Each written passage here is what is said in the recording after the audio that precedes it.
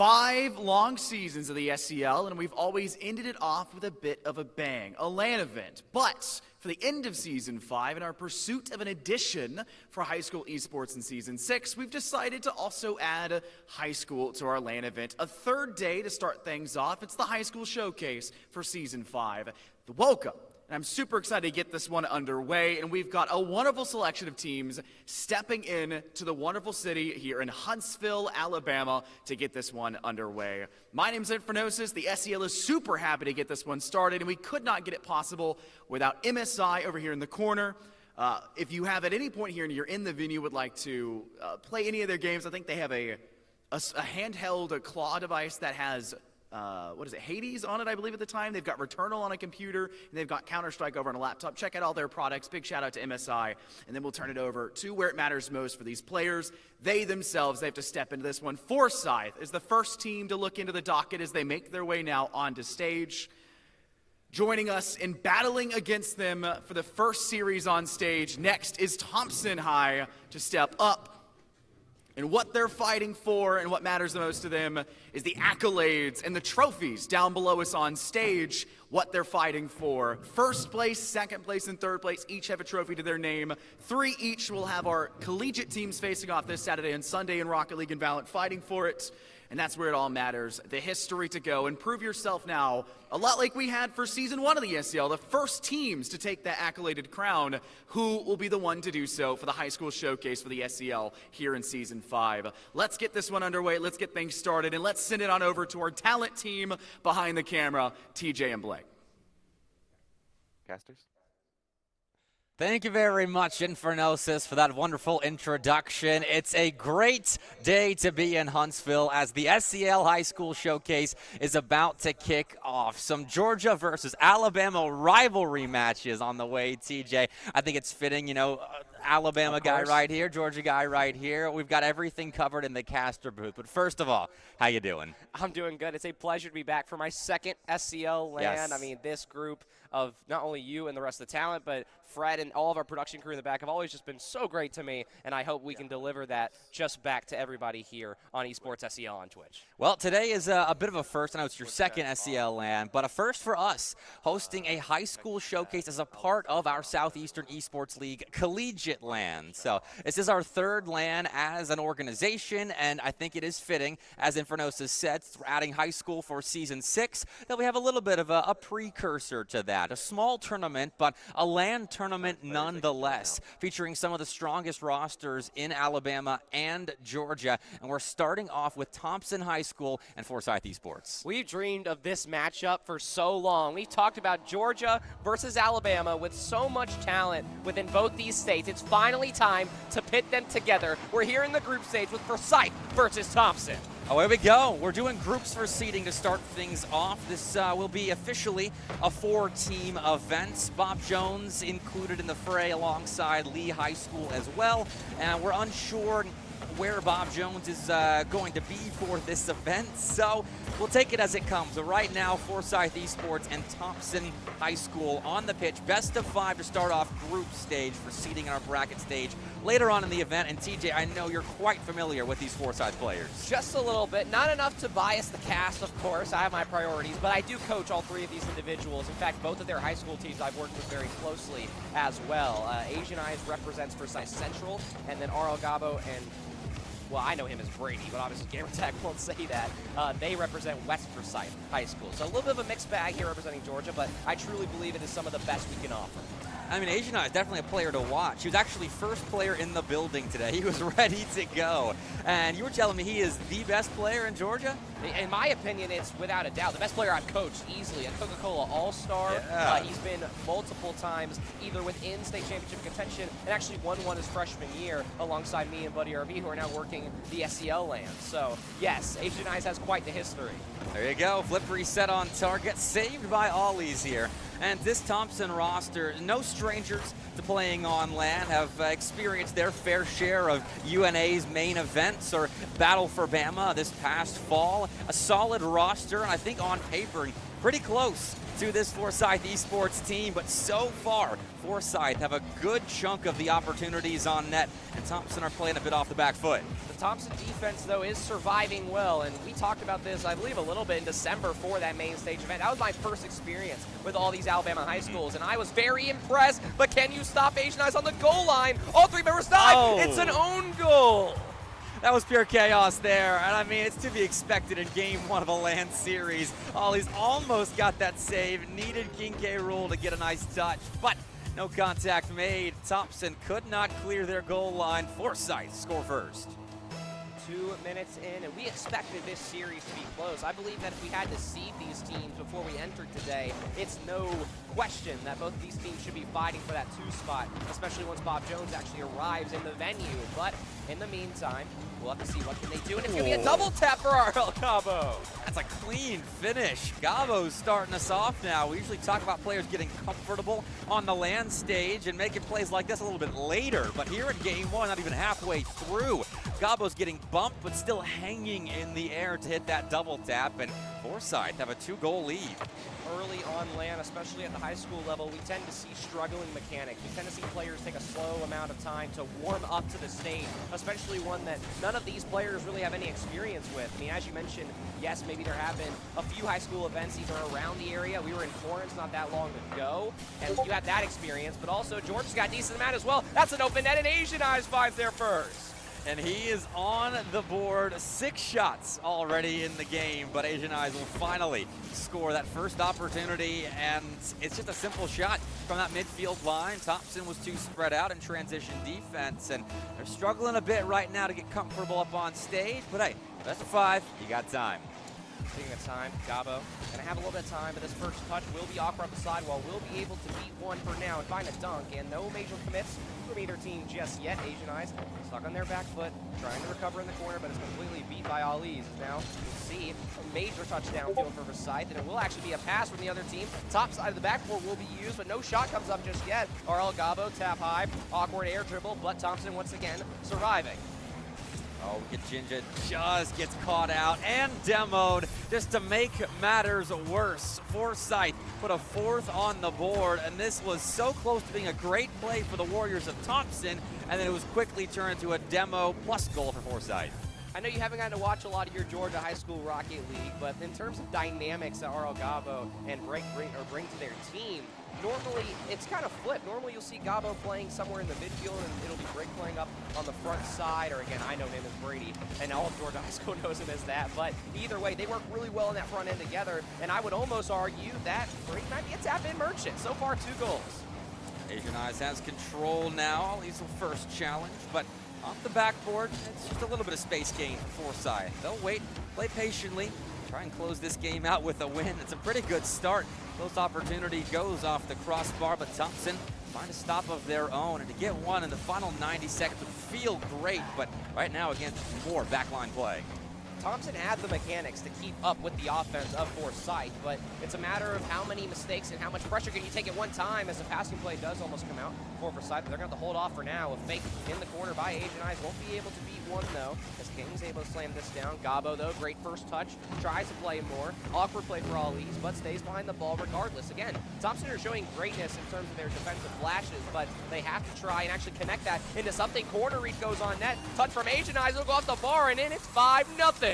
If Forsyth keeps playmaking like this all day long, we could have favorites emerging to win this whole entire LAN event. The passes are connecting, the backboard seems free, and all shots are headed on target. This is an impressive game 1 out of Forsyth. Game 1, also the very first game of LAN as well, and all 6 players, we've mentioned it plenty of times, they have experience, but I must say that there are 3 state champions on one side, and then obviously Thompson doing their best to try and keep up with that pace for now. Asian Eyes going backboard again. This time, though, it is closed for business. King K. Rool in position, clears off the side wall. Always follows up. It's a good 50-50 taken, and a lot of space for the Warriors. See their offense maybe get something for the road would have to feel good, but even when they do get time spent in the offensive zone, there is nothing being given by Forsyth. Big bump from Wicked Jinja and a free jump as well from Asian Eyes. Things getting a little messy, but the touch is made. 10 seconds left. It's all just formality because in our very first SEL High School Showcase, our first game on LAN is a 5-0 for Forsyth. The Georgia boys coming out strong. Hey, lone representatives of Georgia, they had better look good, especially with a state championship under their belt as well as a team. So 5-0, a pretty good start here in game one, but more will be required as we go along. Thompson, though, need to start scoring soon. Either way, big moments for both teams, right? It is group stage, so you not only have lives to work with, not only including the double elimination bracket later today, but also the fact that you can't get eliminated out of your next 3 matchups. So all that you should be doing, no matter who you are, no matter how good you're playing, is learning from these games as much as you physically can. And for Thompson, I know that I'm not coaching. I'm going to leave that to the Thompson coach, but the mechanics are there, but it seems like mostly it's a communication issue. The counterattacks are struggling, and they're slow to build, and for Forsyth, they're all over it.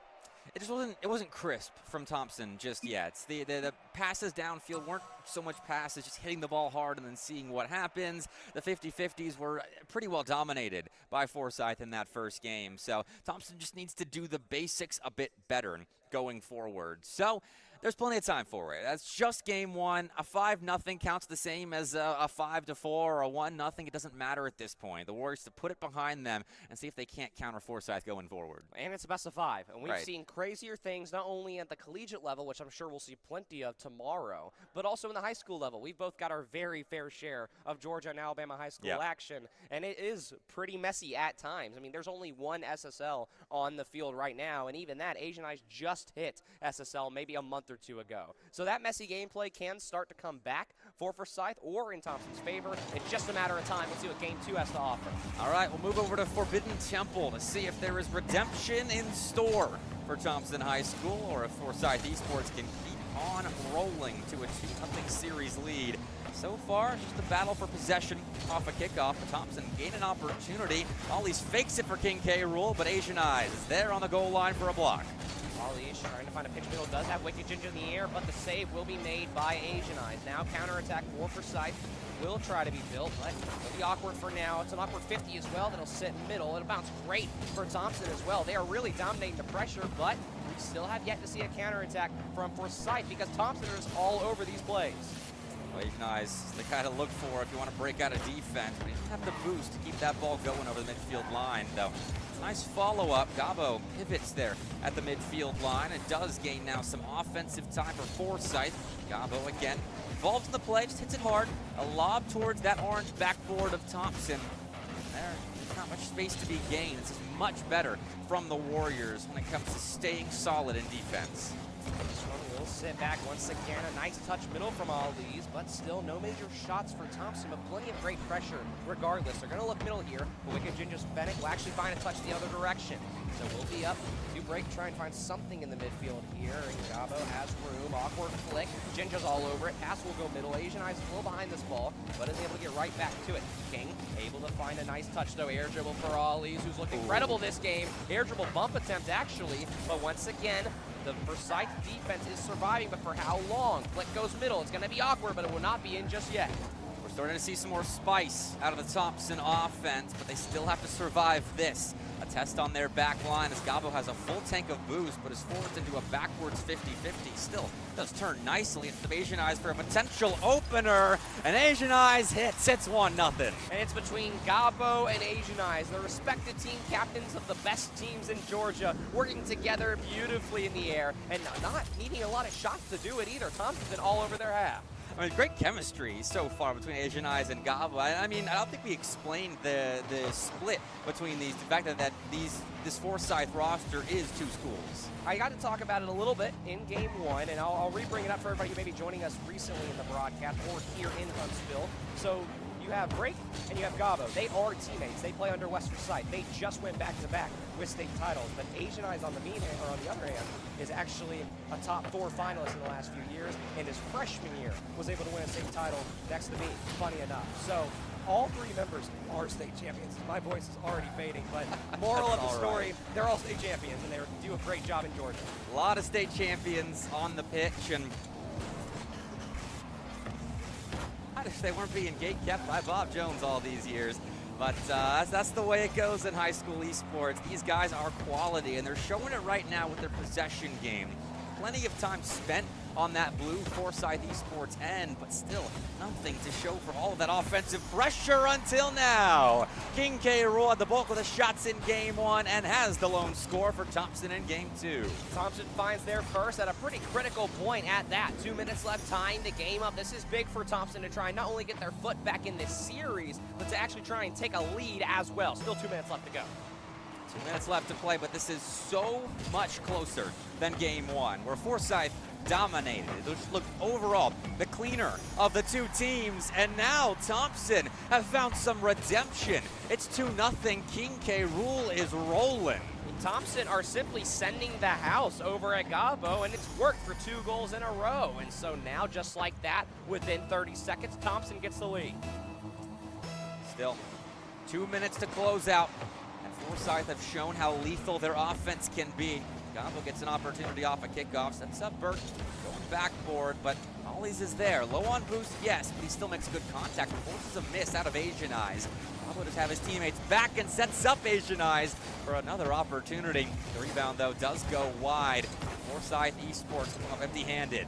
Air dribble attempt here will be faked, and maybe a potential shot. Middle breaks on the backboard, down to Asian Eyes, and it may be messy, but the coordination's there. It still counts. 2-2, we are tied up. A couple of misses, extra touches, and Thompson had no idea what was going on there. 2-2, 90 seconds to go. You had to feel like that 1-goal lead was not safe.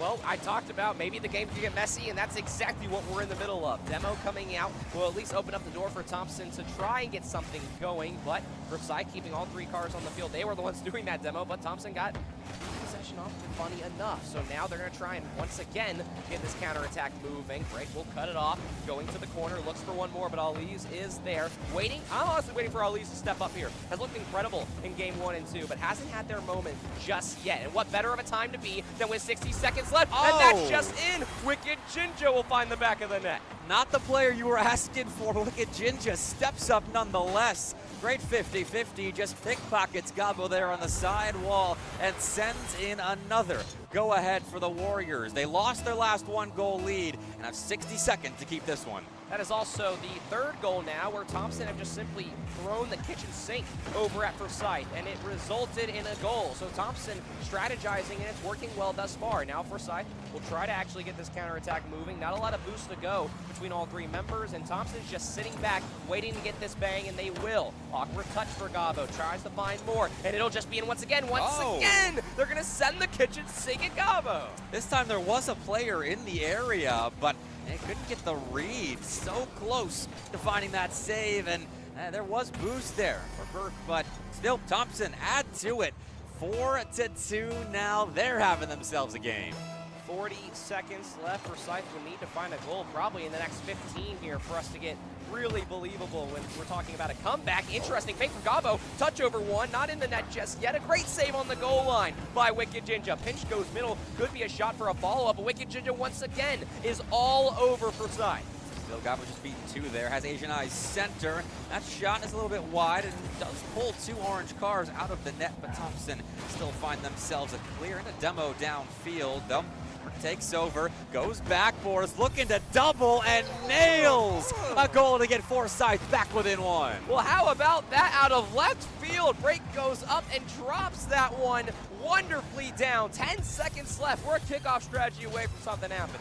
Let's see what Forsyth pulls out here, and if Thompson can hold their nerve. This is an important 10-second sequence, and it's a good neutral kickoff for Wicked Jinja. King K. Rool loses a 50-50. Asian Eyes centers for nobody, and Ollie's in the area, pushes the ball out to safety on the side wall, tries to close out game 2, but the ball will stay up a moment longer. Thompson, though, have good speed to challenge the rock, but Forsyth are beating a couple of consecutive players. Ollie's closes things out with a demo, however, and Thompson tie us up. Big adjustments from Thompson. You bring the bumps, you bring the demos, and you overall just pick up your pace of play, and Forsyth adjusted too late. And also with being down 2 with about 40 seconds left, a hard spot to come back from other than the 1 goal switching that we saw for the first half and even some of the back half of that game. So big move from Thompson, completely even series here. I'm really impressed with Thompson's ability to hold possession that second game compared to how they started, because game 1, we don't have the exact field domination stats in front of us, but it felt like something like 70-30 in favor of Forsyth. But Thompson solidified that midfield line, and you could see the pressure it put on Forsyth. There were a lot more opportunities for the Warriors with nobody in that Forsyth net because the rotations weren't quite perfect, and they were just caught out of position. So Thompson capitalized and tie us up. That's the crazy part, too, is you bring up the rotations. I might actually counter you here. I feel like the rotations from Forsyth weren't too loose. It's just the third man's getting pressured by Thompson, who are stealing all the middle boosts, all the middle pads, and are throwing everything that they can. Either way, it is a good point to bring up that, yes, the rotations should be tighter. You need to be covering your back at all times, but third man has moments where they have to be on an island. They have to be alone. And if Forsyth cannot overcome that, we're looking at a Thompson 2-1 series lead. But Driftwoods has to tell us. Well, that second game did start off with nobody in the net as Thompson was scoring, and it looks like Game 3 will begin in a similar fashion. This time, though, it's just a straight kickoff goal. That is perfect out of King K. Rool, and Ollie's cheats nicely. It's that great coordination between Thompson. Again, this is the point that I haven't made yet, but these Alabama high schools, they have all had great success over years as teams together, whereas this Forsyth roster have actually been enemies for many, many years. So I think that level of chemistry we're going to start to see in moments like this, especially early on in land. Gabo has an opportunity. Closed down upon by Ollie's, who collects in the corner, but no boost. So Thompson keep playing defense. Steps up, center ball here. And Gabo thought about going, but bail out of the path of the ball there. So King K. Rool takes over. Looking pretty mechy, but can't beat Asian Eyes. That's the kind of challenge you expect out of your SSL. K. Rool, though, is all over the boost of Forsyth and over this ball as well. Might work his way past 2. Awkward double commit. Gabo does still have boost, though. Will go back down. Oh, it's going to be pinched by many defenders at one time. And now Thompson will have to awkwardly be on their back foot. Potential play off the backboard. No shot, though. And Gabo on his back foot once again. Rool's going to collect here with plenty of boost in hand. 2 defenders to beat. Goes low. Kind of flopped on that flick, but it still works into a shot. More Thompson offense that Asian Eyes will take away. Gabo downfield, go up for the ball. Didn't have boost, just looking to apply pressure on that Thompson goal line. But the Warriors hold it together, though a double commit does open things up. Gabo shoots and scores. We're tied up again. And that's the West Forsyth chemistry that won them a state title. Off the backboard for free. Gabo beats the rest of the team, and we're tied up just like that. Still a lot of time left, and this has been an offensive-heavy series so far. A total of 11 goals, not even including the 2 here, so 13 total as we've seen 2 games change transpire so far in our first best-of-5 of the day. This high school showcase is not disappointing as Gabo makes another great save. Awkward, and that might just be in. It's going to be close off the bottom right, but it goes off the post and out. Now another counter for Asian Eyes off the backboard. Looking middle, does find the touch, but Ollie's is all over it. Potential passing play as well. Thompson truly are positioned beautifully, and they're all in for Forsyth's half as well. And we'll see if the counterattack for Forsyth can get them a little bit of room. Backboard will be free. This needs to be a touch. Will be missed. Will finally be touched by Gabo, but things getting awkward for Forsyth. They're playing the ball into open space nicely. For gaps on that Forsyth back line. Gabo gets the ball away, and Ollie's collects the full boost tank. That one-timer has sent at 2 defenders with plenty of resources to make a stop and find a clear. Asian Eyes down the sideline, gets a flip reset. They stopped initially by Ollie's, and there isn't an immediate follow-up here from Forsyth. Gabo went for the fake, maybe a little bit too prematurely, couldn't draw in a defender there, and it's too easy for Thompson. And now another reset. Asian Eyes looking over one, but a great save from K. Rool. Another touch will go back into the half, but nothing on net and nothing passable just yet. Looking middle once again, faking. Gabo's there, but all 3 members of Thompson are lined up to save that one. Fake down the sideline, opens up a shooting lane.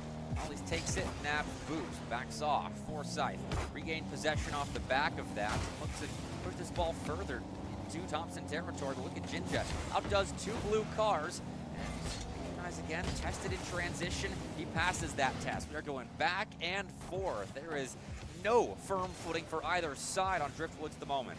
We talked about it again in game one. We truly don't know which team are the favorites here to be potentially the second best team at this event. And we're probably going to see them play multiple times today as well. And for it to be this close this early, we are in for cinema, not only for this series, but for the rest of the day. It's a good sign. I mean, we knew with Bob Jones entering this event, they were probably the top team, as nationally right now they are looking for a national championship in the Play versus Cup. But as for 2 through 4 in this event, there's no telling who emerges from that to nab a trophy. And so 1-1 right now in game 3. This is an important swing moment for these two teams who are a tight contest for one another. Look at Jinja, presses forward, does battle with Burke, but Ollie's breaks out of the pack with a shot and an Asian Eyes another block. Off the corner now, it will be off the backboard. Again, another counterattack for Thompson could be developing. Tough moment to try and take possession there, but Asian Ice is there on the back foot to make a save. This one could be straight in the net. It will just be barely pushed across the goal line, and Forsyth really struggling to find boost here. It's a nice out by Gabo, but King Rule takes it, has an open backboard and misses the double. The rebound's no good. Ollie's and Wicked Jinja get tangled up, and in fact, Gabo only exacerbates that issue, comes barreling in and bumps a couple orange cars, though the chaos subsides. Asian Eyes takes back over, but even that isn't enough for Forsyth to break into offense. Wicked Jinja awkward, does have King behind, and it will be a touch to the Thompson corner to try and keep possession. 25 seconds left. Forsyth are finally making their way into the Thompson half, but it's been minutes upon minutes, and we go right back into their half. 15 seconds left. Awkward air dribble for Gabo, and King doesn't move at all, isn't phased by the maneuvers. Now, Asian Eyes backboard, a chance to take the lead. It will be saved away by Ollie's, and now King will look down the field. Wicked Jinja in an awkward spot. Ollie's will look to rip this one away. This could be a shot for an extra Forsyth player. It's wide open. Nobody's there, though. We're going to overtime. Oh, that would have been a juicy last-second opportunity for either side, really. Ball in the middle of the field like that. Asian Eyes, a little too top-heavy on that ball, but the follow-up is there and still denied by Thompson. They really have solidified their defensive presence, as in game 1 it was spread out, it was awkward, they conceded 5, but in the last couple of games they've only given up 3 goals to their 5 scored, but this next score is so important for whoever's on the right side of it. Game 3 is always a key moment in every series that we ever get to work with, but now there's going to be an air dribble to potentially win it right here. Flip reset left side! And Asian Eyes will take the series by the throat. Well, Thompson had the front foot the last couple of games, but Forsyth get the last laugh. 2-1 the final in game 3, and that will be our series score as well, as Forsyth get their get back. Big moment for Forsyth. They spent a lot of time in Game 2 and Game 3 struggling to build counterattack, struggling to find boost, and Thompson, I think, genuinely caught them off guard in these last 2 games, especially after a 5-0 in Game 1 as well. So now we get our most even game yet. We go to overtime, and Forsyth is able to find it early in that overtime. So we'll never get to know if maybe Thompson's more of a long ball, long game type of team, but in Game 4, they have a chance to push us to set point. We can go to 5 early here. This feels like a series that should be going 5. We had our first couple of games to work out the wrinkles, get used to the land stage up there, and now we're going back and forth. This is 2 top squads in their respective states doing battle on a land stage right now because they know the importance of this game. Your seeding going into the bracket later on today is important here, and so a win between these two not only gets you a good seeding, but it sets the tone for a potential rematch later on. Well, not to mention that if Bob Jones doesn't end up showing later in the day too, that means these 2 teams can actually be fighting for 1 and 2, which is another great point. And who knows where Bob Jones will end up when they get here, if they get here in time for group stage. But that's also a great point. So we can see these 2 teams play. Maybe we see them in loser semis. Maybe they make losers final. We really have no idea because there's so much more action left to go. This is only the first round of group stage, and we're on the verge, and I think we could easily go to 5.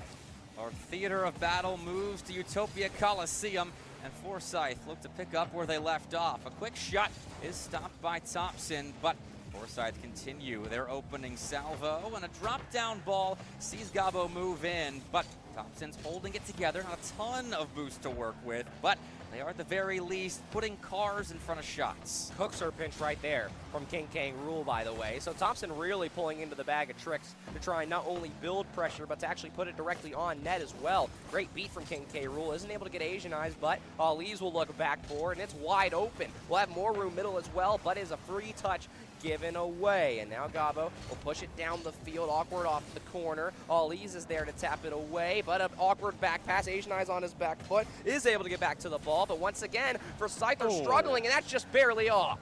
Those are the kinds of shots that Thompson need to be hitting at this stage in the series. Those open opportunities, tight angles, yes, but still opportunities that will come back to bite you if you can't make up for it. As Forsyth steal possession away, have Asian Eyes with a full tank of boost. He'll just hit the ball hard in the corner. Always is there to find a stop, and I think he grabbed that 100 as well, as Forsyth looking to gain a resourceful advantage in the Thompson end, but they'll have to settle for possession right now. I am very impressed at the boost grabbing from Thompson, but this shot is just beautifully placed, and again, tap in Merchant. He's all over it. Look at this. Thompson is together. They're in position to make these stops, but Burke places that shot so perfectly. It's past all three defenders and gives Forsyth the opener. I'll correct myself as well, because I'm not having to call my own players by their names with their gamer tags. We're going with Burke. I was saying Break, but that obviously doesn't make sense. So Burke, yes, has been incredible on the front line for Forsyth, has found plenty of shots and plenty of opportunities to succeed, and has also opened up lanes. This could be a shot. Very awkward in front of the net, and it is all over the place for Forsyth. It's kind of a great example of the contrast of how these two offenses operate. Thompson wears you down with accurate hits into space where your defenders aren't. Makes you play awkward on the goal line. Whereas Forsyth, they're so accurate with their passing plays. The ball goes car to car with such ease. And Thompson get another grimy goal. They just have good possession. Played into open space, and now King K. Rool can have a nice clean go-ahead, but is stopped by Forsyth. It's still 1-1. We go back and forth between two Alabama and Georgia heavyweights. We're going to see Burke take some time here. Off the top of the car, it will be another early push for Thompson. Now Asian Eyes backboard. It's going to be a whiff, an awkward interaction, and the miscommunication will take a Forsyth potential goal and knock it off. Now RL Gabo in an awkward spot as the lone first man of rotation. Asian Eyes is there now off the sidewall, looking back towards net actually, so no easy passing lane. This still could be a shot though, and it will be once again Burke stepping up. 2 for 2 in this game. Oh, off the sidewall. I mean, Asian Eyes just sticks with the play and beats everybody. Ollie's, I think, was backwards, trying to turn around and get a touch without a ton of boost, so not an easy 50-50, but the near side post collapses for the Warriors because Forsyth is looking so clean, but here's another kickoff goal, so we'll just negate that Forsyth lead. And at a beautiful spot in the game as well. We are only halfway through a must-win game 4, and Thompson have found 2 kickoff goals. That level of coordination belongs to them by a mile, and it may just win them this game. Great 50-50, and those dunks really have been on Thompson's side. That's how they came out strong in game 2. I think back to that sidewall dunk. It was either King K. Rool or Wicked Jinja that dunked Gabo there, right there off kickoff. It's another one for the Warriors. And Ollie's looking for an open backboard, won't find one. It's a nice read by Burke, and Gabo will clear. Asian Eyes is there, won't find the dunk because nobody found a touch. Now touch there, and now Gabo off the backboard, doesn't land exactly the way they wanted, but will find another touch. Wicked Jinja trying to counter. Asian Eyes is there to counter as well. We are playing ping pong all over the Thompson half. Redirect goes top ends. It's off the post and not in. Now follow up for Burke. Will not find the back of the net either. What a save from Thompson. With just about 90 seconds to go, they are absolutely playing for survival. Oh, and King K. Rool fakes Gabo right there. Acted like he was going for it with no boost, and instead let Wicked Jinja take over with plenty of resources in the tank. Asian Eyes down the sidewall. We'll see 4 players commit for that ball, and the last man's been bumped. Gabo cleans up thanks to Asian Eyes just being a menace down the sideline. It is as poetic as you can write high-level Rocket League. First man goes for a bump on a full boosted Wicked Jinja as well. If that bump is not made, then we simply do not see a goal there. A big moment with just exactly about 90 to go. Another kickoff win for Thompson, though, heads right at Asian Eyes, who does lose control. This is an opportunity for the Warriors. Wicked Jinja goes high with the ball, but can't beat Gabo. It's Well-structured defense on the Forsyth end, despite recovering from a kickoff play. Still, Thompson has control in that blue side. Burke has missed a couple of times. The Wicked Ginge has been bumped. Kincaid Rule still takes over and scores. What on earth just happened? I wish I could explain, but even as me who's coached this team, I can't explain. No possession really for Forsyth, and when they did get that possession, kind of gave it away almost with a pinch midfield. So just like that, Thompson, I won't say is given a goal, was a great air dribble there to put it in, but it was definitely easier than normal. And the ball just poked out, and that space was given to them, certainly. Thompson did capitalize and could find a go-ahead goal here, but Ollie's misses, and now it's a 2v1 the other way. Asian Eyes wins a flick. That ball's on target. Burke secures, and Forsyth jumps ahead. Big moment for Asian Eyes to step up, a massive flick to go not only over a car, but maybe even would have gone over two defenders of Thompson there. Big step-up moment from arguably the best player we can offer in Georgia. Thompson tried to jump on the fact that they had pace in offense, but Forsyth countered that with an immaculate flick. Asian Eyes has stepped up once again, and now we see if Forsyth can get this one-goal lead over the line in Game 4 to close out a tight best of 5 here, but here comes Ollie's one-on-one with Asian Eyes. Sorry, 2-on-1 with Asian Eyes, but it doesn't matter. The one wins out. The rebound's no good. Forsyth survive. If you're making any adjustments for Forsyth based on the last games, you cannot overextend right here in this moment. You're up 1, 20 seconds to go, series on the line. You've got to be careful with how you build these counters and how you keep your possession. So far, it has been all Asian Eyes, and he is stalling a lot of time right now. That's a good 50-50, but it does poke out to Kincaid. Rules look good in the air. Dodges one. Ollie's is downfield, bumping Gabo, but he recovers, clears, and that will close it. Forsyth Esports start off their LAN performance with a bang.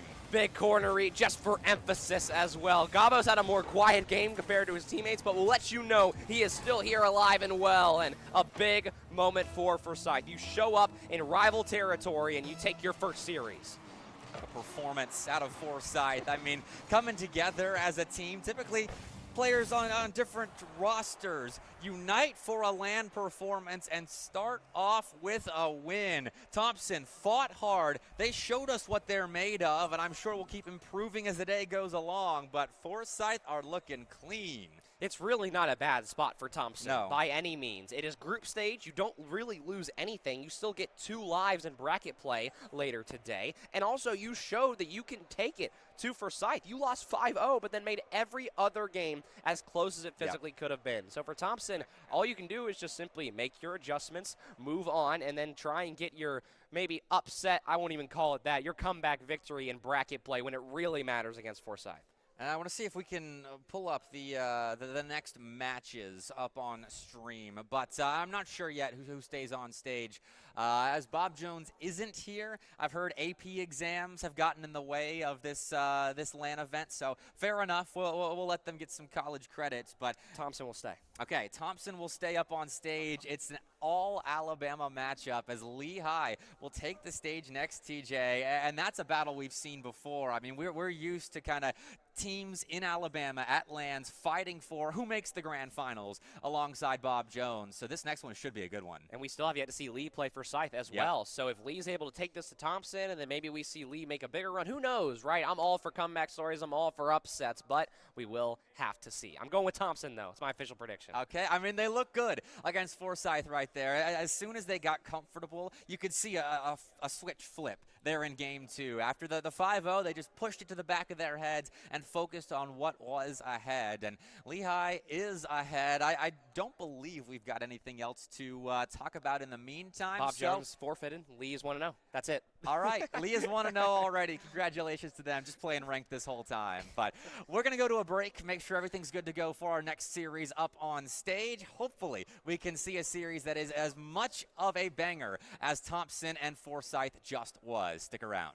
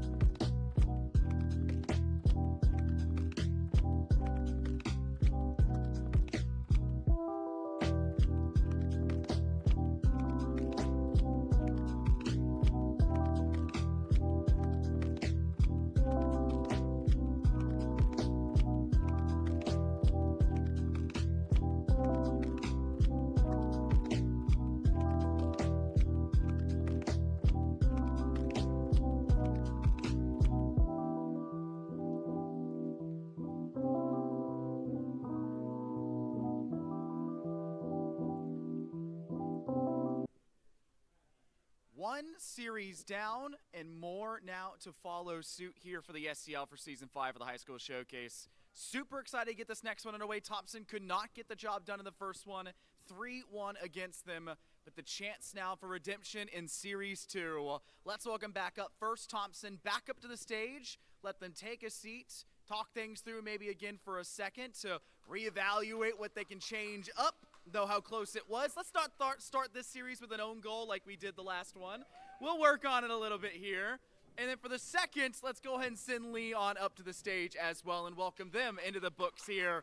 Big round of applause for them. And then a big round of applause as well for MSI, our sponsor. We pan on over to him here to the people are stacked up playing onto their systems. I don't think that's Returnal. I think it's something else, but it's on the PC. They're looking into it, and then Hades over on the Claw as well. So major shout out to them. But the bigger shout out now needs to go to these players who are ready, and then the staff now behind the scenes. Our two casters, TJ and Bepic. Let's take it away. Over to you guys.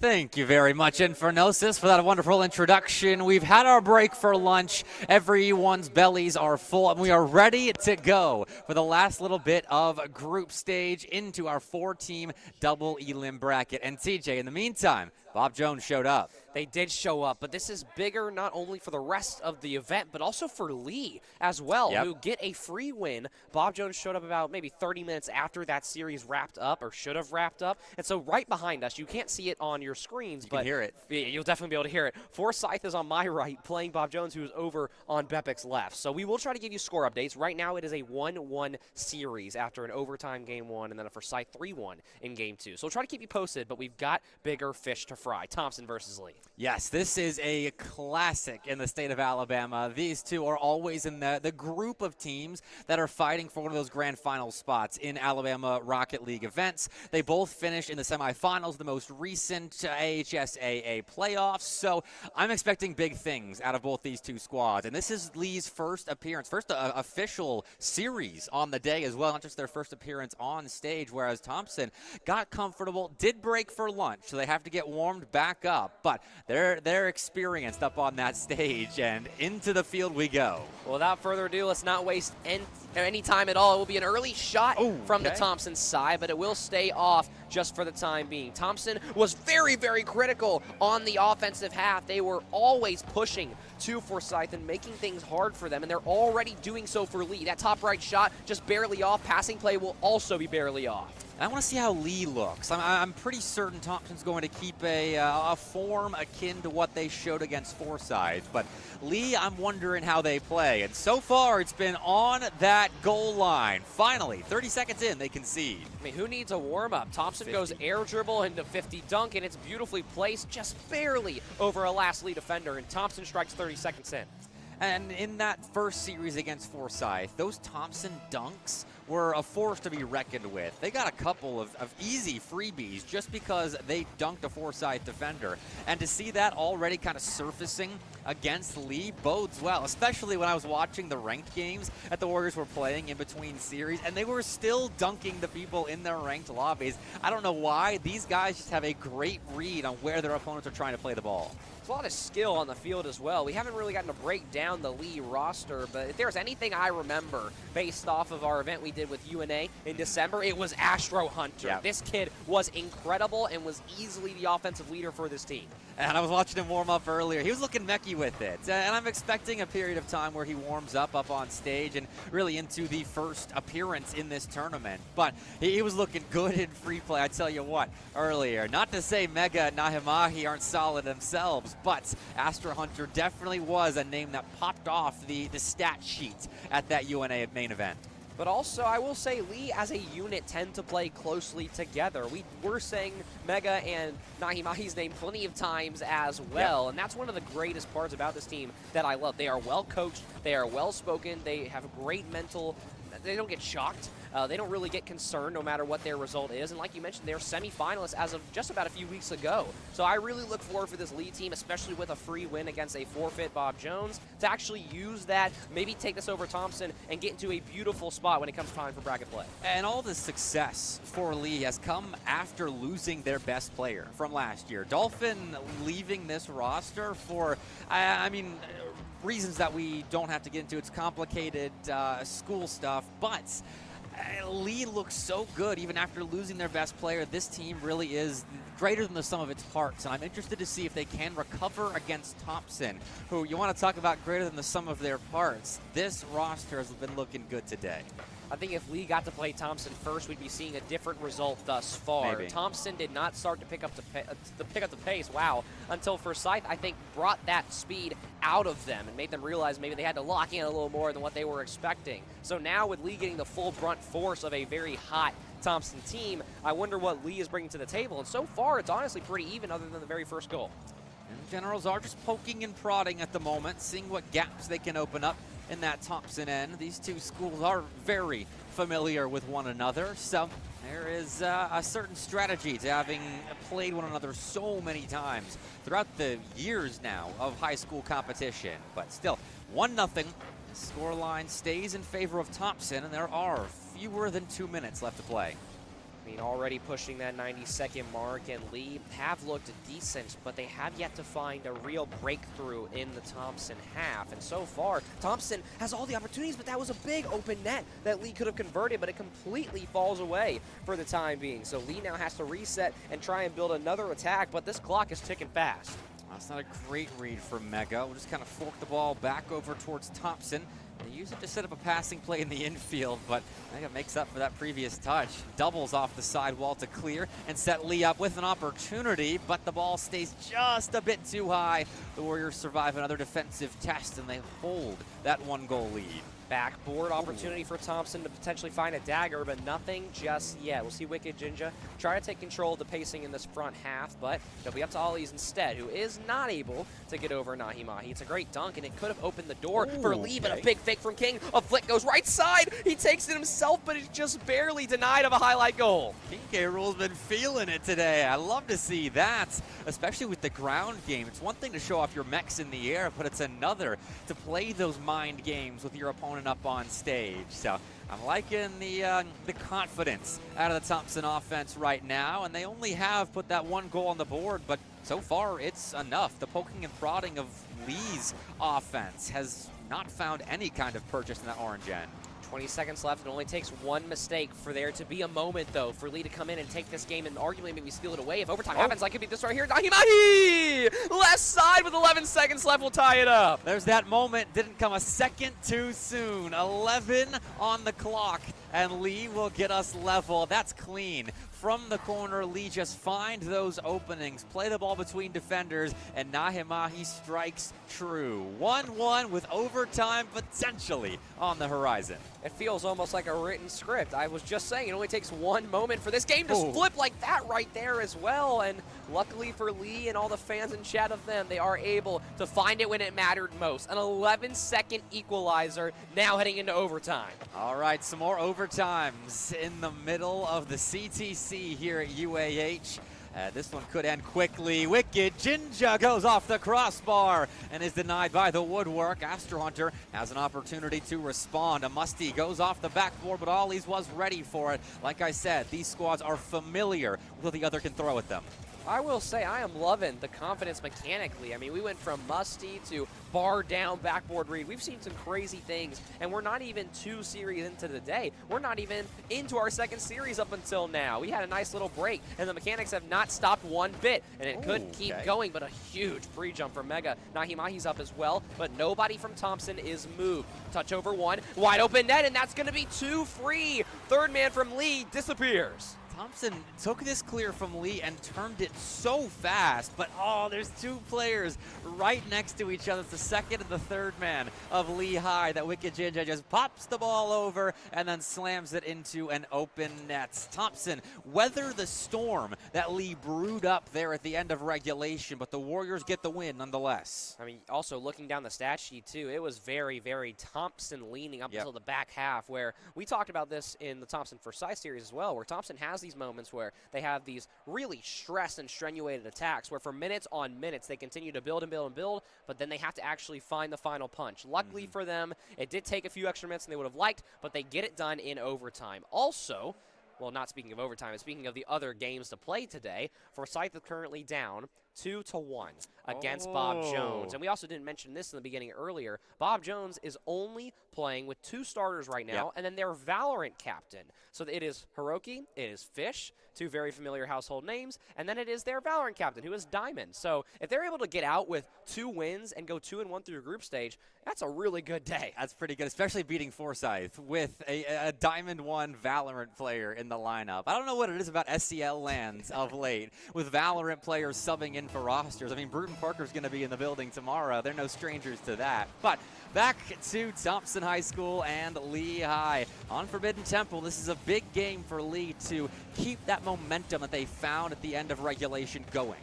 One thing that I've really taken a liking to is in December, this Lee roster tended to get very stressed under pressure. They tended to lose their communications, but the spring semester has done really good work for them. This is a more coordinated team who not only attacks coordinated, but defends very accordingly, or whatever, orchestrated as well. Either way, the point is I'm very impressed at how far Lee has come, but you mentioned this, these 2 teams go way back, and I'm only familiar with a Thompson victory in this category. So I would love to see Lee take it back, similar to how Thompson was able to do so against Forsyth. Well, this is a good program at Lee High. I mean, there were a couple semesters consecutively where they joined Bob Jones in the AHSAA state finals before Calera strung a couple back together. But right now, Thompson is looking clean.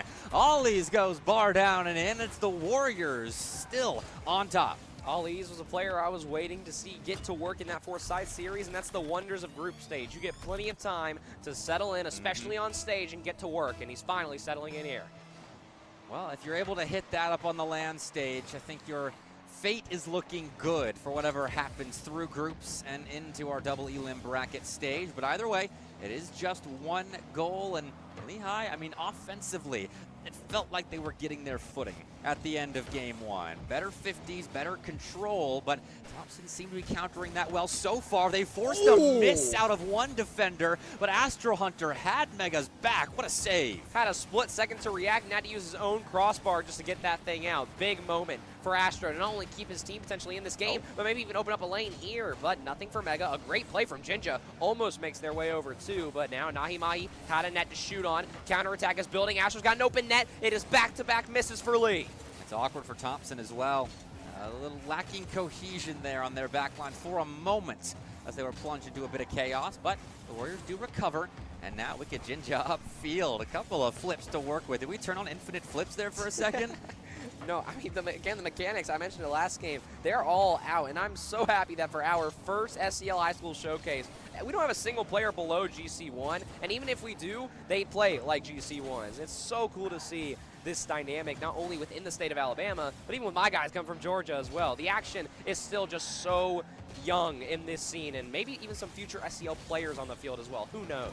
I mean, it used to be I could go to a high school LAN with my Champ 3 rank standing and actually be pretty good in comparison to the players, but those days have since fallen away, unfortunately, and I'm all for it. This has been entertaining so far. A lot of 1-goal games for the most part up on stage thus far, and this one could be no different if Lee High can recover here.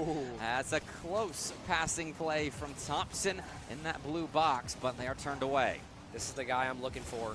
If you're trying to find a lead goal here, it's got to be Astro, and he does open up a lane, but the shot is weak, and now it will roll up to Mega, but Mega's got no boost in a very awkward spot, is able to turn around, has a 1v1, needs to find something high net, goes for the top side. Ollie's awkward, he side flip, no shot though, and Nahimahi is almost nowhere to be found. Luckily, he's able to get back, but where was Astro there as well? So that was a nice stop by Wicked Jinja. Cut back in just to make contact on the ball and redirect it away from any Lee player that could have finished what would have been an equalizer. And with 100 seconds left, that's a golden opportunity gone by the wayside for the Generals. But Thompson continued to defend well despite a bit of chaos that they're falling victim to on their goal line. They're still getting the job done, even with soft double commits like that. Ollie's recovers, gets an extra touch, and King K. Rool clears, takes the ball to the ground, forces a double, but Lee High do make a save. I thought we were about to see a pogo there. How about a double? How about a triple? Wicked almost finds it. Ollie's cannot convert it, though, so the potential dagger goals for Thompson have been right there, but the story still remains the same from the Forsyth game. They have got to find those last few touches, have to find more accurate shots, and you have a minute to try and put an extra one in or go full defense, which we may see here.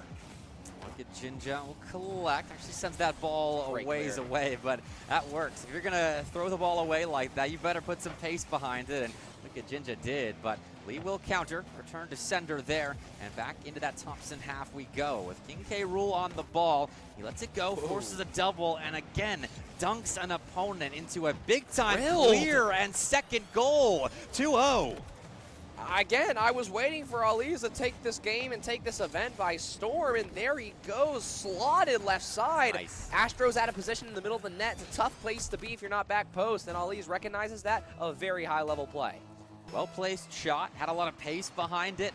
Ollie's is feeling comfortable, and it's those kinds of small details. Like, it's one thing just to put a shot on target from that position on land. It's a whole other thing to find that kind of heat on it, plus the accuracy up on land stage. It is a sign of comfort for Thompson here, and that is one thing I love about the Alabama high school Rocket League scene, is that all of these players have so many LAN opportunities to get comfortable on a stage, and it's showing right now. Also, slight score update as we get late into this one here. Thompson will move up to nothing as long as we don't see anything crazy here. Thompson goes up 2-0, but we do have a result in our other series. Bob Jones has walked out of the Forsyth series 3-1, not only in the series, but in Game 4 as well. So confident 2-goal wins in the last few games for Bob Jones. Even with a diamond, they still remain the kings of this state.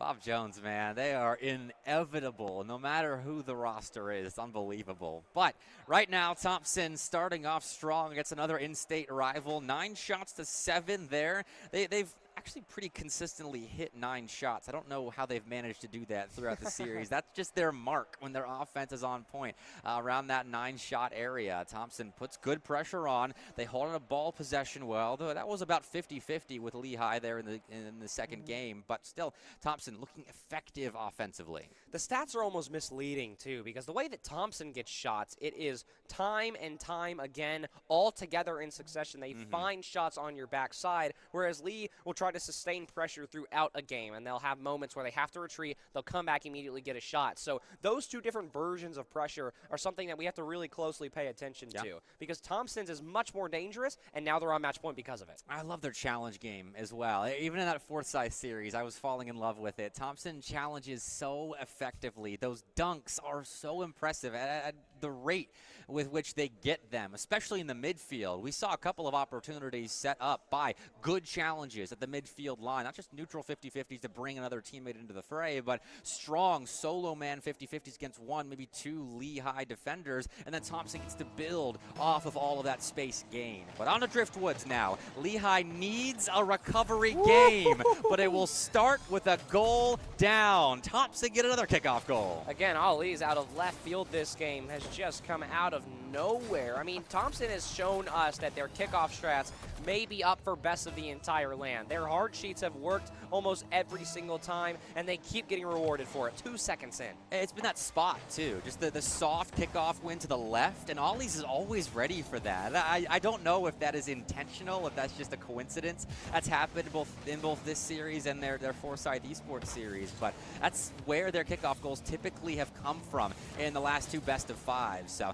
Thompson's looking good from the center circle face-off at the moment, but Lehigh have a chance to recover, but that's a soft clear that will fall back into Thompson hands. King K. Rool has room. He's been able to really outplay Lee, and this confidence is dangerous if it makes its way to the midfield. Lee will deny it, though, but it will draw in 2 complete players. Also, Astro finds a demo, a big one at that, but Wicked Jinja is ready to go with no issues. Wicked Jinja was one of the key parts of the defense in Thompson's first series of the day, and so far it seems to be the same, but everybody getting involved in the Lee attack. Astro's going off the ceiling and doesn't miss contact with the ball, but he would have gone into the middle of the field, so maybe it's a blessing in disguise that Astro Hunter doesn't make contact. Here on the near side, though, he makes strong contact and he clears to the midfield line. He does take the rest of the generals to help find a potential flipping of possession, which Thompson won't allow them to. Wicked Jinja gets a win to Ollie's, and Ollie's passes that right back to Wicked Jinja. I love that thought process from the Warriors. Here comes Lee, though. They're starting to find room again. They will retreat, but then they will have the boost to restart the counterattack all over again. That mechanical miss, though, will not be the key to success for them. This ball will go middle after Bump City occurs, and it could be a potential play for Ali's, but he does hit it directly into Mega. Ali's now reset, doesn't need to use it, though. Tries to open up a lane for King K. Rool. Nahimahi as well, trying to find room on that side, but can't really do much. Just grabbing boost, grabbing 50s, and then it always stays right in the midfield until Astro goes top bends. Ali's out of nowhere with a great save.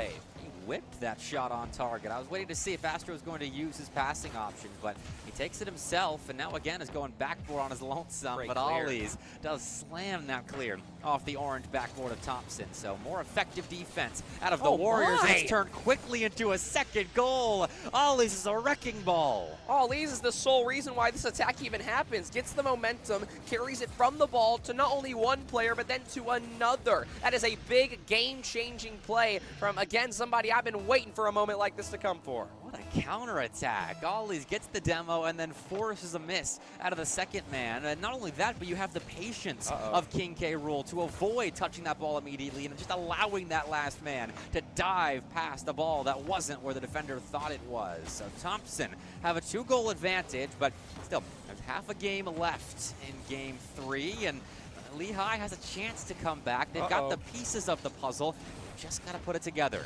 Thompson gave up a lot of backboard chances for Forsyth. Astro went for it there, but doesn't get it, and almost Thompson gets a free move from Wicked Jinja across the entire map. Ali's faking, covering the backside of all of his team, and is able to take out 3 members of Lee, or at least all of their boost at one time. It's plays like that that is why Thompson is able to continue and stress this pressure on the Lee backside. It's taking way too many players to actually get this counter going.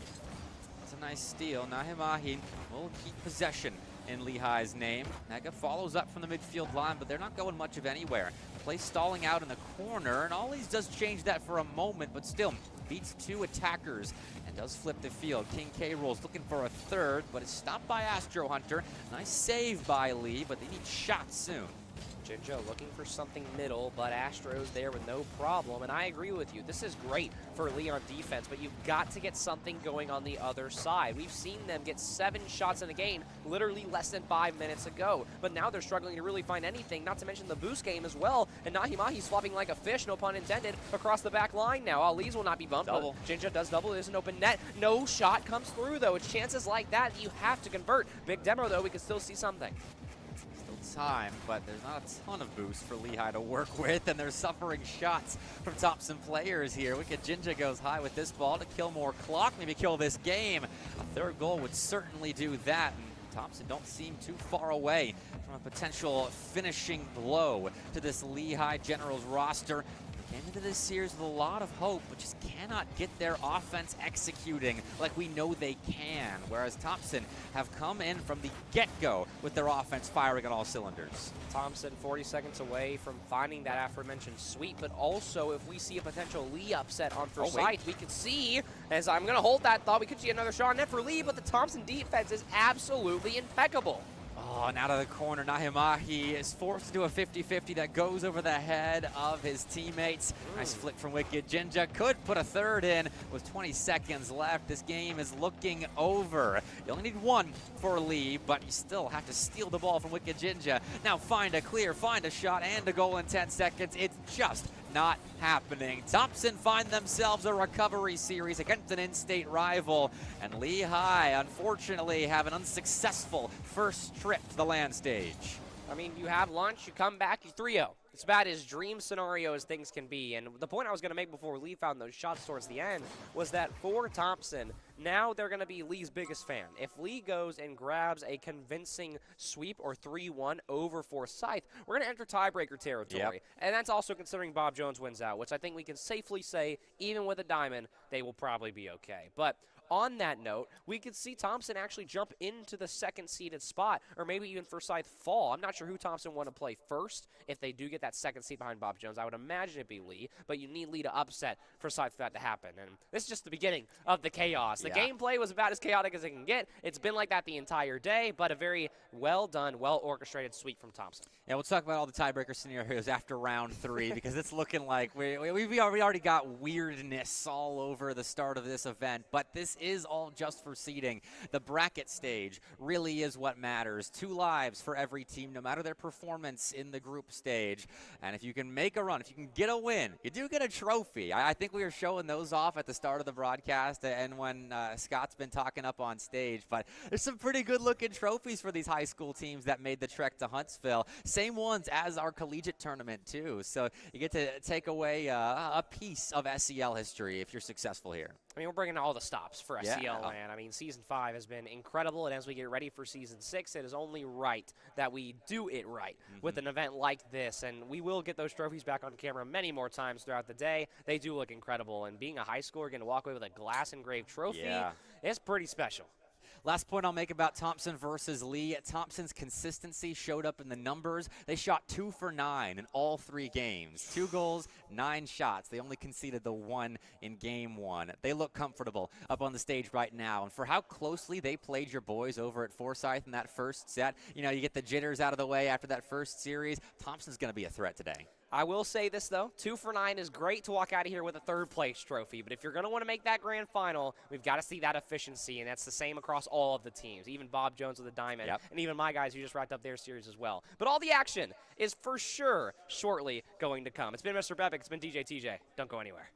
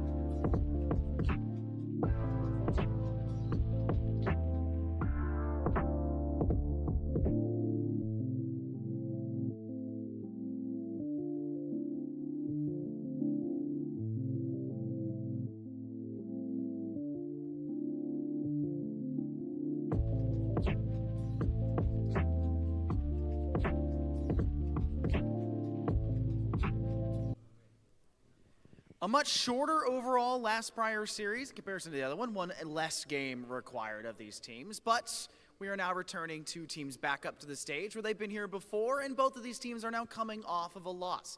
3-1 to the Bob Jones side. Forsyth can come back up onto the stage and work things out here for this next one. They're holding out. They're stalling now, actually. They're just going to wait down. Y'all not going to come up at all?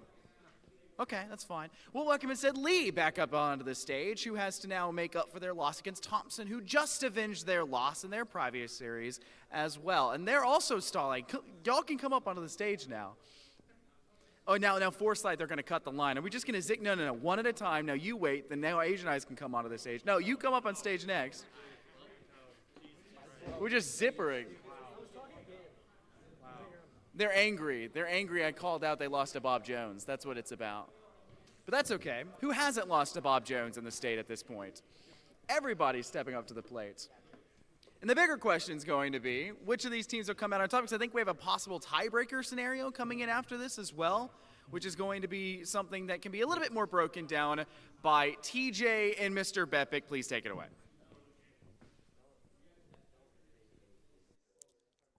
Thank you very much, Scott. Our host, not stage director. I want to make that official. But we've got a big-time third group stage match coming up here on stage as Forsyth returns to the main stage, TJ, to maybe continue their reign of terror as the lone representatives of Georgia today.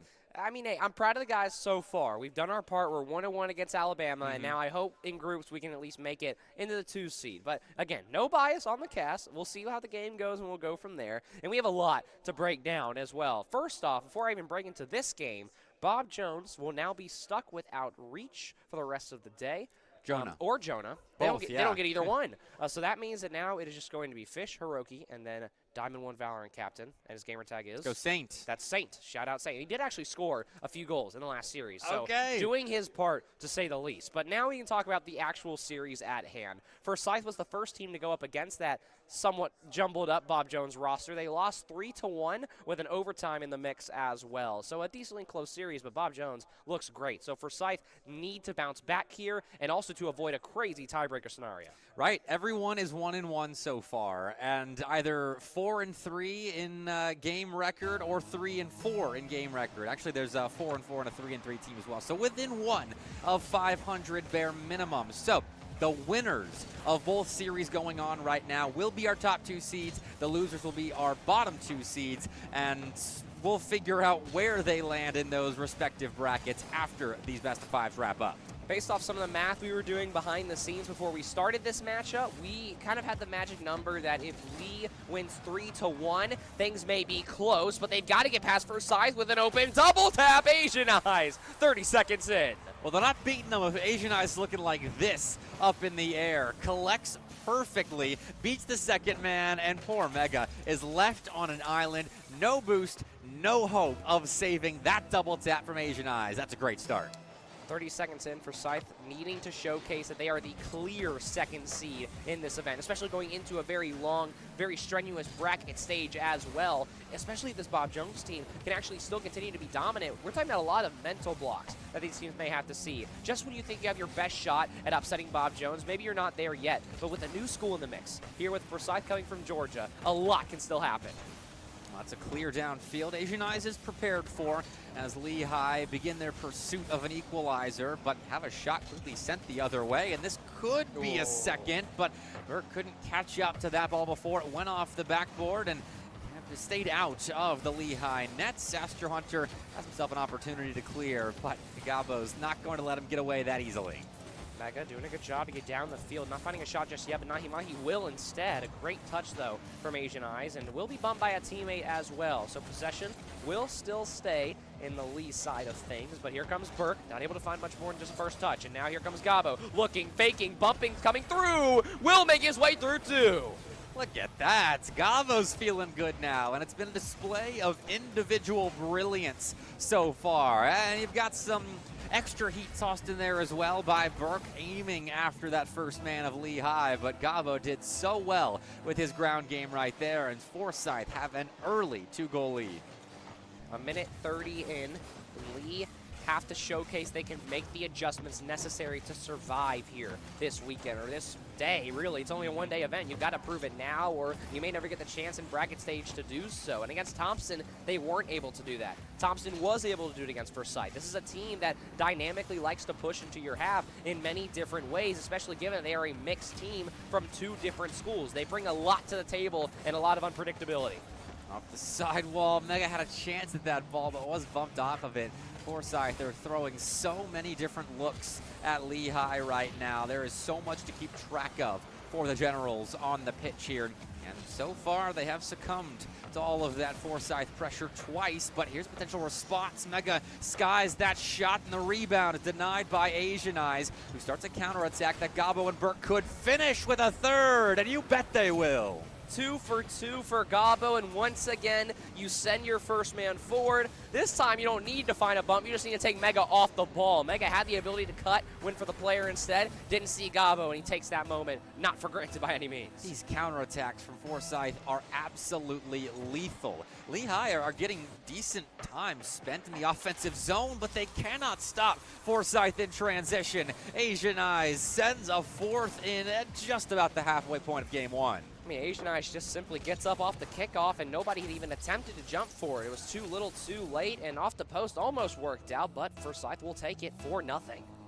And for a guy that's probably used to being the best player in the States, he's trying to prove himself as the best player in the building today. And that's a bit of a tougher argument, I think, for Asian Eyes, considering the level of skill that Bob Jones does bring to the table. But still, Asian Eyes has been so effective individually today. That's not even talking about the team plays for Forsyth. Burke finishes a 5th, and game 1 is looking like a wash. 5-0 already. Now, this has happened before. Even though I coach these guys, I don't want to get ahead of myself. We saw a 5-0 against Thompson, and then every other game was extremely close. So I'm not wanting to get ahead just yet, but I will say Forsyth do look much more dominant in their goals in this game versus the Thompson series. I will say as well, a 3-0 sweep for Forsyth would essentially clinch them the #1 seed, I believe. Head-to-head, if Bob Jones wins, so 2. Okay, well, I got ahead of myself right there. Like Bob I Jones said, has to win. See, I go the whole time talking like, all right, we got to ignore the tiebreakers until we have all the results in, and I start talking about the tiebreakers, and I'll just get back to this Forsyth blowout right now. 100 seconds left, 5 goals in hand. You're right, this has happened before, but right now everyone seems online for Forsyth. Well, and again, even though I do work very closely with the Georgia side of things, I know what Lee brings to the table. All 3 of these players have incredible moments where they can step up, and even for Thompson, we've seen multiple players step up, and Nahimahi stepping up, at least in this scenario, able to keep that one out for the time being. I'm not sure if it's going to matter just yet, but it's at least a positive on defense compared to the 5 goals that have already made their way in. Well, it's the same story, I think, of game 1 against Thompson for Lehigh, where Thompson get the better of them at the start, but let's see what Lee can get here at the end offensively, as right now these pokes and prods downfield just are not finding much in the Forsyth side, as control out of the Georgia boys is so clean. Nash is trying to take it away, but this is a layered attack out of Forsyth Esports, though Lehigh seems to have stopped them for now, and Gabo's quick to change that. 40 seconds left. Net's going to slightly open up for somebody, and it will be Gabo to make lucky #6. So they at least maybe break the stigma of the Thompson game 1, but again, you just have to go ahead and take this on the chest, or on the chin even, and let it go with your lead, and then start preparing for game 2, where you know Forsyth don't come out as strong based on their history on stage.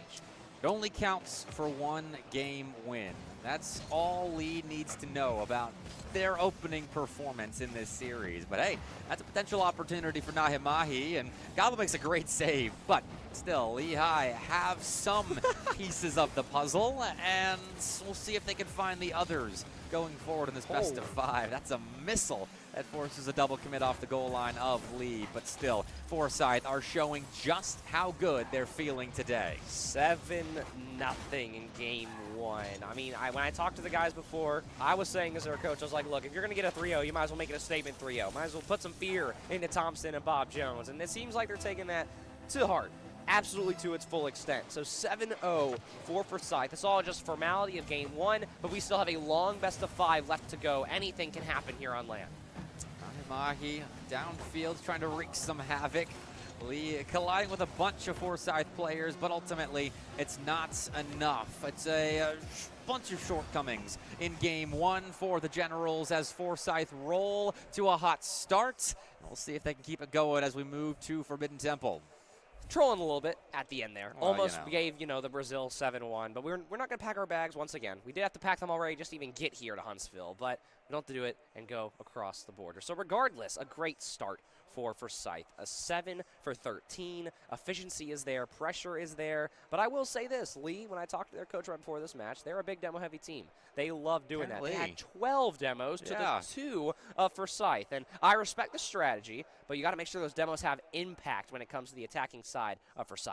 I really am surprised. It didn't feel like a 12 demo game out of Lehigh, so I think I'm with you when it comes to the lackluster impact of their explosions on the field, as Forsyth didn't seem to have any hitches in their rotations whatsoever that game. And against Thompson, that was one of their weaknesses. They gave up a lot of open nets where the third man wasn't in position, where the first man gets dominated by a challenge, and so the ball beats that last man to their goal line. But there against Lehigh in game one, it's looking good for Forsyth so far. So if they can keep that going, they are well on their way to a top 2 seed. I'm glad you bring up those third-man rotations as well, because every team does have to struggle with that. There's not a single team at this event where every player is the same rank. So not only do you have to learn how to rotate, you have to learn how to adapt your rotations based on your specific skill set and what you are more comfortable being in. And for Forsyth, for them being a pickup team, basically, with 2 coming from the state championship school and 1 coming from a top 4 school, they have to find it out just like everybody else, but they've had much less time to do so. So I'm with you. If those third-man rotations can continue in this series to look impeccable, I love their odds. I'm not only being number 2, but making a deep run today. Now, did these Forsyth guys get any time to scrim together or play ranked at all before this event? I mean, we maybe got to go over a replay or 2 as a group, but maybe 1 scrim that they actually got to do without me. So without further ado, they're just going to roll into game 2, and I'm glad you bring that up as well, because that, I think, is their biggest weak point, is that chemistry. Compared to schools like Thompson, where we're going to see most likely them have to play for Forsyth, I would say twice. We're going to probably see them play an upper semi as a 2 and the 3 seed if they lose to Bob Jones, which that series hasn't started yet. And then we're probably going to see them run into each other in losers finals. And I'm expecting all of those series, all 3 best of 5s that they're going to play against each other, to be very different because of that chemistry margin. Well, that Thompson versus Forsyth series earlier was a good one. It started out with a blowout, and I'm sure Lehigh are looking at that blueprint and seeing how they can't replicate it and maybe improve upon some of those late series results. But at the moment, it's back and forth, though Thompson did flip the possession game, and that was how they clawed back a game against Forsyth Esports. But Lehigh so far are playing only in their back half. Reset. Nothing to be found, though, for Burke, who tried to find something off the corner. That shot is on net, but it is weak for the time being. So now it'll be up to a back pass, and Forsyth will take control and take possession. But also, here's something worth noting. We're almost 2 minutes in. We haven't really allowed any major shots, maybe only 1 in the early part. And as I say that, Gabo backboard to find the first goal off the post and out. So close. Gabo can hit those. He showed us that earlier against Thompson, but does just miss right there. Asian Eyes will try again. He misses contact on the double tap, but Forsyth keep it rolling, and off the crossbar, Lehigh keep the ball out of their net, and we'll stay tied. This is great from Lee. Reset from Gabo will try to open up something middle, but the defense of Lee is absolutely without struggle, without failure. And as I say that, double tap will finally make its way in. Gabo couldn't hit, Asian Eyes couldn't hit, but Burke will. Look at this patience here. Burke knows exactly how much time he's got to hit this, as all 3 blue cars converge late, but they get there at the end, not before the damage has been done. Forsyth get there first, and it's an 8-goal run that continues into game 2. 2.5 minutes left to go. And again, this best of 5 is long. It's on stage too. So that time doesn't exactly tick the way that it should, especially if you're on the field just trying to play to the very end with a lead. And as I say that, Lee are trying to rush things in the other direction. They want to get an even goal early on, especially here at the halfway point. But as we cross it, Forsyth with a few missed open nets to their name, but are still managing to stay alive. That one's just barely off after a miscue. But here comes the counter once again after a fake from Gabo. It's a decent look. Lehigh need more, however, and After Hunter is playing bully ball there in the orange corner. Forsyth escaped from it, and now Himahi tries to buy time for Mega to rotate back around, but Mega peels off and goes all the way back, which gives Gabo space. He passes to Asian Eyes downfield, and Asian Eyes will make contact on that redirection. It's a nice out that results in nearly a second goal for Forsyth, but Nahimahi has a savior medal. He also has more than just that. Has a whole counter going off the corner. It will be shootable, but can't keep it middle just yet. Does get right back on the ball, though. It could be a double right here, and it will be. So Nahimahi grabs the attack and orchestrates it all by his lonesome. Lehigh stopped the bleeding, and despite not scoring for over a game and a half, their first comes at an important juncture. 100 seconds left, and they are tied with Forsyth, who put up 7 on them in game 1. Shot over 50%, but here, Forsyth so far just have the 1 goal on a decent amount of shots. Has missed many as well. See, at least in the Lee series, most of those that didn't go in were saves, but Forsyth didn't miss outside of that. This game has been very different. It's feeling way too eerily similar to the Thompson match, where they're finding pressure, and not only has Lee's defense stepped up, but Forsyth's offensive struggles are going to be a key point of the series, especially if they lose game 2 once again. There's a demo of impact right there. Mega found one in the infield of Forsyth, but in the corner, Astro Hunter couldn't get much more space than he did before the demo was found. So 60 seconds left, and Lehigh will continue to fight for possession, but an opportunity develops as Burt gives the ball away. No, Mega's shot is off target. Nahimahi tries next, and he can't get through Asian Eyes, who sticks with the ball, uses everything to nearly get a shot on target, but Astro Hunter is there to avoid it registering, and that's an open end on the other side of the pitch. Lehigh have taken the lead out of nowhere. After Asian Eyes goes by himself the full distance, second and third man for Forsyth, they're just nowhere to be found. That's a tough ball in the corner to read, and unfortunately for Burke, has to learn that the hard way. 40 seconds left. That's all that stands between Lee and evening up this series. Let's see if Lee can hold their nerve as they are thrust in front late in this one, and there's another miscue on the Forsyth end. They've capitulated in the kickoff here. I'm not even sure what just happened. I just looked back to see what they were saying, and I don't even think they even know. So Forsyth completely gives Lee a potential dagger here. Well, Lehigh are taking full advantage of their opportunities late in game 2, but a kickoff goal here would do wonders for healing Forsyth here on Forbidden Temple. But that's stopped by Nahimahi. The dude's a brick wall. Astro Hunter follows suit, and the rebound can't get through Mega. All hands on deck for Lehigh. 20 seconds left. You needed that series of saves to land, and a great stand on the goal line for Lee. And now it's going to be awkward. A bunch of fakes are coming through off the post, and once again, Forsyth just can't find it, but finally, they grab their second. 11 seconds left now, and we're a kickoff straight away once again from potentially an overtime like we saw in the Thompson series. We've seen plenty of kickoff goals today. I would not be surprised if Forsyth cooks something up for the final 11 here in game 2, but Lee have showed us a stout defense all throughout this second game. They win the kickoff and won't find a fourth, so there is still hope in the Forsyth camp, but they have to keep the ball up.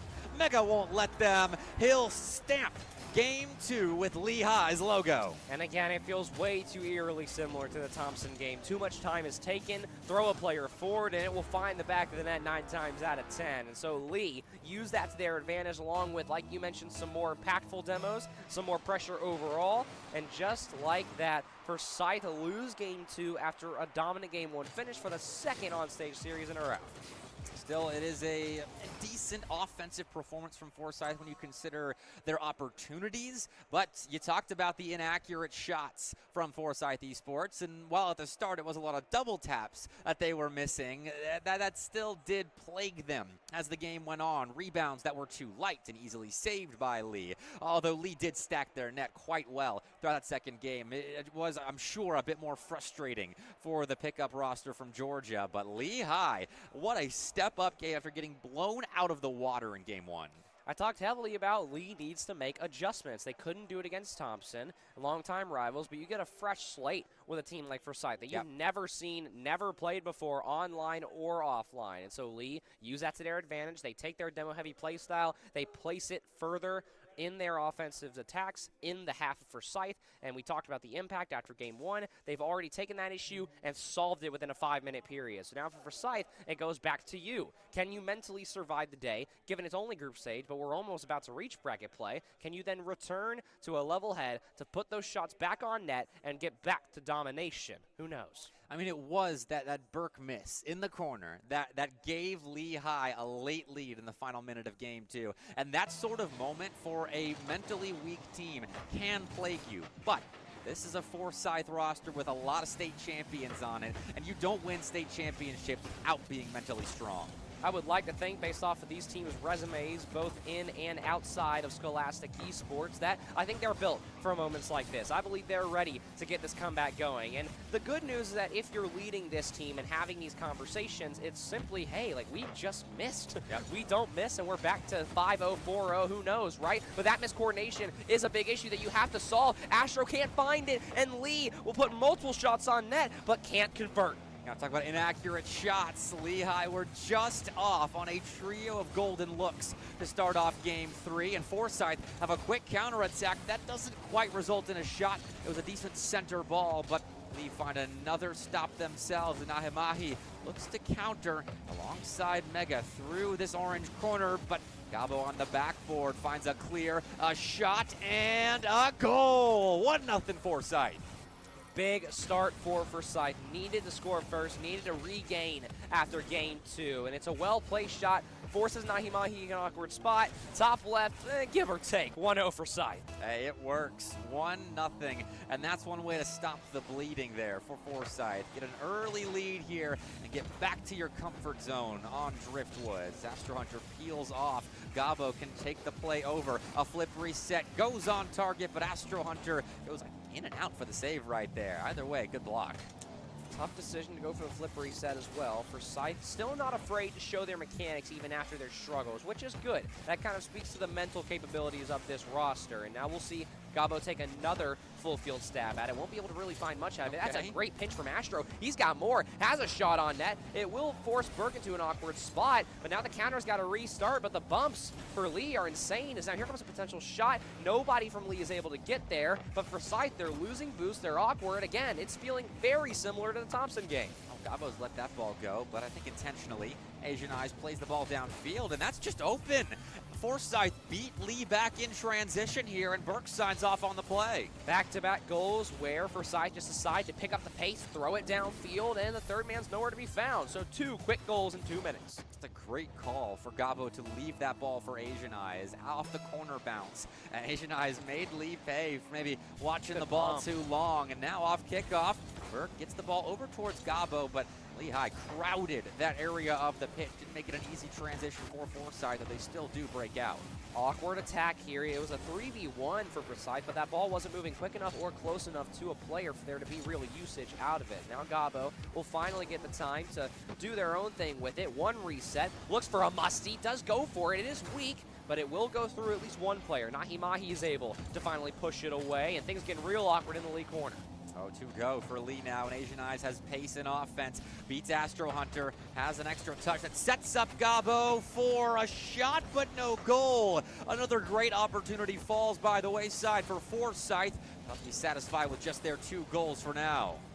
Previously, when Forsyth was struggling, only had a 1-goal lead. So it's not as dire to hit these shots, but with 2 minutes left, you know that Lee only needs a sliver of hope, a sliver of a lane to shoot through, and they will make you pay for it. And with 2 minutes left, we are very, very far away from anything being done here, including an air dribble in front of the net that Asian Eyes dangerously decides to play, but is at least able to save.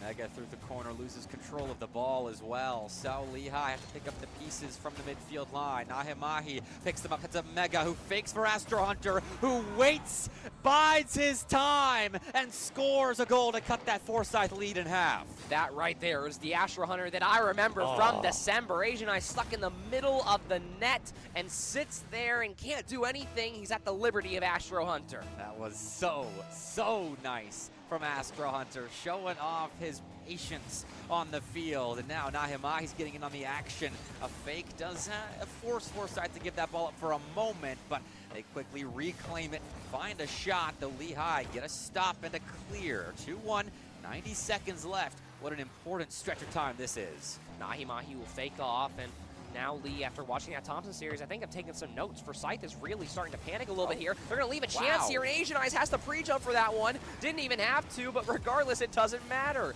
barely is able to get back to that ball. And now with a minute left, it feels like for Forsyth they're holding on for dear life. Nahimahi has pickpocketed Asian Eyes. That's the Vaster Hunter who's been bumped, and Mega in a dangerous third-man spot, not by his own choosing. Had to cut back to make sure Forsyth didn't score an open net, but Asian Eyes can create one himself, though loses the ball, and Nahimahi had an open net, though I don't know how much he knew about it. This ball goes towards net, but it will be dribbleable for Gabo, I mean, and we'll be able to find some room. But now off the side wall, only so much that can happen as Asian Eyes look off the corner. It could be a potential shot. Astro Hunter will keep this one up. Asian Eyes will take a player out, and it will be weak over to Gabo. 30 seconds left. Forsyth have to be careful once again not to overextend. Double commit there from Lee. It could be a counter for Forsyth, but it will stay middle. Lee are really looking for this goal. They are being such nuisances, playing toe ball in that Forsyth end, but Asian Eyes does eventually find a seam and plays the ball back into space, where Gabo will take over. Steals that boost in the corner to kickstart a counterattack with 10 seconds left. Gabo's flip reset falls flat, and Lehigh have to rely on a 0-second goal to get back here, and they're starting off their play from their own goal line. 3 seconds left. The ball will take a nice bounce, at least up the side wall, but nobody can get it. And Forsyth still struggle with the shooting, but do survive with a game win. Certainly not a 7-0 victory for Forsyth, but I'm sure they'll take it.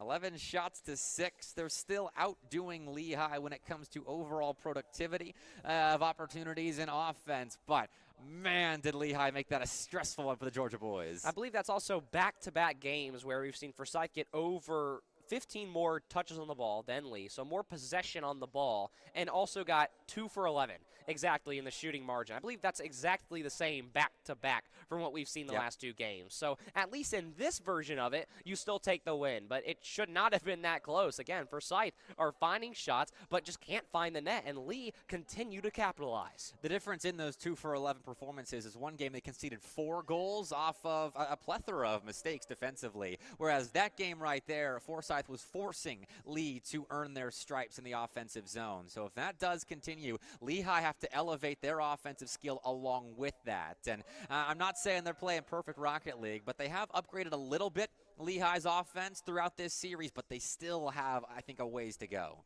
I mean, all of this, and we still have bracket play as well. True. So no team is being eliminated in the next hour. I mean, heck, not even the next 2 hours, because we have to get upper brackets started. So for all of this, even if you do lose, even if you do win, it's all just a proving ground for what happens when we actually get down to the nitty-gritty. And Asian Eyes is already deep in the mud with a 3-second goal. I was taking a peep at the Bob Jones-Thompson series right now, and Forsyth has already scored. They get a kickoff goal that just beats Nahimahi back, and that's been a difficult task for Forsyth in this series, beating Nahimahi in that blue end. I believe we can give you an update on Bob Jones in that series as well. They started extremely late, so it is 1-0 Bob Jones, and they're currently sitting in game 2. I believe Bob Jones won 3-1, 4-1, something like that, so they're not struggling just yet, but again, long best of 5 for Thompson and Bob Jones. Yeah, Fish had a Spanish presentation to do, and that's why they were late to starting their series. I don't know why everything got scheduled for the Bob Jones boys today, but they're still playing, and they're still looking decent against Thompson, who have put themselves in a tied game state, as Lehigh, I'm sure, would love to do so here, but they're dealing with a lot in that blue box at the moment. I mean, it is student before athlete, right, regardless. Amen. A lot of these students are missing or had to attend to bigger things before they actually got here. Luckily, at least for the Forsyth guys, they are all seniors. A lot of them have been done. But funny enough, Asian Eye's graduation is tomorrow, and he is here states hours away, prioritizing Rocket League and hopefully what becomes his future, as we'll see what happens and if he gets to join the SEL, when he gets to go to Georgia State as well, but put a pin in it because Mega ties the game up. These are all names you should take note of, as they could be SEL players on the high school side or the collegiate side for years to come. And Mega's a name you shouldn't forget. That's a clean shot between 2 defenders. Already tied, just a minute in. Forsyth have been in this situation before, and they were able to play a very nice controlled game of Rocket League against Thompson in Game 4. But so far, Lee really have made Forsyth awkward. And now we'll see another half-done attempt from Burke, who will not be able to really find much here. Bump attempts will come through. It might just open up the net regardless. Double tap will be slightly off with a reset as well. But now Burke is very awkward and on the wrong side of the field. Oh, Nahimahi didn't pick up that midfield boost, though, so he is on 0, trying to make magic happen in the offensive zone. Fortunately for him, this is 3, so he's got teammates to help out, and Mega takes Asian Eyes out down the pitch, and Nahimahi does rejoin the fray, gathers the ball, sets up Mega for a solo play, but that solo play is short-lived. The Forsyth defense looks to be in order. Touch out for Burke, who will look for Asian Eyes or Gabo. Won't find either as that ball is placed in between. Now counterattack shot does go on. Nahimahi off the backboard. No major double tap. Has to get Mega to come back in. Now off the sidewall. No bumps, but also a lot of misplays, and it takes all 3 members of Lee to actually find a save there. Now the counter for Forsyth is very awkward, and they can't even get anything going until now, where it's just Asian Eyes all by his lonesome in the corner. Gabo was a bit fortunate that Lehigh didn't have the boost to make that transition happen, so his miss goes without much notice. 1-1. Forsyth still, I think, have the upper hand in this game, but this might be the tightest contest we've seen so far in this set. Lee have been giving themselves opportunities to take this game under their wing and maybe send us to a 5th and final decider in our last best-of-5 of group play. So 1-1.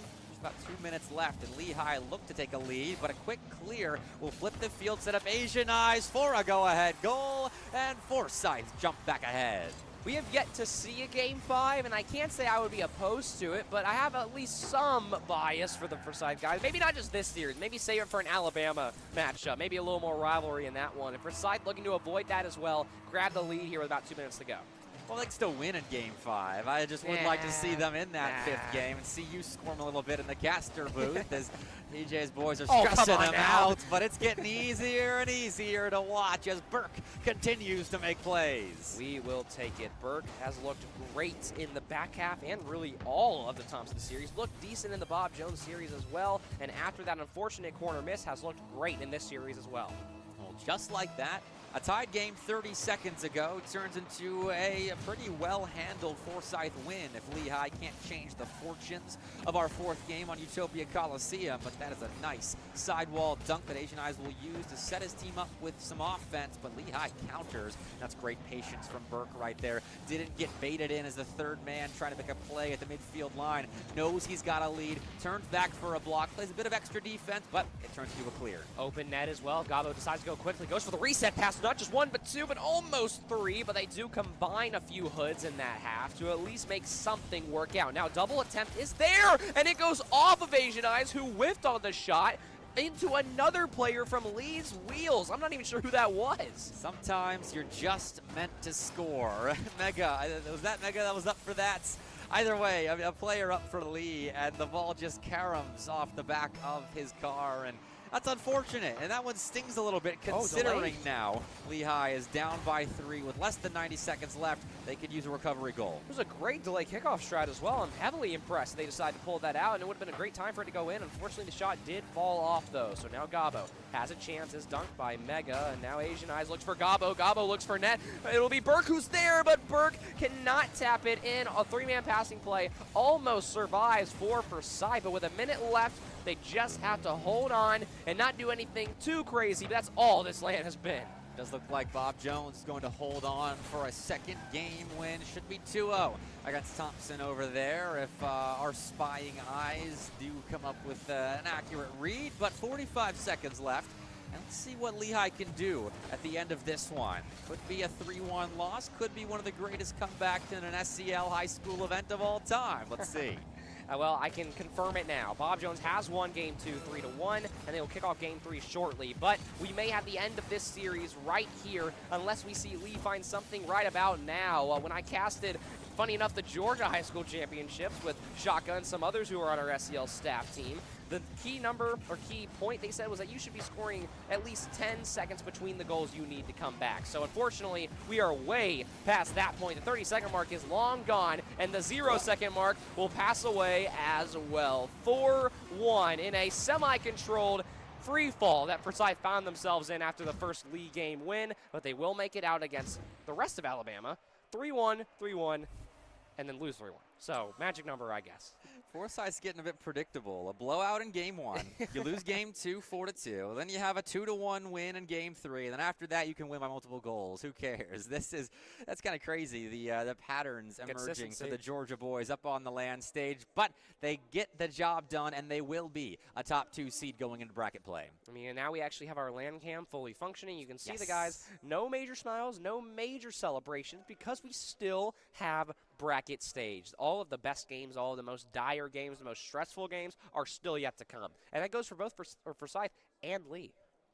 And I'm still keeping an eye on that Thompson versus Bob Jones series, seeing how St. fills in, as it is a 2-0, but these games have been fairly close. So normally you come into an Alabama land and you're like, all right, who's getting second place? But today there are some question marks with Bob Jones, who still look good with St., the Valorant captain, filling in. But still, they look beatable right now, TJ. I really do think that Thompson or Forsyth, especially getting to consider that somebody could play them twice in bracket, I think they could learn. I think we could see a great grand final. Not to mention bracket reset is in play as well. We could see 4 series that one of these teams will play against the other. Now, granted, it depends on who ends up surviving out of Forsyth, out of Thompson and Lee, because the seeding should be finalized after this potential 3-0. It would then be Bob Jones, Forsyth, Thompson, and Lee. So that means Forsyth and Thompson should get a rematch to start off bracket play.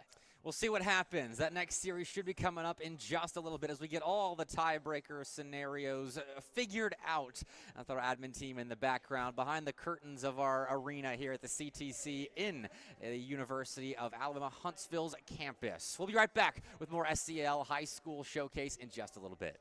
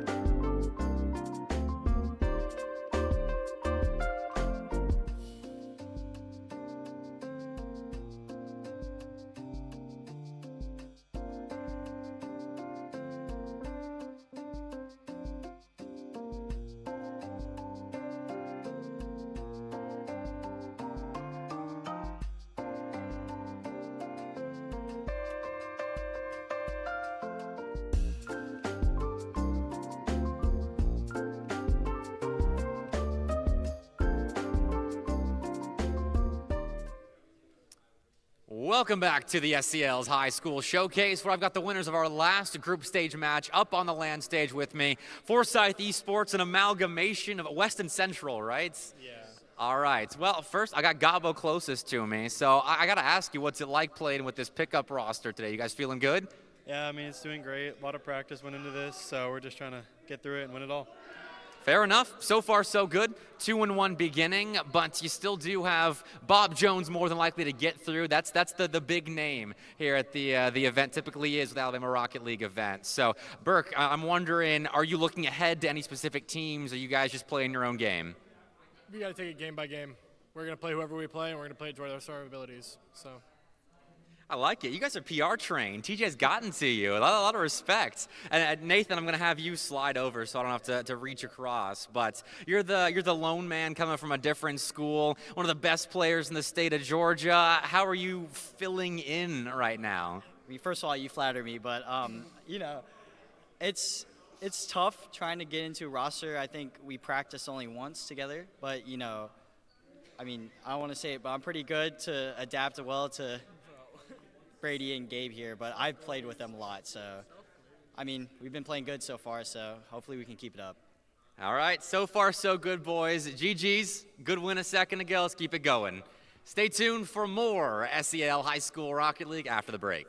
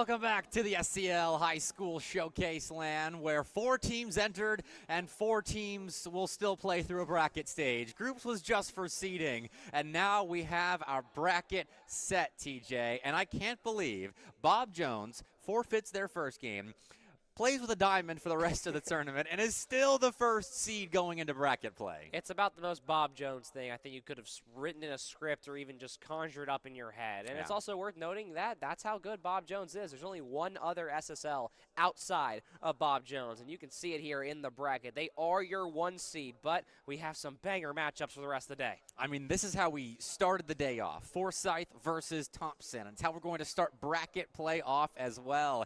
These two come back together for a spot in the upper bracket finals, and we are still sticking with best of 5s until grands. These kids have played a lot today. We're not going to make them play any extra until the grand finals. Then a bracket reset is on the table. So Forsyth and Thompson, TJ, we get a rematch. These two have had time to acclimate to the main stage, and they've played their fair share up on that main stage. Everybody's gotten their fair share, and so there's no reason to cry or really whine about anything. It's just you and your controller and whoever is on the other side of that stage. And so far, really nobody's struggled with the pressure on stage. It's actually been very impressive what we've seen so far. I mean, we've worked plenty of scholastic events spanning from college all the way down to, I've worked even in middle school, and normally stage pressure is something that you have to talk about. But all 4 of these teams are championship level veterans. 3 of them obviously in Alabama, and of course my guys in Georgia.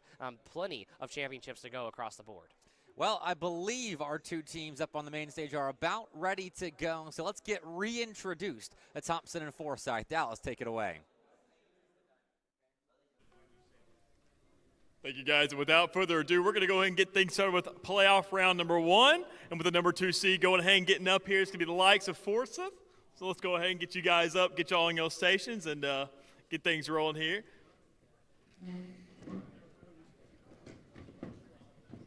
And with the number 3 seed coming through here, obviously you know this team. If you're inside that Alabama high school area, it's going to be no more than Thompson, the number 3 seed coming through here today.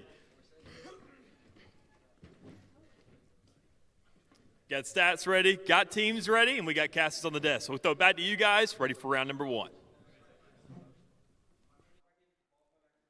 Thank you very much. Dallas, Forsyth, and Thompson are taking their battle stations, TJ. And I think, for me, the key to this series is watching how Thompson controls the possession game, at least on the Thompson side. There are plenty of keys for the Forsyth boys, but that is what Thompson did to get back in their first series of the day. They found more control at that midfield line, put more pressure on Forsyth to make errors, and from there, that series is off and running. Yeah, you can add a whole lot of P's into the game notes today. Possession, pressure, and overall, well, I thought I had another one, but I do not. Pressure fits in what I was going to say. So you got 2 P's. That first pressure, that possession, that is something that Thompson was able to do well in the back half of that series and was able to actually use the pressure to take it away from Forsyth in the back half of that series. And it caused us to see very close games. We saw in overtime, and again, we already talked about this before we even got to this point in the broadcast. These teams could see each other up to 3 times, potentially if an upset occurs against Bob Jones, 4 times in one day. And Forsyth are the newcomers here in the state of Alabama, not representing anything that Alabama has to offer, being our only Georgia reps. And so far they've done well, but it was only group stage. So now we get to see these teams, what I hope is truly unleashed. And hopefully we can get into this thing pretty soon, because I want to see how these two have evolved throughout the day, because we did just watch Forsyth take the stage. They beat Lehigh 3-1, but there were moments where it wasn't convincing. There were still mistakes on the Forsyth side, but they did recover from those errors quite nicely. And on the other side, I mean, Thompson put up a decent fight against Bob Jones, but they also did suffer a 3-0 loss coming into this bracket stage. So I'm really curious to see how these two look coming into this set. But here we go. Forsyth and Thompson, Georgia versus Alabama. You win, you advance, you lose, you drop to just your last life. I think the biggest key here in game 1 after what happened in that first series was what does Forsyth do with possession and the amount of possession that they decide to take. Thompson was able to throw the kitchen sink mainly at RL Gabo, but at many members of the Forsyth squad, and they got free shots and free goals because of that. They got 4 free goals in Game 2, and to even up the series in group stage based off of just throwing challenges on the net. If they can keep that style, now with Forsyth knowing what's coming, they're a very dangerous team, but that also goes to the other side of the story. If Forsyth know what's coming, how can they adjust their offense?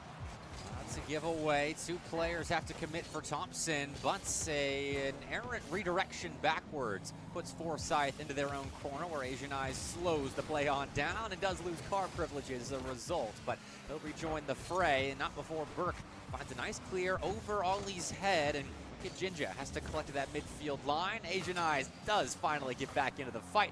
But the Burke for a potential shot that's a little bit wide. Double commit as well, and an awkward third-man play for RL Gabo will at least result in Forsyth finding some room to work with. Miscommunication, though, will cause a delay in the attack, or maybe that's Forsyth deciding that's how they want to play this game, that they want to be slower. Off the backboard, a bump, and it will be a shot for RL Gabo, and that bump play from Forsyth rings true another series in a row. Their counterattack game is so good. That's a battle to watch. The counterattack games of Thompson and Forsyth here. As Forsyth, I think we haven't watched Bob Jones on stage, so I don't know how they're looking. But of the 3 teams that we have watched, your Georgia boys have looked, I think, the best individually on the ball throughout today. Oh, don't jinx us just yet. That will be a shot. That should have happened in front of the Forsyth net, but I'll take the word. You're very kind, and I will say we've spent a lot of hours together, not just individually with myself and some of these players, but as a team as well. We've only gotten about 1 scrim in, and you can see it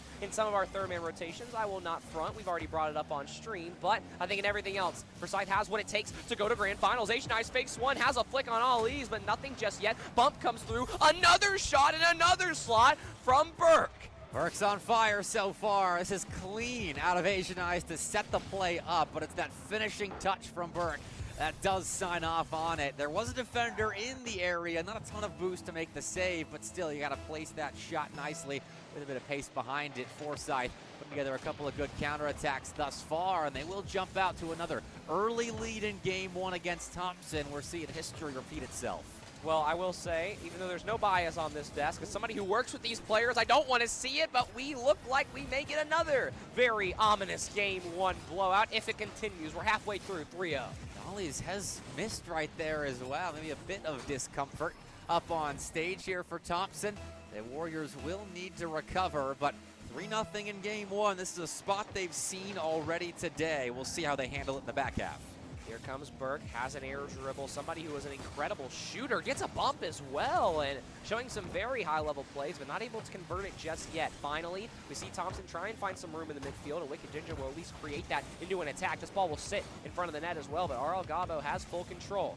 You do have Burke there as well, but Gabo doesn't want to use that just yet. Now passing play will be more of a fake, as Asian Eyes will tap it slowly towards net. Awkward 50, though not even a 50, a miss straight up, and Gabo almost converts that into a 4th Forsyth goal. But 2 minutes left, Thompson needs to start finding something.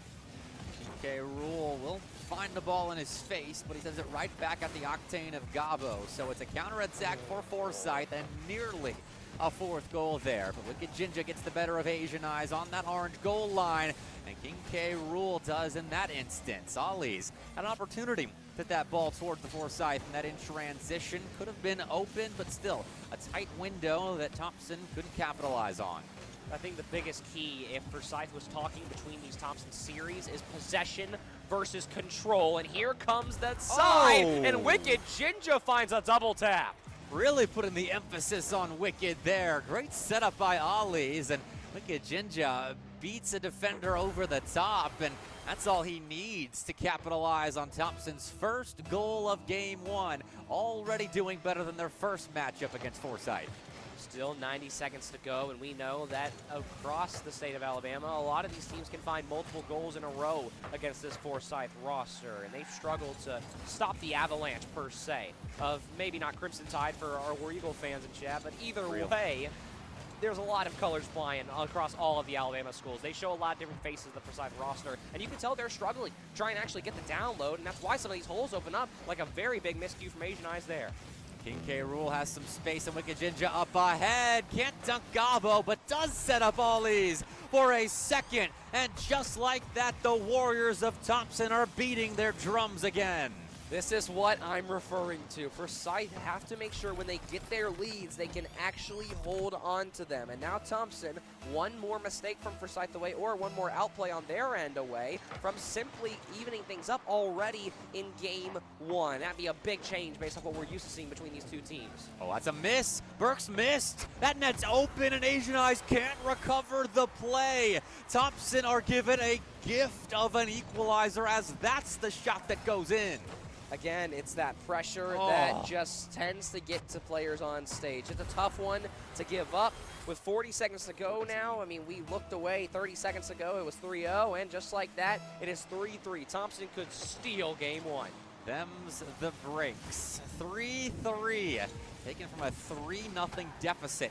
Thompson have to be feeling it now. Wicked Jinja's got agency in offense. Does end up giving the ball to Asian Eyes, who goes low underneath Ollies, who still makes contact. And Thompson looking like they're playing with a sense of newfound confidence up on the main stage of the SEL High School Showcase land. Though there is still time for Forsyth to recover this game, but they need a clear soon. And King K. Rool may not give it to him. Just misses on the double, and Gabo can break away. I gotta be honest, maybe I'm breathing a little deeper than I was before. Now the ball will go, no, 10 seconds left. Shot does go in! And it will be Burke with 8 seconds left. They certainly recover game one. Forsyth give up 3 straight, but so far, not the game. That can still change with 8 seconds to go. Let's see what kind of resolve Thompson still got for us. Big moment for the Georgia boys, but Thompson can pull a kickoff strat. We saw Lee do it earlier, and we did see Thompson do it as well. But with 5 seconds left, this is going to be a tough one for Ollies to recover. Big dunk as well. Here comes Burke to end the game, and it will not stay up any longer. And it will be Forsyth to take game one. We've got a series on our hands, though. Thompson showed us right there that they will not go quietly into the end of any game here. I mean, game one of their first matchup was a 5-0 for Forsyth. At the start of that game, I was thinking we were following a similar path, but Thompson, with an impressive comeback, couldn't get the game win, but we're talking about him after a game loss. I mean, Forsyth, you have to thank your lucky stars that you were able to make it out of game one with a win. Going up 3-0, crossing the 90-second mark, and then proceeding to give up 3 goals in a row, especially on land, that's a tough one to come back from. But you did your job. You find a late goal. I think if we went to overtime, we're seeing a different series result than what's currently in front of us. So for Forsyth, you will most indubitably take it. Let's see. Forsyth so far today twice have lost game 2 after winning a blowout game 1, 4-2. Let's see if that continues, if Thompson can keep the offense rolling after a surge there late in regulation. But Forsyth, I still think, can have momentum. They just have to stay mentally in check and not even think about giving up that 3-goal lead again. Well, there's only one way to truly find out. And I do believe that Forsyth can get back to a certain point of domination, but also Thompson has shown that they can get early leads. They can hold on. They can put pressure on. Again, this is such a toss-up, and we have to figure it out in game 2. This is a scrappy Thompson roster. Forsyth, though, can make plays happen as well. Burke misses that backboard read, and Gabo will collect off the back of the play. Not a ton of boost for him, so he has to back off, grab that 100, but right now, Forsyth are set up well for a long stint of possession if they can manage their resources correctly, as they grab a bunch of 100s off the opening kickoff and develop a shot, but still have a lot of boost to work with. Possession getting awkward for both teams here in the midfield, as we'll see Forsyth take the time to go for these air dribbles, but Thompson are really in no rush. And I say that reset does come through from Gabo, and it will force a free jump, but nothing much more than just that. Now the counterattack could be in order, and Asian Eyes is bumped directly into the play. Won't be able to find much, though. Doesn't need to go for the back pass either. Now Gabo's got a little bit of room to work with, but Thompson's still all over it. Oh, it's a nice delayed flip. Wicked Jinja is allowed a secondary challenge, but it's won by Forsyth. That results in a near side opportunity that King K. Rool will have a handle on. Thompson are playing a lot of defense at the moment, but they're playing it fairly successfully. 0-0 to this point, and Asian Eyes will try to change that, but Wicked Jinja cuts rotation from behind and stops that solo play in its tracks. The second man and third man from Forsyth were many points of contention in the earlier Thompson series. They weren't continuously holding pressure. They weren't able to actually hold on to the ball as third man, and now we're starting to see Forsyth overcome some of those accusations and at least keep this rotation semi-even throughout all three members. But you can still tell there are gaps, and Thompson are finding plenty right now in the Forsyth half. But here comes the counterattack once again. Out in front, Gabo collects and locates Asian Eyes. He can hit this, but it turns into a pass for Burke that results in an opener for Forsyth. It's a 1-2-3 to start us off in game two. Big play from Asian Eyes, and it works out almost too hard of a touch off the back wall, but as I mentioned, that second man is much more better position, and it is Burke who's able to find the first of game two. It's a good start, but it is all about how you finish here. Forsyth have a lot of possession early on, but Thompson win the subsequent kickoff. Can kickstart something, though they don't have a ton of boost, and that's the difference between the Forsyth kickoff win of earlier and Thompson kickoff win of now, as Asian Eyes will break things wide open. He's got boost, he's got time, he's got space and a teammate, but Burke won't commit until now. Forsyth's playing the possession game. Not a bad play by any means, no major delays. And now here comes a wide open net and a shot, and a great demo from Wicked Jinja leaves a wide open net as we almost reach the halfway point. And Thompson's playing a whole different game right now as they tie us up in transition. Wicked Jinja with a big time demo up front opens up a lane for King K. Rool. And if there's anything we've learned today, it's that King K. Rool can hit his shots. Asian Eyes will be able to 50 this middle, but Gabo is nowhere close to this ball. Now it'll be up to Burke to get this counterattack going. You'll notice that you'll see Forsyth stuttering a little bit in terms of how much second man wants to be actually involved in the offensive attack, and that goes to show how much respect they have in Thompson, but Asian Eyes disregarding that goes for the high 50, not the low 50. Either way, does not work out. This ball is going to bounce middle. Gabo will be there, and he'll try to get a counterattack going, but Asian Eyes will have to come in for the redirect, and now Forsyth once again finding a little bit of room and also forcing a double commit, but nobody is anywhere to be found. Oh, Wicked Jinja was headed after Asian Eyes after a team bump recoil sends him into the play, but Thompson with a couple of quick hits will take a lead with 2 minutes to go. It's Ollie's finishing the play, but he's set up by King K. Rool. It's too easy for Thompson. Use a free backboard. Gabo is absolutely frozen, and nobody's able to move. So with 2 minutes left to go, Thompson once again start another avalanche. That's 2 goals in about 30, 40 seconds. Jinja can add to it as he collects off kickoff, pops that ball in Burke's direction, but Burke tried to collect possession. Too hard a touch, gives it back over to the Thompson Warriors, and now Ollie's is going for a goal line dunk, and we know he can score those, but right now it is just a precarious 1-goal lead as Burke and Asian Eyes break out downfield. Test Ollie's on the near side. Where's Gabo? He enters the fray late, and off the backboard, Asian Eyes is there for a shot, but King K. Rool matches him. 1v1 as well. This is big. This could be the dagger. The fake goes low, but what a save from Burke, and now Gabo able to find a great dunk to try and get a counterattack moving. 90 seconds left. You're not in dire need of a goal, but you would love to go ahead and get this thing evened up. As for the time being, this ball will go middle. Asian Eyes can't turn just yet, but does have to go as Gabo and him had a little bit of miscommunication in their own corner. Ollie's there looking middle. A lot of miscommunication over on the Forsyth side, and possession will be thrown away off the corner. Oh, that's nearly nice from King K. Rool. Tried to catch Burke out, but Burke reacted nicely, was positioned well to try and keep the play in that Thompson end, but it's a retreat, a temporary one, but a retreat nonetheless for Forsyth that now results in their next chance, but King K. Rool is back in the nick of time to keep Thompson out in front. Gabo looking for an equalizer, shoots too high, and the Warriors are scrambling, but Forsyth aren't in a position to immediately take advantage, so they slow things down. Burke will try to keep possession, but Wicked Jinja is all the way through that attack, and Gabo just stuck on his back foot. But as I say that, the counterattack is there. No double tap, though. Ollie's, that's an easy touch for them. Now off of Asian Eyes. This ball will sit middle. Burke, an awkward touch, and with 20 seconds left, Forsyth seem to have lost their best chances yet, but this ball will go middle. Gabo's there and tries to go under an Alabama defender, but Thompson doing great, living and surviving and even throwing some punches of their own. Another counterattack. It's too weak, directly into the hands of King K. Rool. This ball will go down. Awkward for Wicked Jinja, but he's able to find some sort of possession encounter, and it may just be the one that ends this game unless Asian Eyes has anything to say about it. Looking downfield, field. Gabo was there, but Thompson grabbed game 2.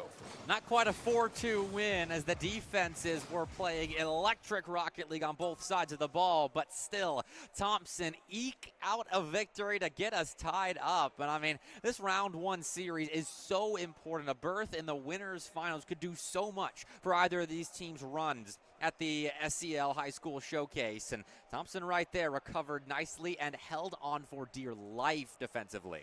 I think this game was one of the most even we've seen between the two so far. I think the only major difference is when you look at the amount of possession on your screen, the ball touches. Forsyth had about 120. Meanwhile, Thompson had about high 80s. So Forsyth is on the ball more, but again, we talk about impact both on and off the ball. Forsyth and Thompson both do really good about that, but they were dead even in shots, dead even in goals down, other than, of course, the one deficit. Demos were even close. So for Forsyth, you're getting the ball, but you've got to do more with it. I mean, those numbers have stayed consistent for Forsyth when we've seen them on stage. They typically do get up to the triple digits, the 110s, 120s when it comes to ball touches. And I think while the jury is still out on who the second best team overall is at this high school showcase, individually when it comes to on-ball control, Forsyth are so effective. But you're right, they have to find more productivity and offense with it, especially with how good Thompson is right now at reading where the play is going and getting stops off the back of it.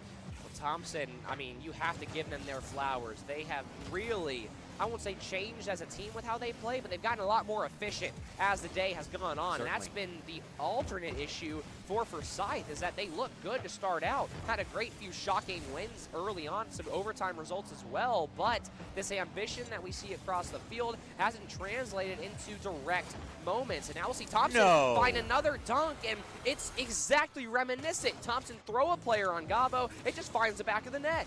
I mean, this is just hitting the ball to try and clear it, and why is Wicked Jinja going for that? I mean, that's a play you only go after if you are confident in your ability to read the guy up front, because Thompson, if Wicked Jinja doesn't make contact on that, they've only got one guy to defend a three-man Forsyth counter. I mean, regardless, it is the way that Thompson have continued to succeed today and even lead. That's how they got their game on Forsyth as well. As Forsyth, I think, are playing a very refined, slower-paced version of Rocket League, and you don't have to be the most exact team. And as I say that, Gabo goes on net, and it's going to be directly on the goal line, but Wicked Jinja. And I was going to say, even though they play unconventional as Thompson, it's working beautifully for them. That's a great save as well. Oh, it's a nice pop. Asian Eyes can gain space quickly now with boost in the tank, and he's beaten one defender, I thought, but a Thompson player redirected that ball deeper into the corner than Asian Eyes could get back to it with. So 1-0. Thompson continued to survive defensively despite the possession numbers still in Forsyth's favor.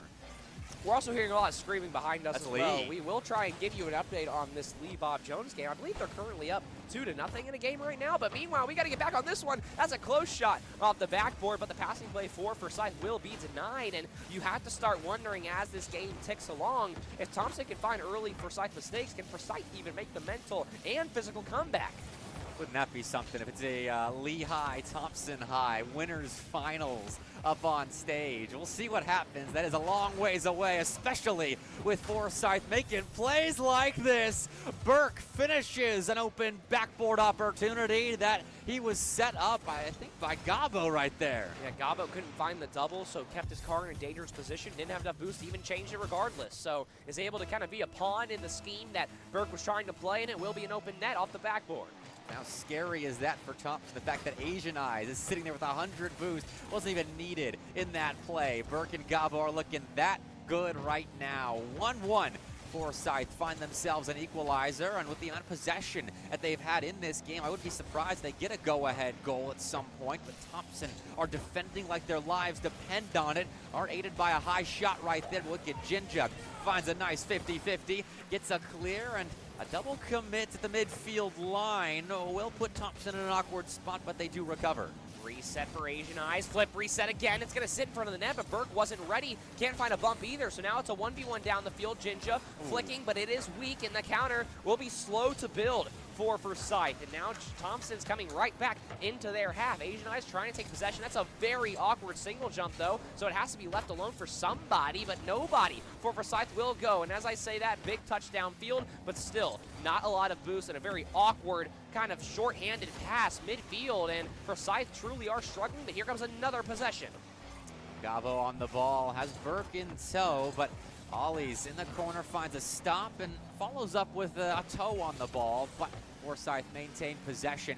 Field domination is looking similar to the last game. It's about 60-40 right now in favor of Forsyth, and with even those numbers for Thompson, I think have been largely spent around the midfield third rather than their deep offensive third, and Forsyth have been playing non-stop on that Thompson goal line, and finally they get themselves a lead.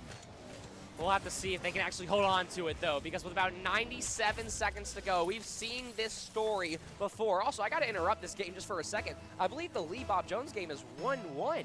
I believe so. I'm not sure what the series score is, but I've heard enough elated cheers from Coach Rominski over there that it sounds like Lee is doing well. We did just see them finish off a game with a win, so we'll get that series score as soon as we can. But right now, this is an important final 90 seconds for both these teams right now, for Forsyth to hold this one-goal lead and for Thompson to take it away. And we're sticking around in this orange end as the Warriors cannot break out.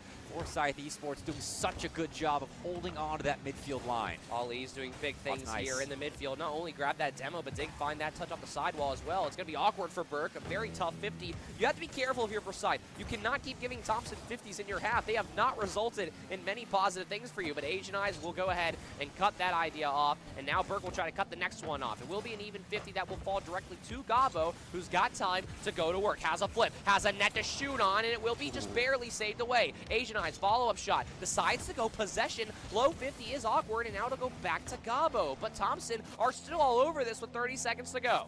Don't have a ton of boost, though, so a counterattack will be a bit stunted if they get one.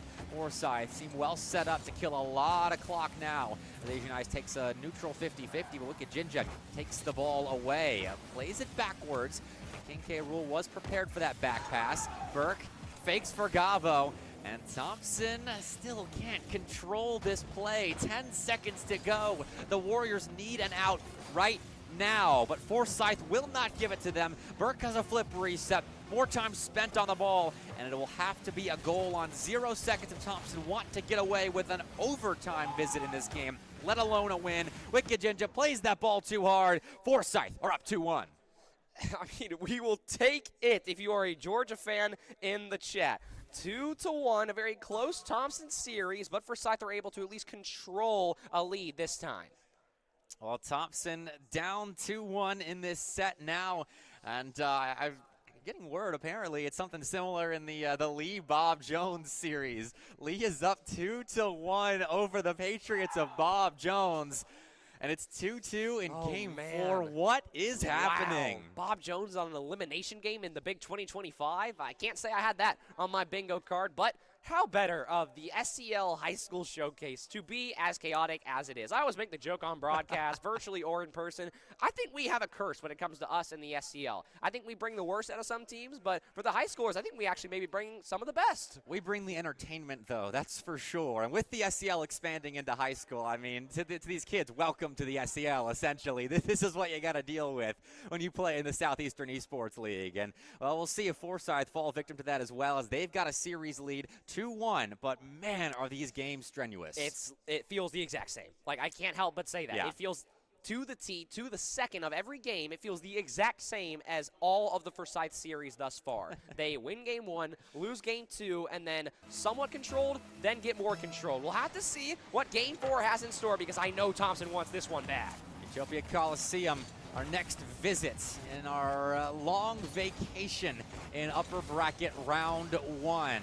Let's see how much fun these two teams have. If it's the lower bracket trip for Thompson after all is said and done, and if this continues, it might very well be Burke continues to have that hot shooting hand. In the Thompson series, you relied on Burke to be there to clean up any air dribbles or 50s you could gather, and that's exactly what happens early on as well. 16 seconds in, Thompson's on their back foot early. And how many times have we seen that disco ball in the Thompson net? Burke has been on fire. He came to land with his shooting boots on, and I mean, Gabo and Asian Eyes are doing so much to set him up for success with open shooting lanes, with great passes. Forsyth are a unit right now, and if Bob Jones goes down, their path to winning this entire event gets that much easier.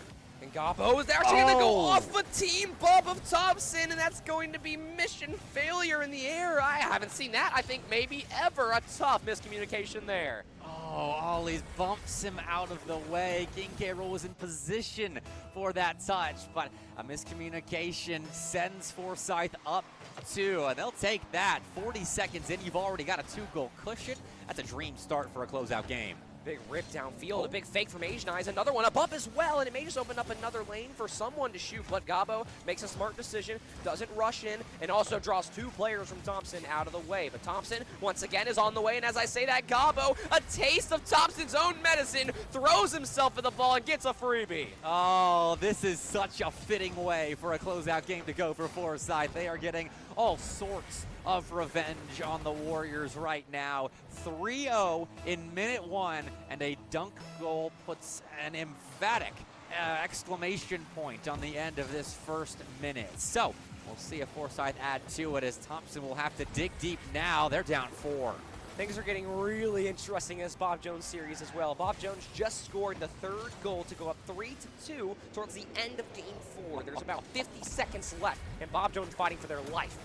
Unbelievable. We are treated to 2 gems of a series right now. We got to kick the B stream up, I think, to get in there for game 5 of Bob Jones' leave. But them's the breaks. Forsyth and Thompson up on the main stage right now, still putting on a show themselves, but it might last a little bit less time when compared to that other set going on right now. That, though, rests on the shoulders of Thompson. They need a comeback, and it has to start pretty soon if you're down 4.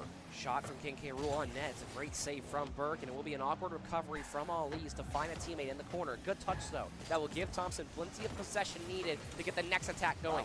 Great 50, goes beautifully middle, and now another follow-up shot. Misses. Top left is where King K. Rool will find it, and Thompson are not going out without a fight. Not a bad time for your opener. There is a lot of clock to work with, and that fake, intentional or not, was perfect. But that shot, even better. Top left corner, and Thompson will put themselves up.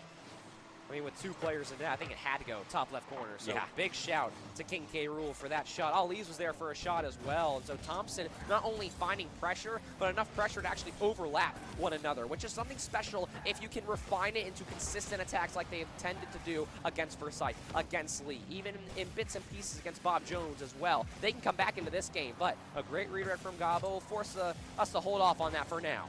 Well, that's a nice shot. Went low, but Wicked Jinja did make the read and does supply a clear to his Warriors. King K. Rool downfield has been a menace, and now Thompson set up for success, but a double commit will diminish their opportunities to score. That was chaotic for a moment and a pretty good look for the Warriors, but Forsyth weather that storm. Somehow, some way, that is not a Thompson goal. I think many of us thought one of those shots would have found the back of the net, but they'll have to reset. We just now reached the halfway point here in game number 4, so there is still a lot of time for Thompson left to work. But with a reset from Asian Eyes and a good read as well to try and get this counter going, we're still not leaving the midfield. Well, you think back to game 1 and how much time it took for Thompson to erase a 3-goal advantage for Forsyth there, and now that doesn't make this game 4 comeback so impossible for the Warriors. Forsyth, I'm sure, have learned from previous errors, though they're giving up a lot of possession here, playing a bit more reserved, and do have the boost now to start a counterattack, but passing play a little slow to develop, but it does develop, and Forsyth break away. Asian Eyes there trying to take some possession. Has to be careful, though, because all 3 members of Thompson go. Open net for Gabo, has a flip, doesn't need it, though, goes backboard. But King K. Rool is there to step in and keep Thompson's dreams and really any hope of finding goals here soon alive. 90 seconds left. Ollie's a little jumpy right there. Had Wicked Jinja on the ball, but did go himself. Forsyth will take advantage of that, have possession, will guard that midfield line like their lives depend on it, because they very well could. A Thompson comeback here could do a lot of damage. Those Forsyth hopes of an upper bracket final appearance. That's an insane save, but the rebound from Wicked Jinja negates it, and Thompson have 2. Great effort for Gabo, but they are not rewarded with that great pinch play. In fact, it actually went off of their car into the net. So unfortunate for Forsyth, but, and I hate being the one to say this, but in game 4 with a minute left, a 2-goal deficit, we've seen this get cut many times before. Asian Eyes is the guy you want on this ball. Pretty consistent with those reads, but he does just give it back to Thompson.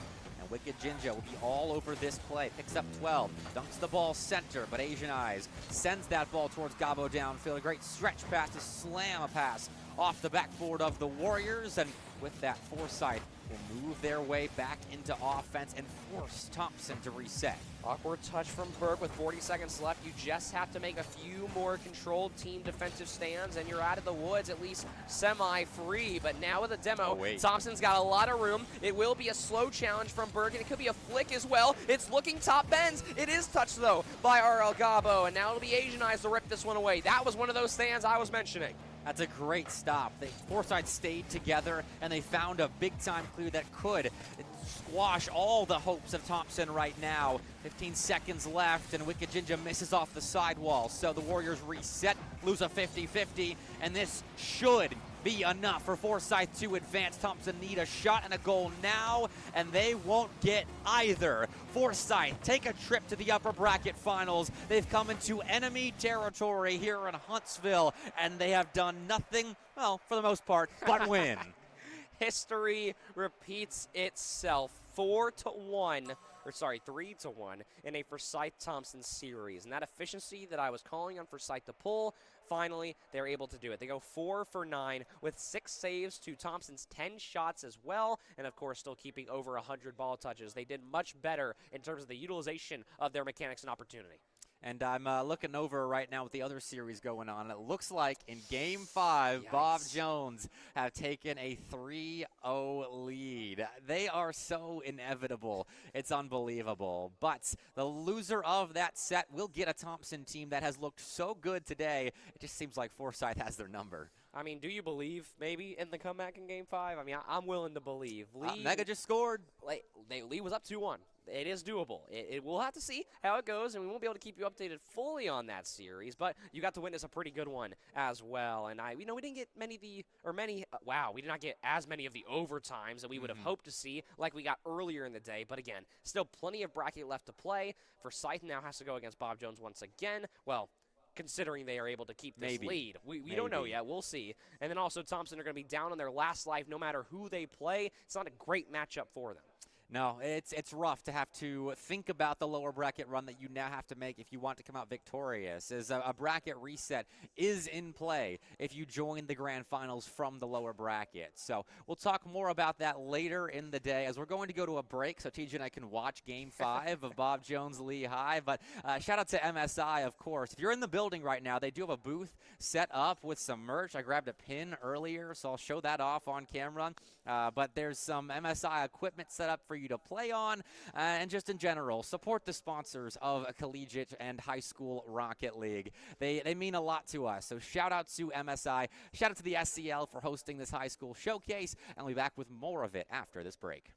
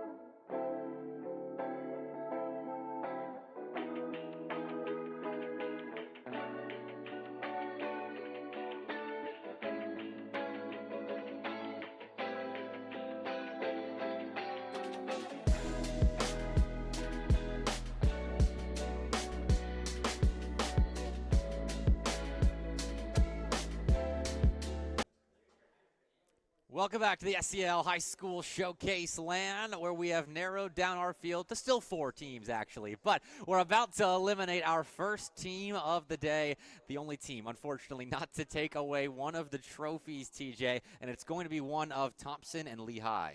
It's crazy that we're approaching almost 6 hours of Rocket League gameplay through all of the group stage and now through the start of bracket stage. So now we get to that point where are some teams finally going to start to find their peaks, or will some teams, especially under the pressure of a loser's bracket, crumble? Or fatigue as well, as it has been a long day. Players were getting here around 9 a.m., and now at this point, it's 3:30. But there you go. That's our current bracket. And that winner's final hasn't been played, but it is official. Bob Jones has forfeited that winner's final matchup. One of their Smash players is having a signing day for his future in collegiate esports, so they are there supporting him, but they should be back for that lower bracket final. Like I said, it's been a chaotic day for Bob Jones, but that means Forsyth Esports are in the grand finals. Bias aside, it is a huge thing for Forsyth to already be in grand finals and get the benefit of coming from uppers as well, as they will now have a whole best of 7 as a cushion, not to mention then the next bracket reset best of 7 that could endure both teams if we get to that point. I will say, if we're picking early favorites, I believe Bob Jones are the team most built for longevity, but I'm pretty, bias aside, I got faith. Look, I mean, they're taking AP exams in the morning. Then Fitch is giving a Spanish presentation mid-afternoon. Now they're driving back and forth from their high school to congratulate their teammates, and that's taxing. That's not something that they typically have to deal with in a LAN run. But we will cross that bridge once we get there. We have to focus right now on Thompson High School and Lee High School. A matchup earlier that we saw result in a 3-0 sweep for Thompson, but it was 2-1, 2-0, 2-0. If Lee can figure out their offense like they did against Bob Jones moments ago, this could be a close one. We truly have yet to see a blowout series, even with Bob Jones dealing with their issues throughout the day. Yep. So I'm expecting this Thompson-Lee series to be about as close as we can make it. If the last series, even though it was a 3-0, was within 1 goal, I expect us to actually see overtimes, to see the full distance of this matchup. And we've talked about the rivalry and the history between these two schools as well. Well, Infernos is on the stage right now with Lehigh and Thompson High to welcome them back to the main stage. Scott, take it away. It was the big question about whether or not Bob Jones will make it back, but in the team's eyes right now, it's not important. Literally plotting on the sidelines just a couple feet away from the stage is the Thompson coach saying, hey, if we get this done 3-0, Bob Jones may not make it back in time. There's rules to this, you know. So these teams want to get this underway. So in the process of doing so in their attempts to undermine the Bob Jones side of things, let's go ahead and get Thompson High School up first onto the stage. They want to get the ball rolling and see if this can happen once again. And following soon behind them, let's get Lee up as well. This game surely one to start the books off right. And if it does still go the distance, as I'm sure there's a bit of a grudge match as well from their prior series, no one wants to get sent home quite just yet at a LAN event. Bob Jones still in the future, looming over them like a giant rabid beast, bearing its very, very hungry fangs. But we're hungry here for some content, so let's get this game underway. Blake, TJ, take it back away again.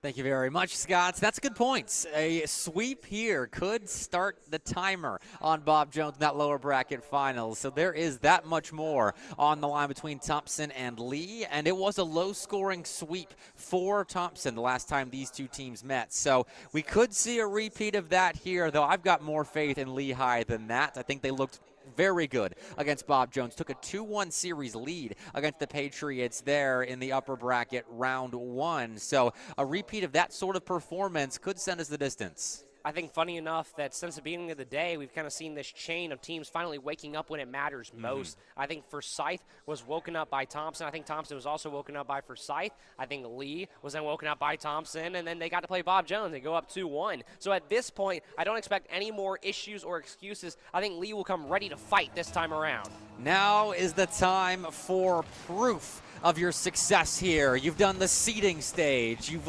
exhausted your one of your 2 lives in the double elimination bracket, but now your backs are against the wall. This is where you need to step up and prove yourself. And Astro Hunter's online. If you blink, you may just miss it. Astro from the midfield. King K. Rool barely misses. No bounce. Beautiful drop off the side of the car. And Lee, a much-needed confident start. Well, that is one way to start off what could be the last series of your SEL High School Showcase performance. And Lehigh, if they can get Astro Hunter going from the skies, they're going to be in a very, very good spot. But Thompson have some mechanical prowess of their own that they'll start to flex soon as Wicked Jinja and King K. Rool look to combine downfield, but Lee do get in the way.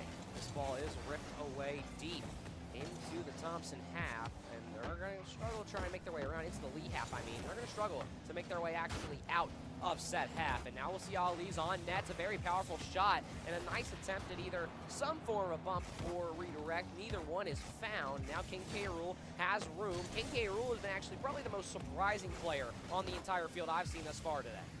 Definitely not a name that you're used to shouting out a ton if you're listening to an Alabama Rocket League LAN, but King K. Rool has looked so consistent throughout the day. And honestly, it was Ollie's that we came in kind of talking about on this roster, but Wicked Jinja and King K. Rool, I think, have been the most consistent. And Ollie's, I would love to see have a series here against Lehigh, as Wicked Jinja and King K. Rool have gotten Thompson this far, and Ollie's can help elevate them further into a lower bracket finals appearance. And here he is, pinching that ball center where both his teammates do go after the ball, but a miss from Astro Hunter will turn that awkward play for Thompson into a clear. Funny enough, that redirect will actually result in possession for Lee. And one thing that I'm really curious to see is that whenever we last saw Lee go against Thompson, Thompson controlled all of the pressure, all the momentum, and really shot hit or miss well, but had all the shots, had all the possession and the field domination regardless. But in order for Lee to go up on a Bob Jones roster, even one that is hindered by a sub, I wonder what has changed and what will we see here in game one. And so far, it's good, consistent midfield Rocket League. Corner, Thompson are communicating well, using everybody to lift the ball over the midfield line, but Astro Hunter collects and does have boost, but his flick sends the ball too far away, and Ollie's is there to clean up. King K. Rool next up in the corner will face a couple of blue cars, and Lehigh use their strength in numbers to break out. Interesting small tap from Ollie's. It will be a flip reset attempt for Astro, but nothing yet. Nahimahi is in the area waiting for a pass from Mega, who has a reset, has more in the tank. Could go middle to Nahimahi, but it is completely read by Thompson. Their defensive patience only gets better by the game. Easy flick over one, and nobody's there. A big step-up moment for Ollie's. That's what I'm talking about. Thompson, it's an awkward transition, but it's an effective one. They play improvisational Rocket League quite nicely right there. And that flick from Ollie's, I was asking him to step up, I think proves that he is capable of scoring opportunities like that. Had to stop and start, and I like he's in traffic there at the midfield line, but he gets the job done at the end of the play, and we are all tied up. A lot of volume between these teams as well. I don't know if Stream can hear it, but there's a lot of screaming on the stage I think right it's just now. the coaches. Yeah, probably. That's honestly the best part. If the coaches are the most invested vocally, then you know what? So be it. It's a fun dynamic to have. And with a rivalry like this, it probably does go deeper than just the 6 students on the field. It's definitely a friendly rivalry. Coach Curtis and Coach Rominski are chatting right now, only breaking their conversation to yell out in support of their players, which I love that. This the kind of tight-knit community we've got with Alabama Esports here at the high school level, and Lee and Thompson, definitely a rivalry that they both want to come out on top of, and so far Thompson are trending in the direction of taking the lead, but they have not changed the scoreboard enough just yet. Again, Lee looks so much better than what we saw in the group stage, which I know by the 2-1 scoreline you may not guess, but again, it's about the possession and the pressure you're able to provide on both sides of the field. And so far, Lee really haven't struggled. Haven't had any major miscues other than the one Astro redirect that was possession regardless, and I'm very impressed by Lee. And in fact, I would almost say we may be on the verge of a mirror matchup for this series. Both teams looking very similar. It's a nice setup. Mega J takes a lot of space for Lehigh, but off the sidewall, Astro Hunter can only touch the ball lightly as Thompson sent a good bit of chaos into that Lehigh counterattack. A wrench into the machine, and the Warriors are awarded with possession. Maybe an opportunity as that ball falls down the backboard of Lehigh, but it's no orange cars. We'll stay tied, 1 apiece. 20 seconds left as overtime looms. I would not be opposed in an elimination game to see game 1 go to overtime, but I can only imagine the pressure that's being put on all of these students' shoulders is about as high as it can get as Ali's almost leads the way into another big moment. Nahimahi has an open net, 1 second left to go. He actually leaves the play, double commit, another double commit for both Thompson and Lee, and it will finally hit the ground after a major miscue. And Lee, you have to wonder if maybe that was the moment you wish you're going to get back after this game.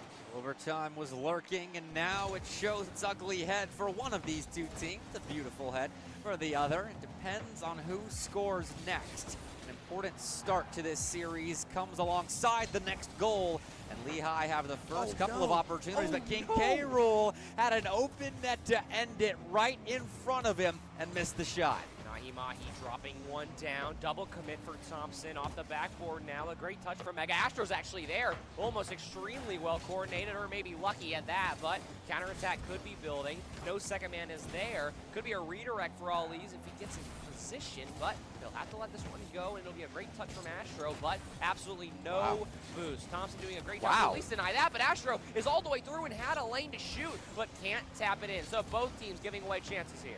So much good work done by Astro Hunter with no boost in the tank, and yet Thompson still find themselves in the front foot.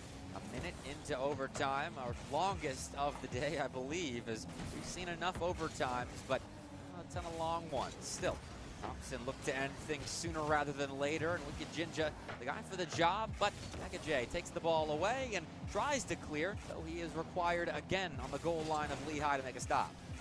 Awkward bump and another awkward double commit. These have to be the moments that when these teams recognize a double commit, they have to go quick. They have to try and counter off it to some degree. Big shot goes left side. Mega off of one after an Astro corner play. A huge big win to game 1 for Lee. Oh, King K. Rool's right there, but Mega is so fast to meet that ball at the point of contact, and Lehigh get away with game 1. Already a better performance against Thompson than we saw earlier. It's not an upset by any means. I think it's just Lee finally waking up to the maximum degree in a game and being clutch throughout that game as well. You score the first goal, a beauty from Astro Hunter from the midfield, and then you just kind of proceed to deal with it as you come, and you roll with the punches. A big mental victory for Lee after losing 0-3 earlier. And you remember how Thompson shot nine times in each of the games against Lehigh in that last series. They shot 8 this time. I'm not saying there's a correlation there, any kind of causation, but that is the case as Lehigh take the first game of this best of 5. I mean, Lee also had a shot, so both teams, again, about as even as it can get, and I'm starting to think that mirror matchup point may be about as literal as it can be, and I really wish I had a point that I've normally made about using quality possession, but both teams had good moments but couldn't find the back of the net, which has been a common theme we've talked about all day. It's the land jitters at its finest. That was a scrappy game 1. I think you get one bounce to go your way, and that's what you can kind of swing a game with. And I have to imagine that's how the rest of the series will go, as that's just typically how these teams play. You kind of said it earlier, as Forsyth were playing a refined version of Rocket League, whereas this is a bit more of a scrap fest between Lee and Thompson as they just try to react and string together whatever improvisational plays they can. But here's one off kickoff. Astro Hunter strikes true, and Lehigh take first blood. Again, Astro early, stepping up when it matters the absolute most. Again, we are in an elimination game. Big stuff from Astro. Definitely. I mean, he came up big time with a double tap to start us off in game 1, and now off kickoff, it's a much simpler shot, but just as effective. Thompson once more start off in a deficit. Nahimahi in an awkward spot. Wicked Jinja could get a free flick. The net is wide open, and Thompson score back just like that. A very messy back line. That's so awkward. I mean, failed flicks, awkward light touches with no boost, and that's the kind of scrappiness that I'm talking about. It's a version of Rocket League that you can win with, but it's certainly not pretty. You still have to find a way to score, and Thompson did right there.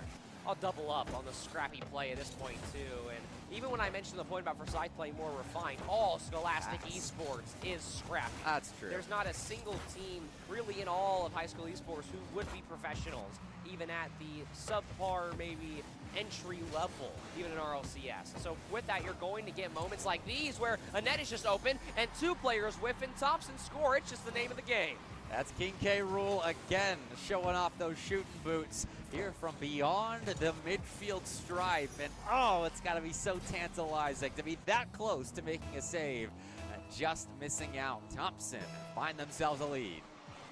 Already less than a minute in, and we get 3 goals. We knew we were going to see a banger matchup. I was not thinking a shootout. I would also imagine for the winner of this series, you don't want this by any means. You want to go ahead and keep your 2-1s, your 3-2s at a maximum, and that way you can get that clock ticking on Bob Jones. But I would imagine if we go to 5, I think Bob Jones will almost certainly make it back in time to not only play the winner of this series, but probably will make it in the Grands too. But who knows? Still a lot left to figure out in this series.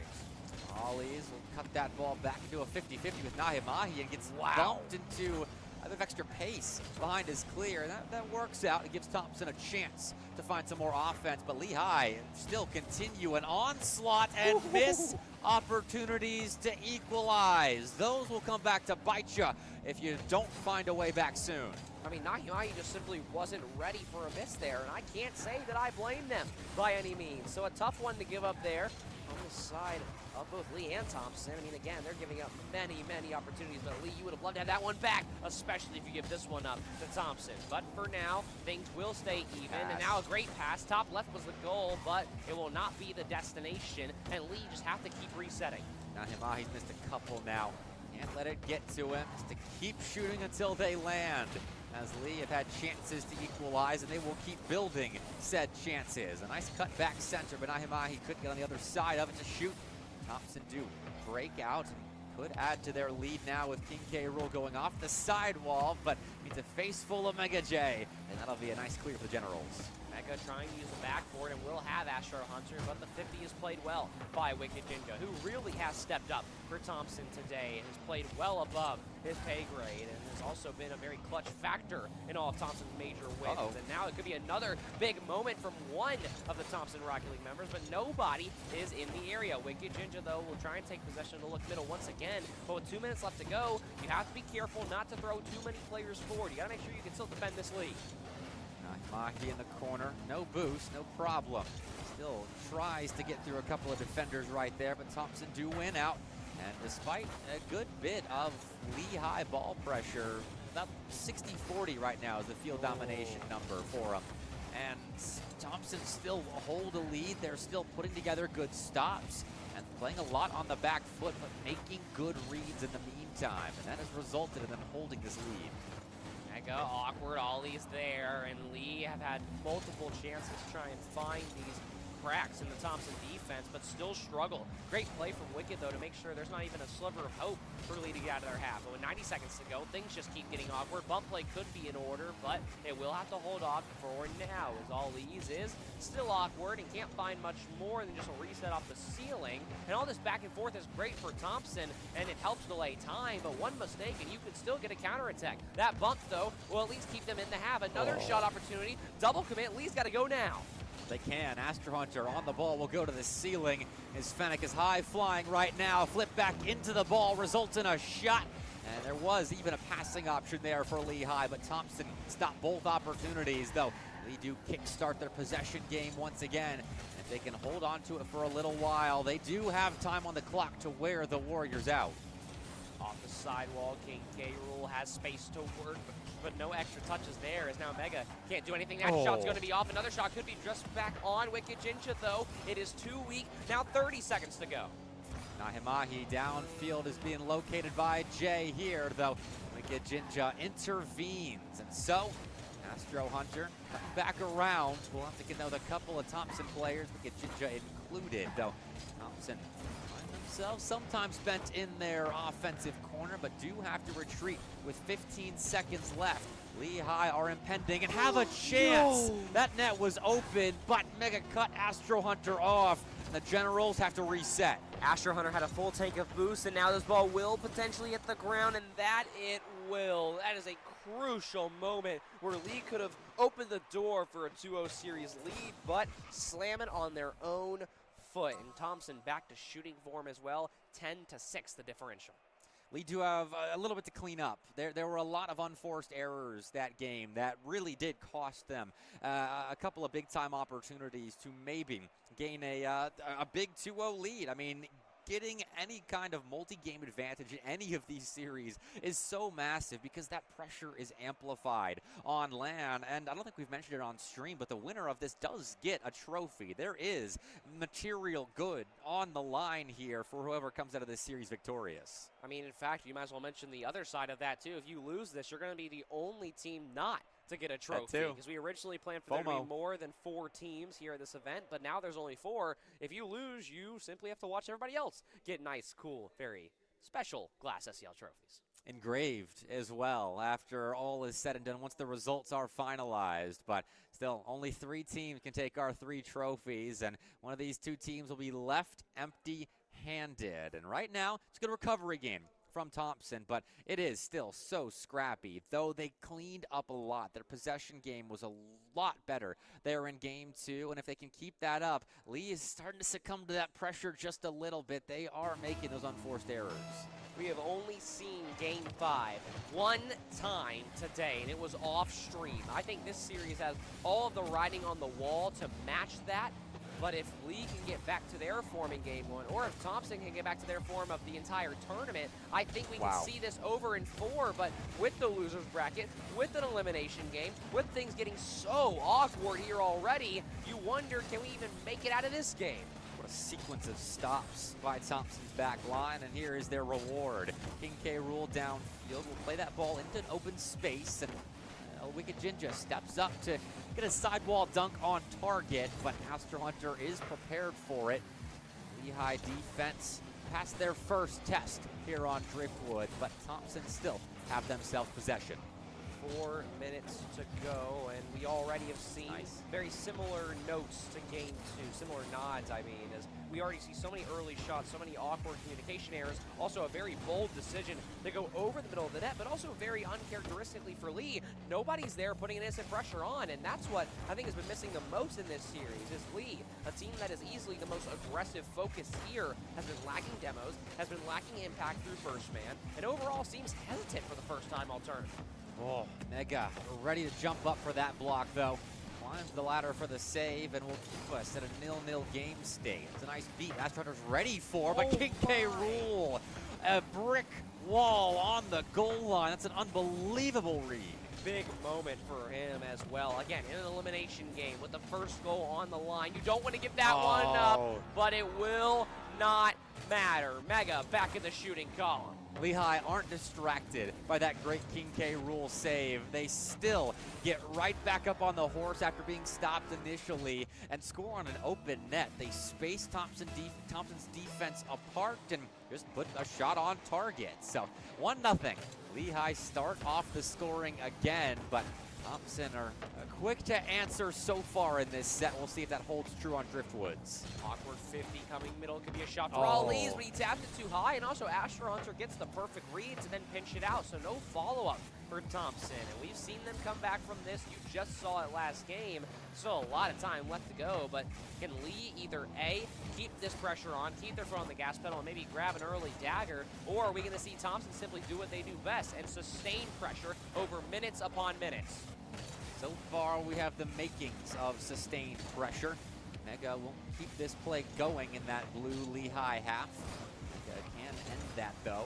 Off the sidewall. He's got boost. King K. Rool to beat. In fact, everyone to beat on the Thompson back line, as that could have been a triple commit there. First man wins the challenge, and the Warriors do break away. Back and forth we continue to go between two longtime in-state rivals. Awkward touch back as well, but Astro is there to at least try and stall out maybe the inevitable Wicked Ninja touch. Now, big counter, though, that could have been in if it was open, and it is actually open. I thought there was somebody back, but the shot was on, and third man was too far up. It's another open net. Ollies and King K. Rule not on the same page, both committing softly for that ball in the Lehigh end. They didn't go all in trying to get a toe on it. They kind of bailed out or weren't there in time. So 2 minutes left. Lehigh continue to take advantage of Thompson mistakes and force those mistakes on the orange side, making them spread apart, give up open nets. Astro Hunter backboard looking to find another dagger goal, and it's not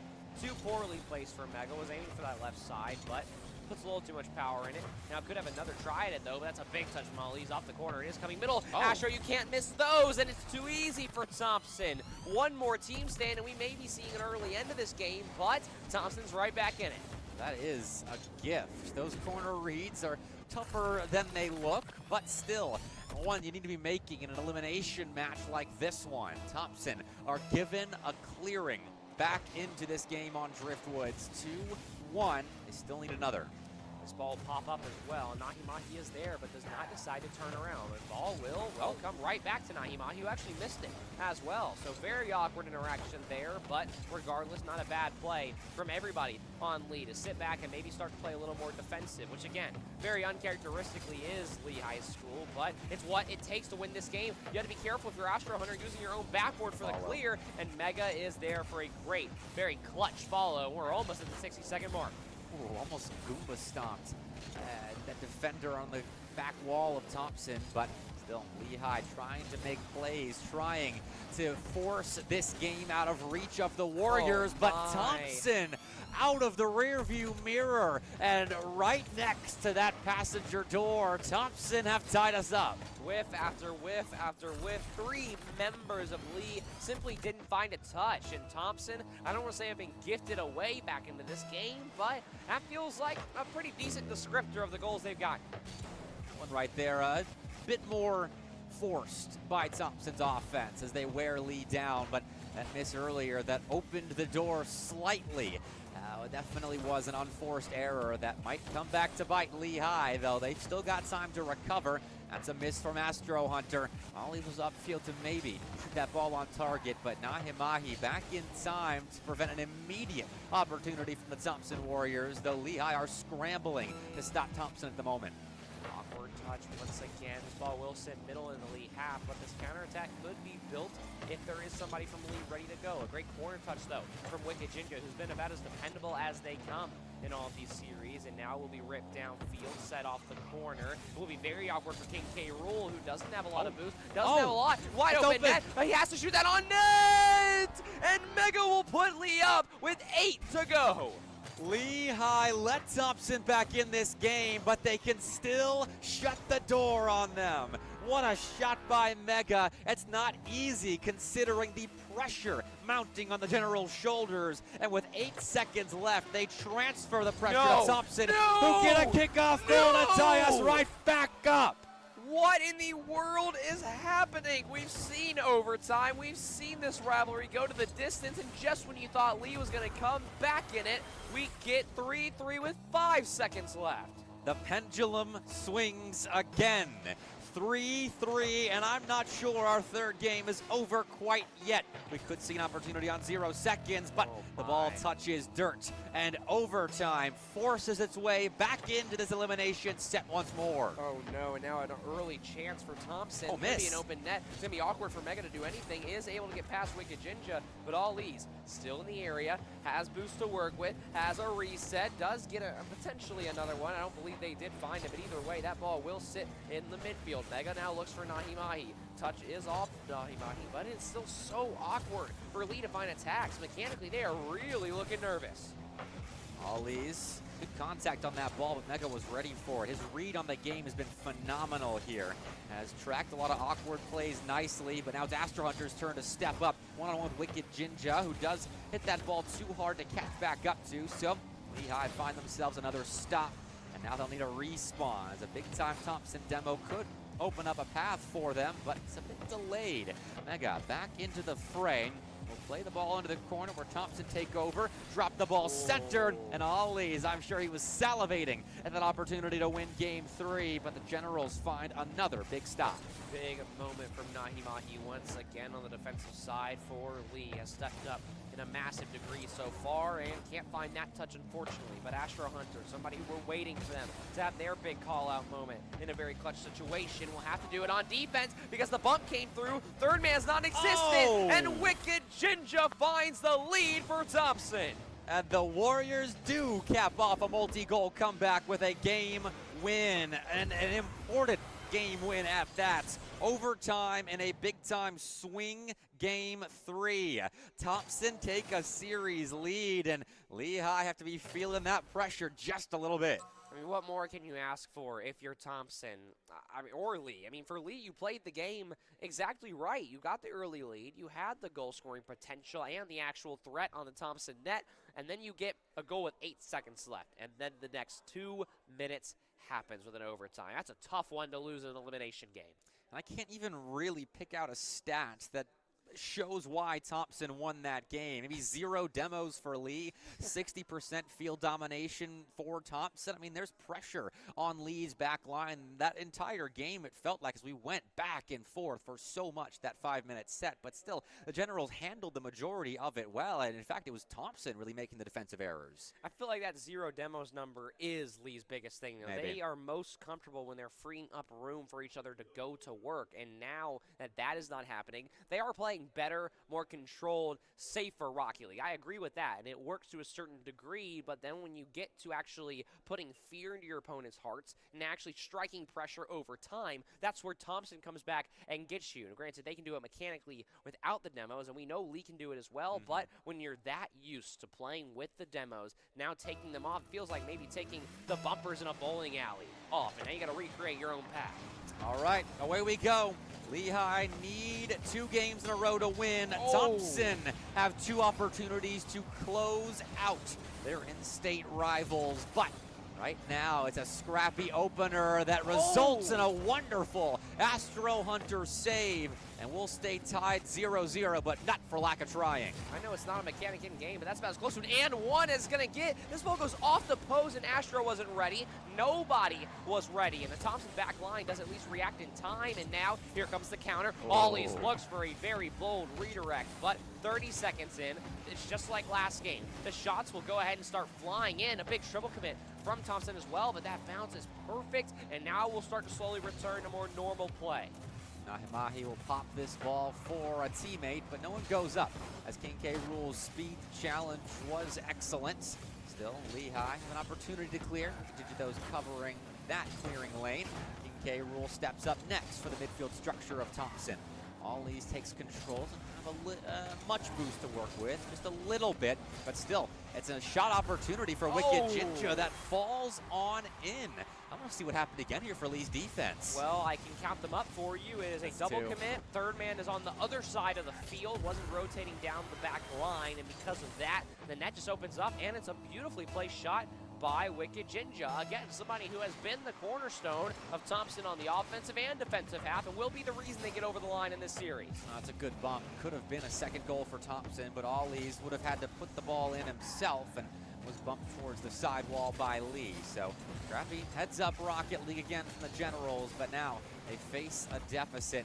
To put together a comeback akin to what we saw from Thompson in the last game, even with the pressure of elimination points remaining on their shoulders. And now they'll finally get to play some steady offense. There's been really midfield play from the Generals so far, and they nearly still found an equalizer off the back of a little bit of time spent in the offensive zone.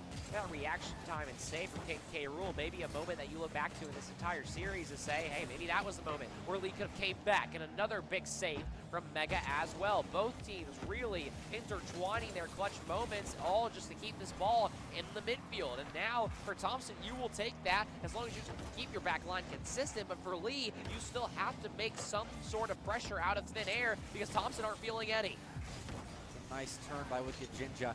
Popped the ball up for himself, calls his own number. And Astro Hunter collects off the ceiling. There's no one willing to dive in for Thompson as they realize the importance of forcing Lehigh to earn that next goal if there is a next goal. But this is the guy that certainly can earn it. Mega will center, force 2 off the goal line of Thompson, but Lehigh returns suit with a double commit of their own. Now it's an open net for anybody that wanted to step up. King K. Rool, I don't think it was in position to shoot, and Thompson was too far back of their double commit in defense.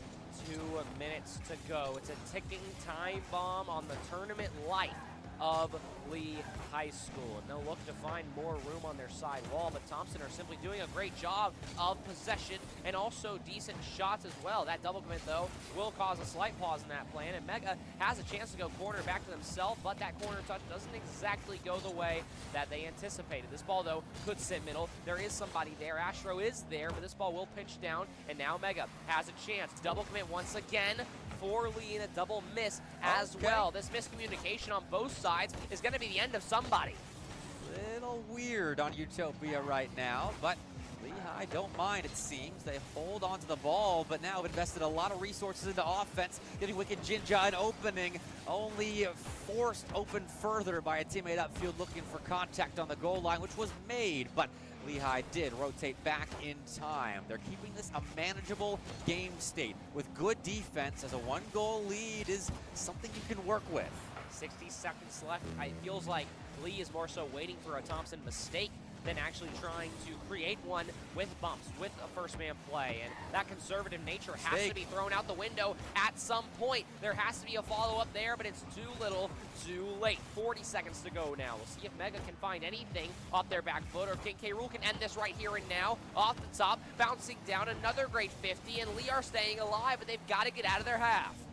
They still need a goal in Game 4 to keep this series alive, and Thompson very nearly find a second themselves to really get this game out of reach. But King K. Rool next up finds a shot, and there's the second. Thompson will continue to hold Lee at arm's length. Third man in too awkward of a spot, trying to jump off the backboard, and by the time Mega and Nahimahi are rotating around, it simply left no third man to be found. So with a 2-0 lead, 20 seconds left, we've kind of passed the golden number, how much time you need to find these goals, unless Lee can do something ASAP.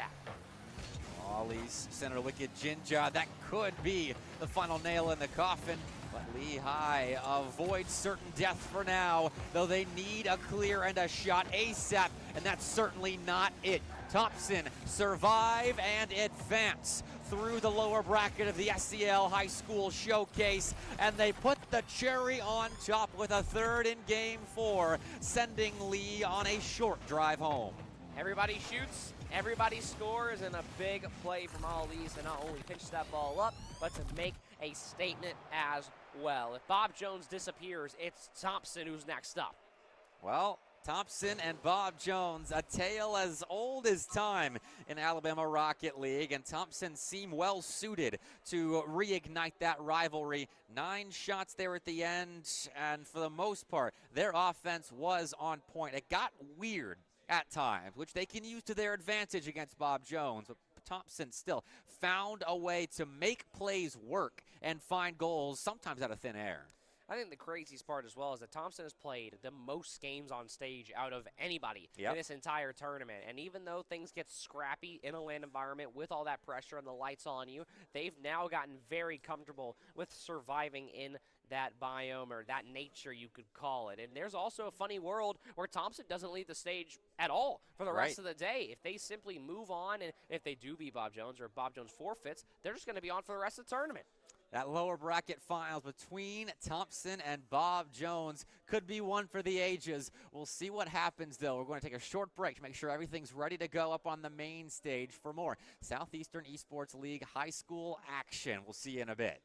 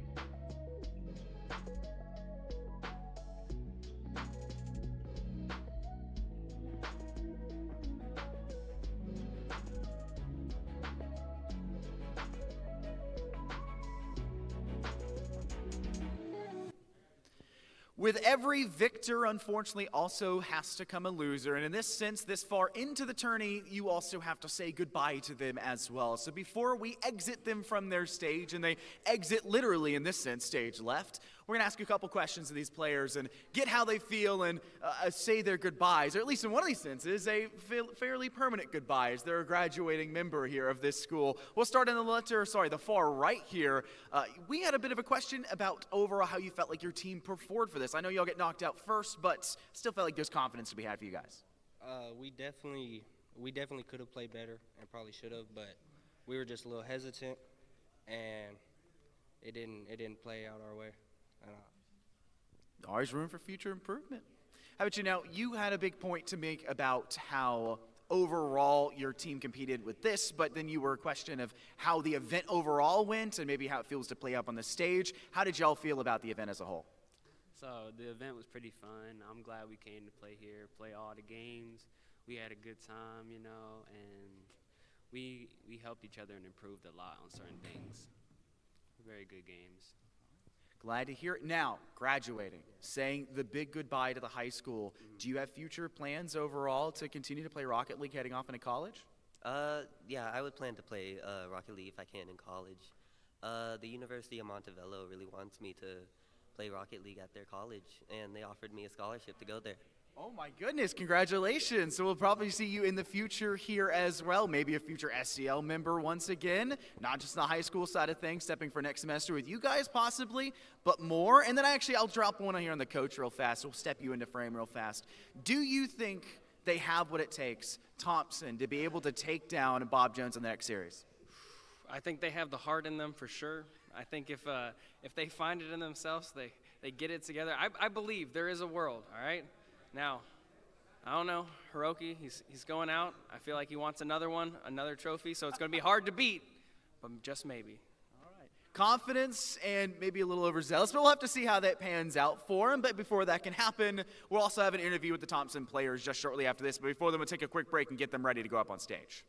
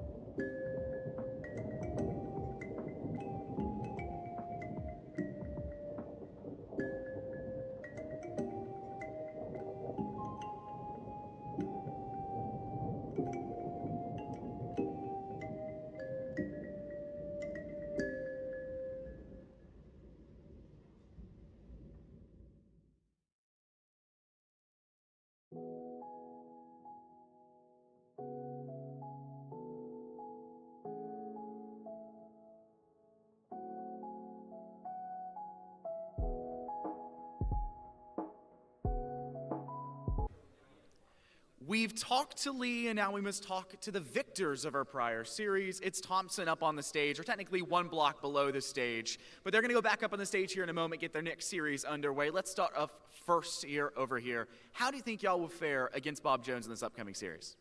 I think we'll do pretty okay, better than last time. I mean, we didn't do so good last time, but you know what? Lee got 2 games on them, and I hope we just beat Lee, so we'll see how we do. You got 2 games on him. You want to do better than last time, but to do so is going to require a pretty Herculean effort. What do you have to do to actually come out on top against Bob Jones in this one? I think, so we've had a lot of problems with the communications and stuff, so I think if we can get those communications down and we can trust each other as much as we have before. Like last time we played Bob Jones just a minute ago, we did really well. And I think if we get those communications down, we got at least a 3rd game. Glad to hear it. We see the confidence. Now, even if nothing happens at the end of this and Bob Jones comes away the victor, you guys have had a lot to perform. You've already guaranteed 3rd place. How do you feel as a team and as a person about your team's performance to this point? I think we're doing pretty well since Georgia has the state champions for their state, plus one, like the best player on their state, and Bob Jones has 2 SSLs. I think we're doing pretty well for the league, for the bracket. That's glad to hear that. Now, we'll bring the coach in. There's been a lot of accusations about you, but I won't bring those up and levy them against you too hard here. How do you feel about how your team has performed? You've been out in the crowd cheering, conversing with Lily Coach, and talking about what's going on. What do you think your team has to do? Not to give away too much for Bob Jones listening, but what do you think your team has to do to come away with the victory? No, so I'm very proud of them. It's a very young team. We picked up 2 of them this year, and so amazing me every single day. To win, I think we play the wall game better. Isaiah mentioned communication, definitely. Whenever we start losing, you can see the face change, kind of the shutdown of sorts. So it goes to 1-0 to 2-0 to 3-0. Just keeping that confidence, keeping that drive to saying, hey, people have made it back 20 seconds, scored 2 or 3 goals in that last couple of seconds. It's possible. And so keeping that confidence, keeping that drive, that initiative, I think we have it.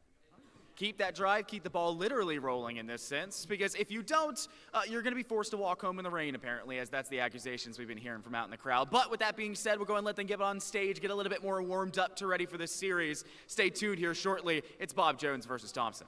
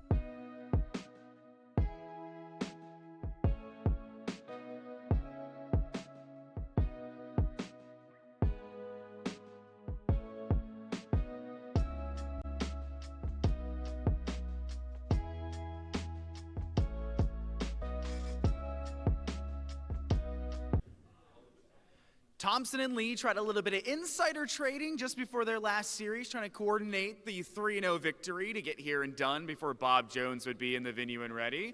Unfortunately, the players themselves decided they want to compete, and it turned into a little bit more with overtimes galore and needing more than just a simple 3-0 route. But besides that case, Bob Jones is here and ready to play. Let's get them up on stage first to get the vengeance here to see if they can go all the way through up into the grands and then face off and have to bracket reset on top for a long, long game, a game of longevity. And the next will follow suit with Thompson coming back into the fray. This one's a big and exciting one, all things considered. This is now comparing a third place to a second place by the end of it. Because you've gotten this far, why not go that extra little mile? Let's get this game underway. Mr. Bepic, DJ TJ, let's take it out.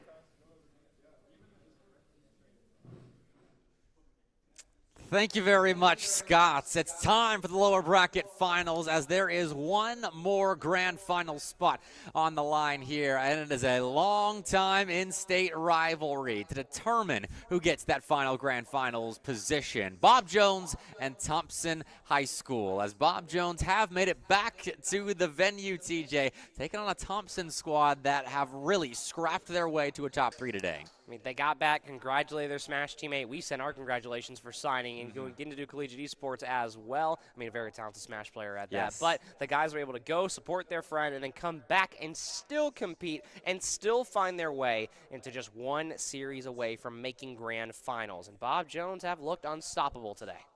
They have, even with playing with their Valorant captain as their third, instead of the regular Jonah or Reach, who have various other things to do today. One's in a different state, and I know Jonah had an AP exam this morning, so Bob Jones has been staying busy today, but they're still finding ways to win. And while Forsyth Esports do await pair of potential best of sevens in the grand finals, they watch eagerly to see if Bob Jones can still keep the stranglehold on the state of Alabama that they have had for a long, long time, due in large part to Hiroki being on this team, which this is his final LAN with Bob Jones. It's a bittersweet conclusion to a long and storied career. So I think it's fitting that he and Fish are up on stage, and Saint, the Valorant captain as well, along for the ride, performing admirably. I mean, the storyline is there for Hiroki. In your last ever high school LAN, you managed to show up late. You had to DQ 2 different series. Then you make the losers run. You get to win against the state of Alabama another year in a row. And then you may even get to take on some of the best that Georgia has to offer, and with a bracket reset. I will say the script writers are doing a pretty good job thus far, even though I may be potentially Georgia biased, and that side may be Alabama biased. But either way, it's a full Alabama matchup, and I have to give some context on the group stage matchup between these two teams. Bob Jones showed up. It was their, I believe, second series that they got to play, and it was obviously the Thompson group stage series. It was a 3-0, the only team in groups that that Bob Jones actually 3-0'd. The scores were 3-0, 3-1, 2-1. So we've talked about Bob Jones hasn't really won many games by 2 goals, by 3 goals. They've all been very close, and Thompson, a team who I think could take Bob Jones to the distance, especially if Lee were able to do it. But now Thompson are going to be fighting probably the toughest hill out of any team here, because they still haven't even found a game against Bob Jones. And the Patriots have looked human today, playing with a sub they're probably not used to playing with, a part of that. But Thompson have looked consistently effective on the pitch today. They handled business against Lehigh in the last round. Against Forsyth Esports, they have looked very, very good. A pair of 3-1 losses, but still quite close 3-1 losses. And you see the bracket right here, which that Bob Jones visit to Champions Field early on in the tournament definitely jumps off the page, but Thompson have a doable task, I think, in front of them, considering how they've played today. It's wild as well, because if Lee did find game 4 or 5, when Bob Jones had to leave, that actually would have been the end of their tournament run. But because Bob Jones won that, they got to forfeit winners final and then end up right here in this match. It's about 4 12:30 here in CST, and so we're only about less than an hour, about 30 minutes from Bob Jones even returning. So the fact that everything has worked out in their favor, despite how much their entire careers have worked out in favor for them, it's absurd, but they're here to take full advantage of it against Thompson. 3 straight series wins required of whoever emerges from this lower bracket final, regardless of school affiliation. But here we go. Thompson versus Bob Jones, a best of 5 to determine who joins Forsyth in the grand finals of the SEL High School Showcase. And it is Thompson with an early opportunity, but Fish is ready to stomach that King K. Rool shot. I think the biggest story point, not only for both Hiroki and Fish in their high school careers, but of this whole tournament is, yes, Bob Jones have to play with a sub. Yes, they are weaker, but with Fish, who is an incredibly talented player, and Hiroki, who is not that far behind, your next question is, how do they decide to either let Saint play around them, or how do they play around Saint, and how successful can it be as they go literally up the seeding team by team through Lee, now have to get through Thompson, then have to get through Forsyth. And for Saint, I mean, you're playing alongside 2 very high-level players. It's not going to be easy to predict what they're doing with the ball. So for Saint, getting integrated into the rotations, into predicting what Fish or Hiroki are doing, that's a critical part of Bob Jones putting this run together. But so far, so good. 0-0. Bob Jones have decent possession at the moment, though Thompson can counter now. You see Saint take some time here, does find Fish in the midfield. Could be a shot as well. It's going to be all sorts of miscues. And the first goal of the losers final goes to the sub, the Valorant captain, Saint. He got bumped into this as well. This okay, Game might have bailed out. I don't know what happened. Game is game. He was just flipping errantly, and then the ball appears in front of Saint's path, and that'll be the opener for Bob Jones. They strike first in game 1. See this ball roll up the side for Bob Jones and Saint all by themselves. I would imagine if Saint isn't much of a Rocket League player, is still Diamond, I wonder how much better Saint will get throughout the rest of the day. But Thompson, if they're going to try and actually win this series, you can't let silly goals like that one in. No, that's a frustrating one, I'm sure. Fish does get that flip reset, and Ollie's respected it. Maybe playing the high part of the goal, hoping King K. Rool could cover the low, and no one covered anything. That was an opening that Bob Jones uses now to gain a 2-goal lead. And despite a decent surge forward off the opening kickoff for Thompson, this game 1 is all Bob Jones. I have to mention as well that Fish is indeed in the Roadhog, which Fish has looked really unstoppable today. Even Hiroki in some of the earlier games was getting bumped out of the way like we just witnessed there, or simply wasn't shooting the greatest. But Fish, obviously more than confident against anybody here today. Bumping one out for Hiroki as well, who could have an open net if they can move quick enough, but nobody other than Orange Cars is there to try and make a play. And Wicked Jinja, somebody who this entire venue has relied on to create clips, create high skill level moments for Thompson, is getting blocked so far. No one has had a step-up moment for Thompson just yet. All 3 are capable, however. Wicked Jinja now with a half a tank of boost. We'll watch as Fish clears the ball downfield. Ollie's and King K. Rool in the same area, but Thompson do maintain their stead in the blue Bob Jones half, and Saint will try and change that, but Wicked Jinja reads the attempted clear. And now can you read this, Thompson? Fish gets a couple of flip resets, and will meet King K. Rool deep in Thompson territory as Bob Jones break back into offense, but only for a moment. Funny enough, if we're not in the Roadhog for that flip reset, it's probably a Fish goal. But regardless, with Saint playing an incredible first-man job, I mean, that right there was just like Reach or potentially any Bob Jones member in history. That right there was truly impressive and probably goes to show just exactly what Fish and Hiroki are actually teaching Saint throughout today. Now with 2 minutes to go, they seem to only be getting better, but Thompson's got to find their goals earlier. I'll say they might not find any at all, and they can't even get out of their half. A lot of hairline saves at the moment for Thompson. Close shaves on their goal line. It is keeping this game in a manageable state. Final 100 seconds, and Thompson are only down a pair of goals, and that could change with a counterattack at any moment. They've gotten close a couple of times, but so far, their 2 shots have not been enough to break through the Bob Jones back line, whereas it seems like the Patriots, when they will it, can score. 2 for 4 for Fish, and it's pretty simple the way the formula works. If Fish is hot, Bob Jones win, but also due to how skilled Bob Jones is, you can say that about any player. Even Saint has a goal in this game. In fact, he has the only other one next to Fish.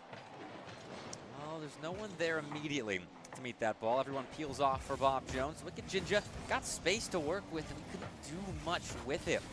Thompson seemed to be faltering a bit when it comes to individual ability on the ball, and Wicked Jinja misses right there as well. It's a little weird for the Warriors on the pitch, but still down by 3. This is possible for Thompson, but they need some offense now. K. Rule has room and not a lot of boosts to go to work, and Ali's is not in a poor spot by any means, but here with 50 seconds to go now, it looks like it may just be a formality. Top left was there, and as you can hear the post clink off, it will not be an instant goal, but with a 3-goal deficit, I'm not sure if it matters at all.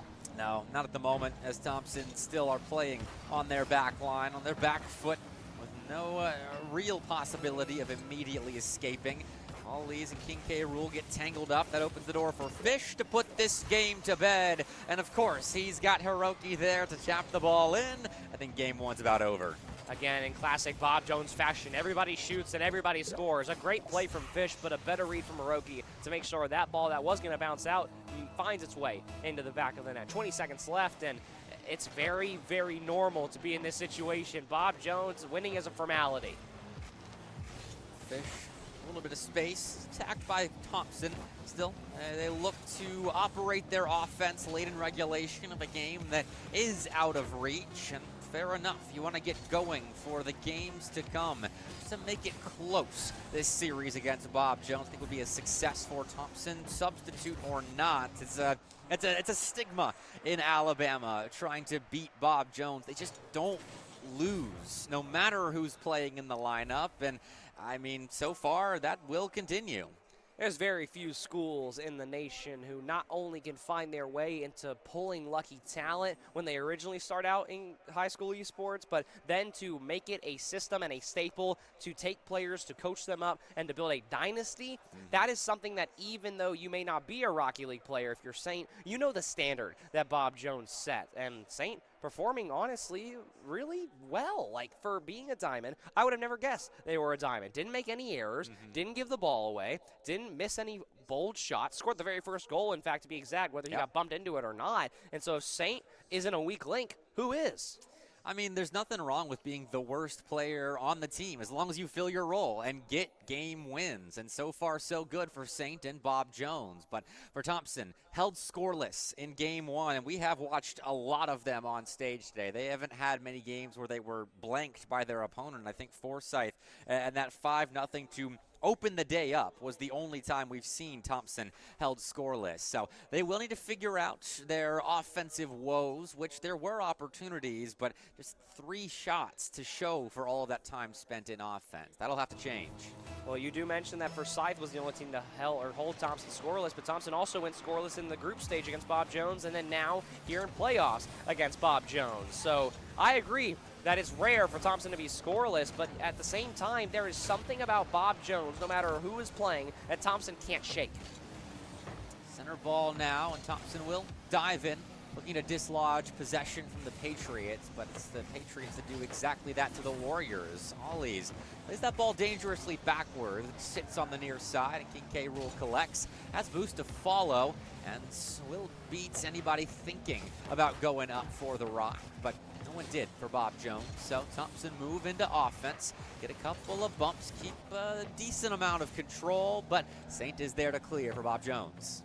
Awkward plays middle in order for Thompson, and many teams have struggled to make their way through the Thompson half, but with an attack led by Fish and Hiroki, there seems to be more holes than you can really count in the Thompson defense. As now we'll see Ali's try and cover those up with a touch to the side, but Fish does have time and space, has a reset with the Roadhog pinching below one, dunking as well, and Fish and the word highlight go together like peanut butter and jelly. I was waiting for him to have a pop-off moment like this up on the LAN stage. I jokingly asked them as they were getting ready for this series, you guys have much LAN experience, and you have to be walked through playing on a stage, because they have so much time spent on a variety of LAN stages, and big online stages as well. These guys are used to performing at a high level, and there's a second. Saint gets involved. I only hear Bob Jones get loud when Saint scores. And so we got to hear a decent amount of volume, and Saint, well-positioned, second man comes in and also taps it in top left. So again, Saint, right place, right time. What more can you ask for? Good positioning, and Bob Jones sets up their super sub for success and a 2-goal lead. Now in game 2, Thompson are still searching for their first, and this is looking dangerous. Fish downfield has pace and a bit of space, but King K. Rool makes a good read off the Thompson backboard. Those rebound opportunities that you have to be wary of, however, and that too, Thompson defends nicely. Ball is tapped up once again for Fish, who is truly looking for more highlight plays. It will go low, and it will go in. 2 for 3 for Fish. This is so clean. Roadhog or not, Fish is still a human highlight reel, and it's another low finishing touch on a flip reset play. 3-0. Bob Jones extend their scoring spree to 7. Fish is simply all reliable when it comes to any player here at this event. And I am excited if we do see Bob Jones roll through, which on that note, Saint scores again, and we hear volume from them even louder than before. That's a rough one. I mean, Saint puts a good shot on target, double 50ing the Thompson defense, but Ollie is a little bit awkward there trying to read what the heck was going on in that orange box, and he couldn't, so Bob Jones makes it 8 consecutive, and that streak is almost broken by a Thompson kickoff goal. Saint waits, bides his time, and allows Hiroki to pop that ball off the ceiling, and Thompson are still searching for that answer. Thompson just simply struggling to find offense at all, let alone something crazy like Fish. Oh, there it is. Finding a reset, wide open net here. Wicked Ginger shot is weak. Hiroki spines. I don't even think it would have mattered what side is able to get back to that ball. And here comes Fish once again, trying to set up Saint. They're trying to feed him and get allowed once again, but thought to hold off for now. We're about the halfway point here in game 2, and Thompson are finding dunks. They're finding decent pressure. They're getting another open net, but they can't find the back of the net. Wicked Ginger just narrowly missed out on a hook shot to put one on the board for his Warriors, and now Saint is still involved in offense. Center ball and a bump as well that invites Hiroki into the fray, but King K. Rool collects at the midfield line. Will clear once again for Thompson. The field domination numbers are 50-50 here. Thompson are doing a good job of at least playing in the Bob Jones end, but for the most part, those offensives result in nothing more than just time spent in the offensive half. No shots and obviously no goals. 2 minutes left to go, and they were just ticking away for Thompson in terms of any hopes. And Hiroki finds the demo. Fish finds the goal. I think I've said that more times I can count across the entire school year, and it's an easy combination. Oh, it's a hat trick for Fish in game 2. He has certainly been involved on Forbidden Temple right now. 5-0. Bob Jones might be on perfect sweep watch, in all honesty, and Thompson is more than capable of breaking that trend, but this Patriots roster seems dead set on attempting their first bracket reset to their careers. Fish does look middle, but is very, very quickly met by Thompson, and there is moments where Thompson are showing flashes that they can contend with the speed of this Bob Jones roster, especially when it has been diminished by a change in play style and a change in roster. But they still can't find anything. A very confident pre-jump as well. It really feels like it is a 1.5-man show where Fish does whatever he wants and Hiroki's there to play what's next, and even Saint showing up as well, and Thompson just simply cannot connect anything as a unit. Oh, King K. Rool looking to shift the offensive focus from the unit plays to solo efforts, but is shut down by Bob Jones, and that turns into a 6th on the other side of the field. Fish has 4, the Texas-sized hat trick in game 2. I think Hiroki was going to get there first with that goal as well, but Fish said, I want the 4 for 5, going for records here in the first ever SEL High School Showcase, and can you blame him? 6-0 here in game 2. 6 seconds left. Thompson, I mean, is looking for anything to really get going now. Just break the prospect of potentially being perfect swept by Bob Jones here. There still is a lot of time left, but you're looking at game 3 now if you're the Warriors, and take whatever you can from game 2 to build off of it and see if you can't stage a crazy reverse sweep comeback. Fish and Saint will accidentally double commit, but again, it really won't matter. We might as well already start talking about the strategy you should pull out for Game 3. And honestly, I'm not sure if I know where to start because Thompson aren't showing confidence in the half of Bob Jones. They're not showing confidence in their own half, and also the boost starving is pretty absurd that Thompson is dealing with right now. I think Saint has at least been taught that, to rotate all the way through with the big boost of another team. And that fact alone is something that even some Grand Champion players can't seem to do correctly. So big increases in strategy and skill level across the board for Bob Jones. But again, what's new when it comes to Alabama high school esports? Bob Jones up 2-0. 6-0 in that game. That's 10-0 aggregate, and it's the exact same shooting numbers actually as well that game. Bob Jones just improved on their 11-shot performance, and once again held Thompson to just 3 opportunities on target with decent field domination numbers too. It was 55-45. Thompson played in the offensive end, but they couldn't do anything with it. They were held largely to the corners and the sidewalls. That's just effective transition defense by Bob Jones. If you really want to, you can add the 8-2 scoreline from groups as well. Again, I'm not sure what it is, but Thompson have looked great against everybody else other than Bob Jones, which is probably the same for every team if we want to take it to that degree other than Lee going to Game 5 with Bob Jones. But it confuses me because, yes, Bob Jones is great. I'm not denying that by any means, but there is holes in their rotations. And if Fish is the only player who's able to take things to the sky, is able to keep rotation and connection with his car and the ball, I'm confused as to why Thompson don't feel the confidence. But now you're down 0-2 in the series. You have no choice. Now it's time to get back to throwing the kitchen sink and being annoying. That's how Lee and themselves took it to Forsyth, who are waiting in the grand final for the winner of this series. And you've got to start somewhere if you even want hope of coming back here in loser's find. Hopefully Thompson trust themselves on Driftwoods, because this could be the final game of their SEL High School Showcase run. They need goals to start, and then we'll start talking about a potential win as Bob Jones pieces together potential passing play, but shut down by Wicked Jinja. That's great defense, and there is Wicked Jinja diving in on Saint, though it's a 50-50 won by the Patriots.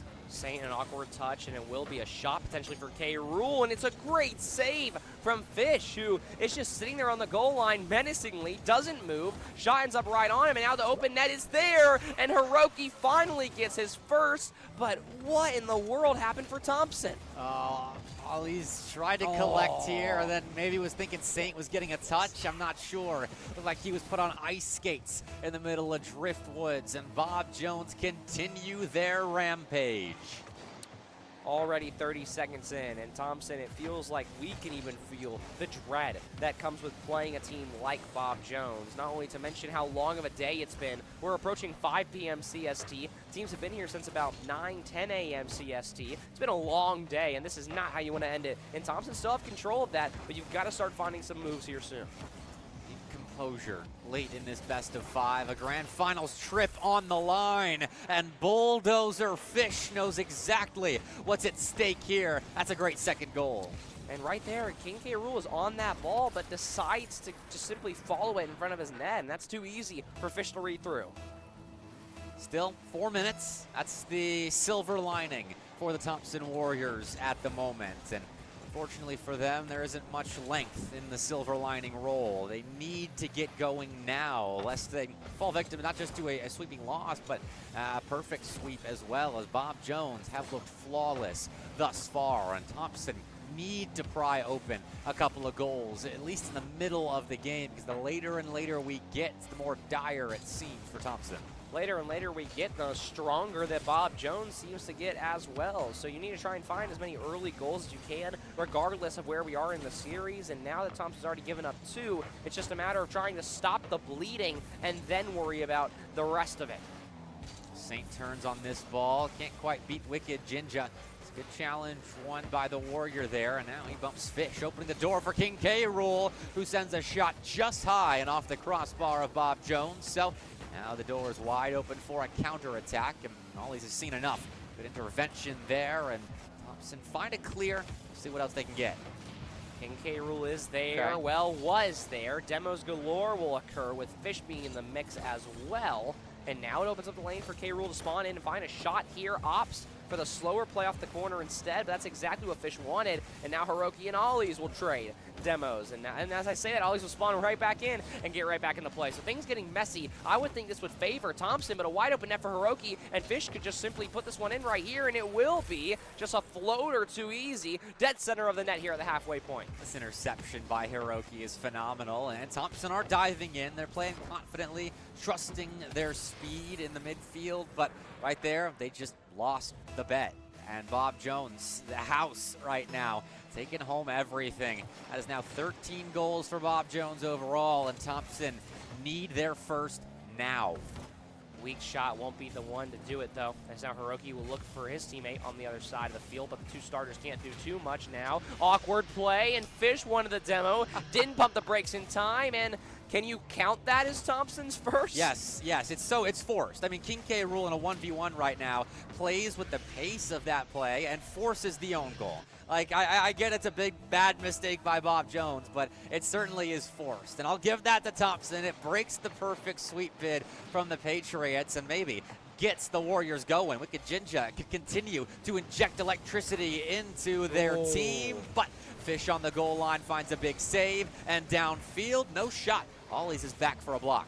Awkward play, though, for Ollie's, who didn't get any boost from the side wall or the pads or the big pad either way. And so now has to rely on King K. Rool, who could find some sort of a dooms. He could be a shot as well. Triple commit for Bob Jones. It could be another play. Many players jump. That one was just barely off the net. And if it was just slightly well placed, like that one, Ollie's will find instead. We've got a game here. All right, everyone, keep your horses in check. Thompson's not done just yet.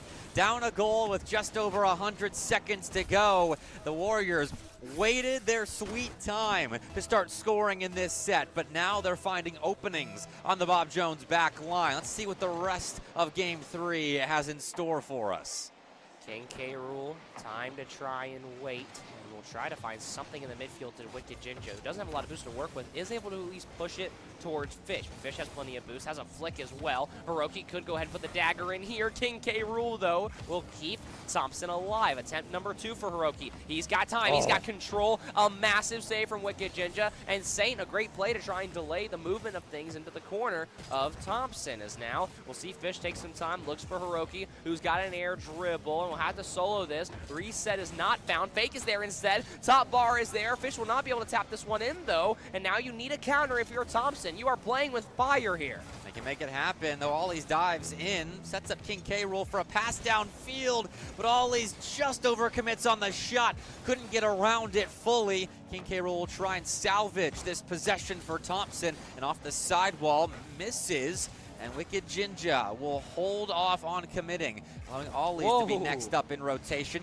Hiroki goes in and out on that shot. This is an opening now, but Fish is the opening closer. Gets a big save and holds off Thompson. The net opened up for just a second, but Fish out of left field is there to cover. As now Wicked Jinja will try to give another opportunity to a teammate, but Hiroki is already up and away. 20 seconds left. Here comes potentially the last team play for Thompson. It will be off of King K. Rool, who's got room, and Ollie's there to follow. Goes for the pinch and a bold move. Won't be able to get it. Won't get the beat. This could be game right here. Will be saved off. One more chance for Thompson to potentially push us to overtime. We'll sit down the side wall. Wicked Jinja has the ball. Middle, bump is there, nobody's there to answer the call. The ball will hit the ground, and Thompson in a heartbreaker after 2 goals in a row fall short.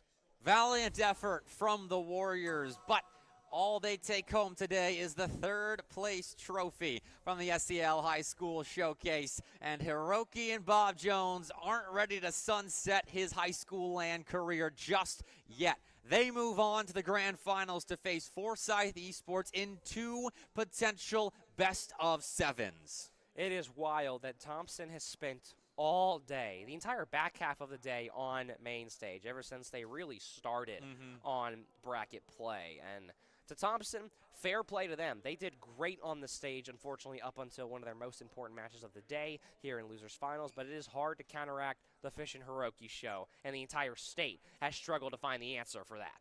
I don't think there's ever been an answer for that, actually. Only maybe in Play versus Nationals, deep into that tournament, has an answer been found. But regardless, right now, Bob Jones are looking good. Still technically haven't lost a series that they've played, as both of their losses have been forfeits so far today. But Forsyth Esports, for the form that they showed earlier in the tournament, I think they could hand Bob Jones an L. I really don't want to get ahead of myself because I'm way too close to the Georgia side of things as their coach for me to put a prediction down. But I will say, with a bracket reset, I think the odds get just a little higher. And I also believe, we've talked about this already, in terms of play styles, I think the Forsyth side of things is a clean team. And they are a more balanced team compared to some of the other teams at this land. So if that can come together with all the right moments and maybe forcing a mistake here and there, who knows what could occur. It's best of 7 action, though, for that and the bracket reset if needed. And that grand finals is coming up in just a little bit. Of course, shout out to our sponsor, MSI, for supporting the Southeastern Esports League all throughout Season 5. Support Scholastic Esports sponsors. They are few and far between at times, so thank you very much to MSI. But our grand finals is coming up in a little bit. Bob Jones versus Forsyth Esports, a battle of Alabama versus Georgia, a border war to finish off the SEL High School Showcase. Coming up in just a bit.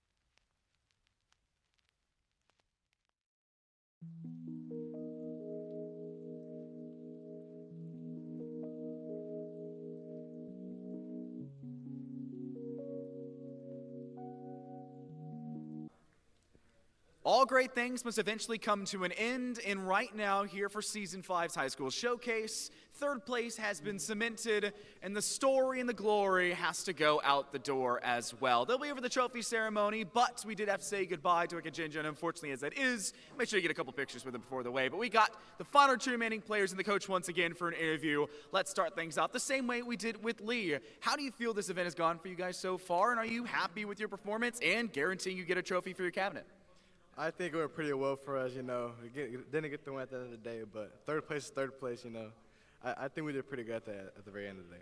Yeah, I think that was a pretty entertaining finals. I think the score, a lot of people are like, oh, it's Bob Jones, but y'all put numbers on him right there at the end, and you fought hard right to the final buzzer. As for you, how do you feel that the event as a whole has been for you guys? The competing, the teams you're competing against, and the possibility what that's going to look like for you guys in the future?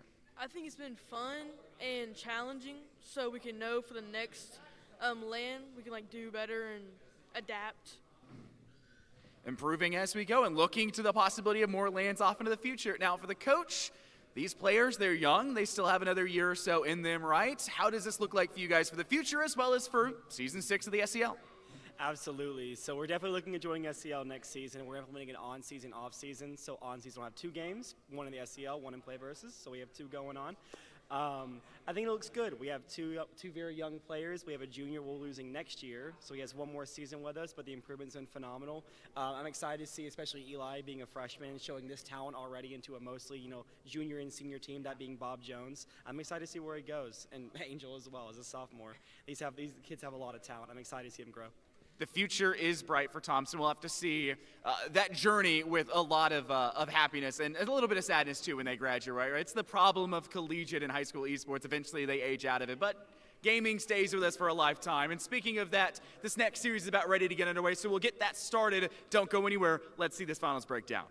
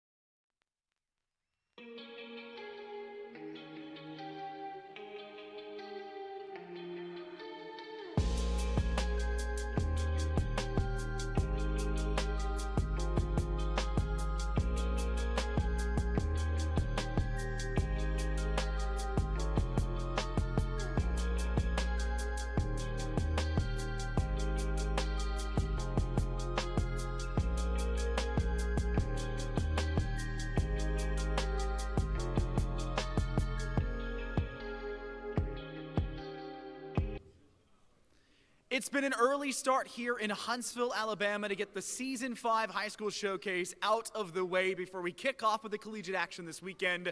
But we have to end things strong, and that starts first with a grand finale. Two teams who have fought their way through the bracket through a group stage and now double elimination, one of which you had to take a forfeit to get a game out of the way and now is required to bracket reset if they want to come away with the first place trophy for Season 5's High School Showcase. Let's welcome the team that has to do just that, Bob Jones first, onto the stage. They have to go through a big battle, and the number one question they had coming to this one is, will we get a break between them with a full expectation that they are going to go through and get that bracket reset underway? And the team that has to shut them down, Forsyth, up next to walk on up into the stage. They've had a pretty darn good set of series throughout the day, taking down Lee, taking down Thompson, and now has to do it against Bob Jones. The biggest threat, it is Georgia versus Alabama in this sense, and I'm not talking an SEC rivalry for football, it's Rocket League. TJ, Blake, take it away. In my long career of casting lands in the state of Alabama, I have never seen Bob Jones lose a LAN. This being Hiroki's final one, I don't foresee them giving up an L without a big-time fight up on the LAN stage. But Forsyth Esports can give them that big-time fight. It's Georgia versus Alabama up on stage, TJ. How about that? We can see two best-of-sevens here. It's the matchup of our dreams. We talked about it in the very beginning of the day that we have been trying to work on something where we could see state's best play on LAN. We talked about doing a high school Georgia-Alabama showcase years ago when I first joined the SEL, and now here we are. And I think we truly have the best of the best ready to go, even though they are both mixed rosters. Right. I mean, Saint filling in from the Valorant side of Bob Jones technically isn't a Rocket League state champion, and so he'll be the only player in the lobby that isn't a Rocket League state champion in their respective states, which is wild. We're getting that kind of talent up on our LAN stage to just kick off a weekend of Southeastern Esports League, Rocket League, and Valorant play as we wrap up Season 5 of our Collegiate League and look to expand into high school for Season 6. This is the best way, I think, to sign off on the spring. Well, I think without further ado, why don't we talk about how we actually got here? Let's bring up that bracket. It has been quite the day. Before we even got to this bracket, Bob Jones and Forsyth went 2-1 individually, with Bob Jones getting the tiebreaker. Meanwhile, Thompson and Lee went 1-2, with Thompson getting the tiebreaker. So your seeding works out directly how you see it on your screen. And then we get all the way to winners finals, where Bob Jones had to leave and then forfeit that matchup, came back just in time for losers finals and dominated Thompson, and are now here in another grand final. And that is a terrifying idea. The fact that Bob Jones could still forfeit 2 matches, play with a diamond sub, and still win a LAN. Some teams are just full of golden boys, and up until this point, Bob Jones have been golden boys. A lot of AHSAA state titles under their belts, and a lot of main event hosted by North Alabama LAN wins, and potentially an SEL LAN win as well. But Forsyth Esports have looked good today, TJ. And I think of all the teams in our lineup so far, they mechanically can keep up with Bob Jones. I think mentally, with all of the changes that have happened, I personally believe that Forsyth can out-mental half of Bob Jones. Now, granted, obviously that roster is still 2/3 strong, and I expect them to put up a very talented fight. But I have to deliver some context before we really settle into this very first best of 7. These two teams played actually within 10 minutes, 15 minutes of Bob Jones even arriving for the group stage. They had to forfeit their first match, then had to go against Forsyth. I'm completely losing my voice now. Oh, no. But Bob Jones went 3-1 against Forsyth Esports. It was 0-1, and then it was 0-1 again, but going Forsyth's way. Then it was 0-1, 3-1. So the scores are about as physically close between these two teams as they physically can get, but Bob Jones at the end showcased why they're the team to beat.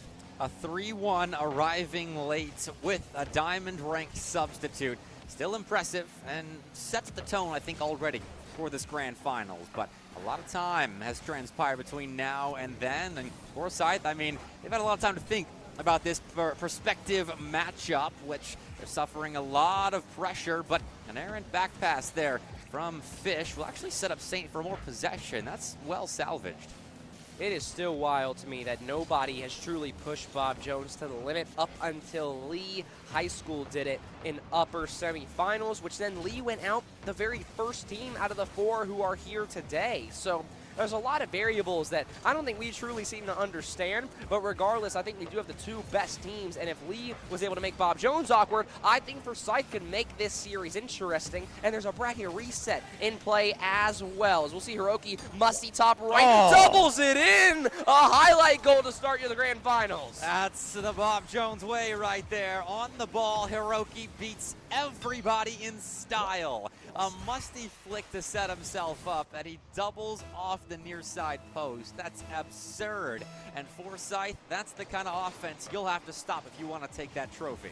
Hiroki hasn't been forced to step up for most of the on-screen games because Fish simply has been scoring everything. But Hiroki is just as talented of a player on the land stage as Fish is, as many of the Bob Jones Rocket League players are, especially together. But with Hiroki, a solo play, a neutral air roll solo play as well, and a musty, that's exactly what you want. And now Fish, who is still in the Roadhog, by the way, looking good with that flick as well. And that Roadhog collects possession in the Forsyth corner, leaks out to Saint, who puts a good shot on target, and for their rank, honestly, Saint is pretty consistently solid when it comes to placing shots on target. They've got good pace behind them, and they're on frame, typically savable for a defense that is awake, but still, it's good pressure to have. Your super sub in Saints just making defenses work that little bit harder when they're already trying to stop Hiroki and Fish in offense. That's that little bit of cherry on top of the Bob Jones attack could break a defense, but here we go. Forsyth get an opportunity of their own. Decent air dribble. Fish is really uncontested and really unconcerned. And Saint will get a pass to Hiroki. Not a lot of boost to really go around, though, for Bob Jones, so it will leave Fish all by himself. A great first touch, though, and now Fish directly on the counter. Looks for more. No reset, but doesn't need it. Simply fakes out Burke, and now Asian Eyes will take a player out of the way. But nobody left just yet. Now it's going to be a great shot from Fish, and it's wide open. Third man I thought was there, but not sure what happened for Forsyth. That ball popped out to Fish as Gabo takes an errant touch, and it doesn't look like anybody was ready for it, as everybody was leaking into the corner. Asian Eyes, the second man technically, has the ball put into a spot where he can't get to it, and Fish was completely prepared to slam that ball on target. You just simply don't have time to overstretch your defensive rotations against a Bob Jones roster, regardless of how good they may be, even with or without a sub. Forsyth will learn that the hard way, and with 90 seconds to go, you need to find something, a great 50 from Asian Eyes. If there is anybody who can kickstart this Forsyth roster, who represents Georgia at its peak, you got to go with Asian Eyes. Saint is the lone player back at the moment. Hiroki will rush to join him, but Gabo with a redirection sends that ball deep into enemy territory. The Asian Eyes has been taken out of the midfield line, and that should allow Bob Jones entry back into offense. I don't know if it'll be easy entry, but definitely an opportunity for them to maybe add a third to their tally, though. Forsyth collect the ball for a moment and see Fish in his Roadhog in that Bob Jones end. Find a clear and immediately more good looks on the blue net. Early push from Asian Eyes. Could have a 50 as well. The net will be opened ever so slightly, but that 50 bounced almost directly vertical after the interaction happened. So no easy counterattack. Forsyth will like to have that one. That's a tough miss as well. But with 30 seconds left, Forsyth simply need to get one counterattack moving in the right direction, or else you're going to start the grand final scoreless. Hiroki with a double. Doesn't fool Gabo. It's a good read. Sets up Burke for a clear. This is where Forsyth need to get their offense going, and Asian Eyes tries to intercept that Hiroki and Fish passing play. Can't do, though. I thought Gabo had that play covered on the backside, but Hiroki dunks him into submission. Hiroki was already just waiting for that play, and Gabo's touch unfortunately not safe enough, and it's too easy to then have the follow-up shot. Big game for Hiroki. Such an impressive read as well, because he's reading that backboard bounce really as Gabo is hitting it. Not sure how much power is going to be on the attempted save, but Hiroki jumps up with confidence, and that's why he has won as many state championships as he has up until this point. 3-0, Bob Jones. A pretty good start for their potential bracket reset bid. 3-0 isn't a casual Bob Jones blowout. Could have been 3-1 with an extra second there, but it won't matter either way. A very clean calm, consistent game from the defenders of really Alabama, especially with some invaders here from Georgia.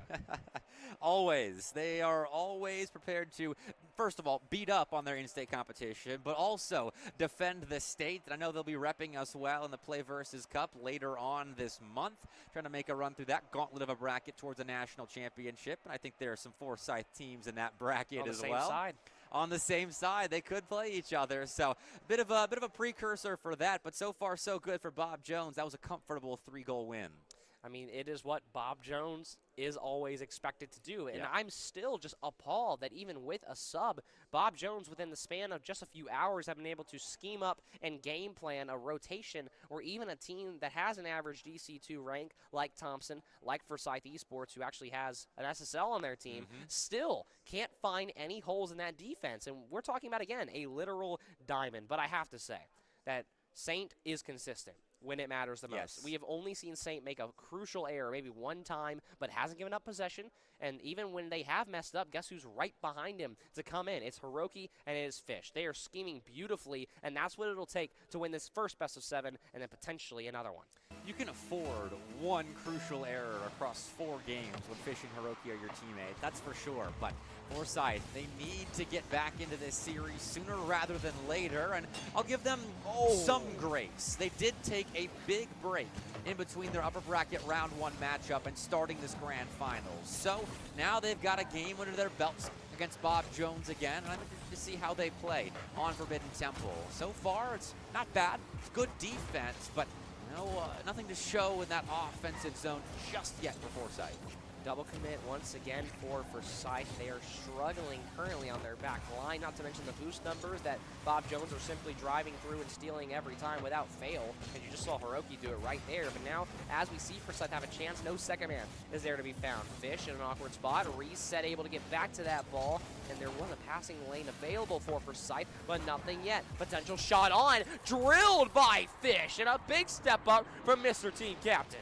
This is just a repeat of Bob Jones' last series on the stage, where they went on an absolute rampage against Thompson, held them scoreless through almost 3 entire games, and put up numbers themselves in offense. And so far, it's a 4-0 scoring spree for the Patriots, as Forsyth really haven't even tasted the offensive zone yet.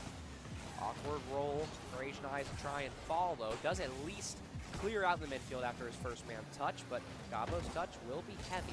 Also does try to force a double commit out of Bob Jones, but nobody really going just yet. That shot right on the net, and it will force Gabo backwards into an awkward spot. Forsyth really just have to try and take the small victories in their own half first, as now we'll see a fake, we'll see a bump. Gabo does exactly that, and Fish is knocked out of the way for a tie game. And we thought Asian Eyes was the guy that was going to step up and solo his way to a Forsyth goal. No, Gabo right here gets it done, and that is a perfect read on the last man of Bob Jones. He just took the ball straight down the throat of the Patriots and took out the last man that could have blocked it. 1-1 Forsyth get themselves going. Awkward play for Asian Eyes, no touches made. It could be a shot for Fish, but Gabo is there once again to make a big play. Now Hiroki, awkward interaction off the ceiling. Gabo's immediately up, has to try and beat Saint, has the backboard to use, but those are opportunities that you simply cannot let go away, especially with Saint under the ball, not making a direct challenge, and now the counter starts for Bob Jones. Even if they're worse, they're still ready to go. Okay, a little bit of a pickpocket there. Bob Jones take the ball away from Burke, but Asian Eyes will collect. Full boost tank, but no longer has access to the ball. Fish does. He'll go low with it. A flip reset to put a shot on target. Though Gabo finds himself a save, and Forsyth are passing their defensive tests at the moment. Passing play as well isn't a bad idea, but it's not fast enough to really make anything happen. So now here comes Fish once again.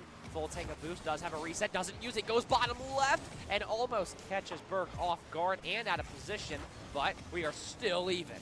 I know these Bob Jones guys have been on the national championship grind the last several weeks, and it shows. Fish in form is looking deadly at the moment, but Forsyth are reading him well. They need a well-layered defense in order to stop his solo efforts, but right there, it's all Asian Eyes. He hops up to the top bar pretty quickly to find that save and keep us level.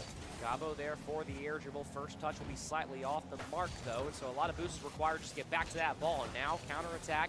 Well, won't exactly be in order. Hiroki will slam this one away, but Fish is immediately there for a bump. And now Hiroki forced to retreat. 2 minutes left. This is the most back and forth I think we've seen anybody with this Bob Jones roster. About time, honestly. Forsyth collect themselves in game one. Now Forbidden Temple thus far look like they seem to have found at least a piece of an answer to the Bob Jones question. But Fish still has Hiroki center now and does get the ball to his longtime teammate, who sets him back up for a rebound chance. Though Forsyth once more make the saves they need to make, and now have set up Asian Eyes with some space. It's a one-on-one against Hiroki, but on the near side post, the defender wins out. You talk about who's going to counter Fish. I think Asian Eyes right there. Those are the chances that you can't let fade away. But now with under 90 seconds to go, there is still a lot left to happen. Asian Eyes backflips, and his teammates are bumped as well, so it's just down to him to try and stall the game out. And so far, will succeed in doing so. But Hiroki has a teammate on the side wall. Fish will try to take to the skies here.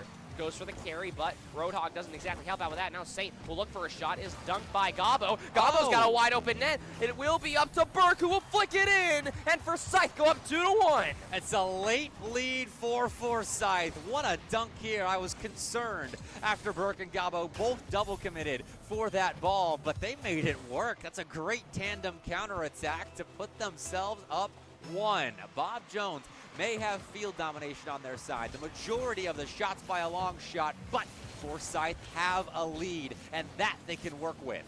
Only a minute left to go, and Forsyth are really on the verge of swinging the momentum and really the predictions across this whole series if they can just get back to even. They were able to do it once against Bob Jones. Can they knock it out again? This ball's middle. Hiroki's there. Nobody contests. Asian Eyes backflips, and it's too easy. There's just no one there to meet Hiroki. And I mean, Burke challenging there isn't bad, but right now, Asian Eyes hesitates, and that's what kills him. Fish and Hiroki link up for the millionth time and tie us up late. No boost as well. Bob Jones, again, that first man is always going to roll through the Forsyth half. That way, when counterattacks like that moment happen, they are too easy to try and convert. So now with 30 seconds left, Gabo's bumped out of the play, and now it will be a miss from Burke. The net's wide open, and Fish will score another one in a row.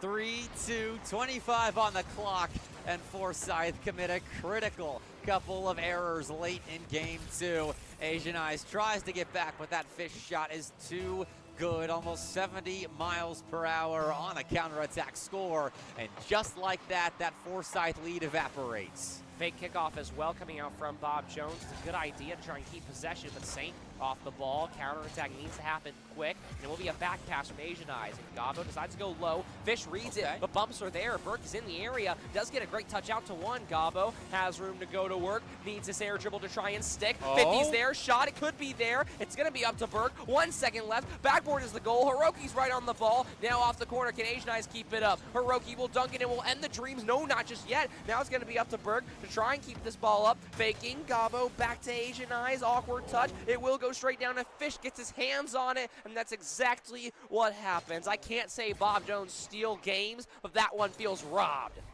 I mean, that's a robbery kind of their own possessions. They had 60-40 field domination, and yes, they lost a lead there kind of late, but Forsyth did the same thing, and they were fighting with scraps in that second game. 4 shots for Forsyth. Bob Jones had quadruple their opponent's totals. 16 shots for Bob Jones. I believe that might be the highest we've seen all day, and what better of a time for it to come out than grand finals. And I will say this, at least for Forsyth, 2 for 4 is efficient, and so you know that your offense can make things happen, especially when they created a few open nets there towards the end. But you can't let Bob Jones sit in your half for that much of the game, and even when you did finally get your first lead, you've got to hold on to it. You're down 0-2 now.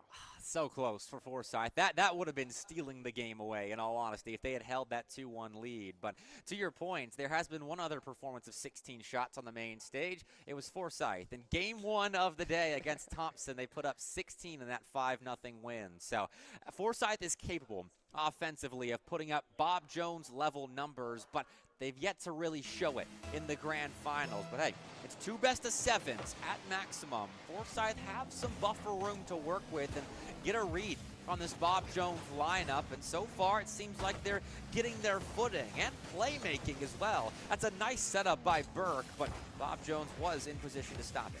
I think the only scoreline that would scare me if I was within Georgia would be potentially a 4-0, but hold it because Gabo goes double flip reset.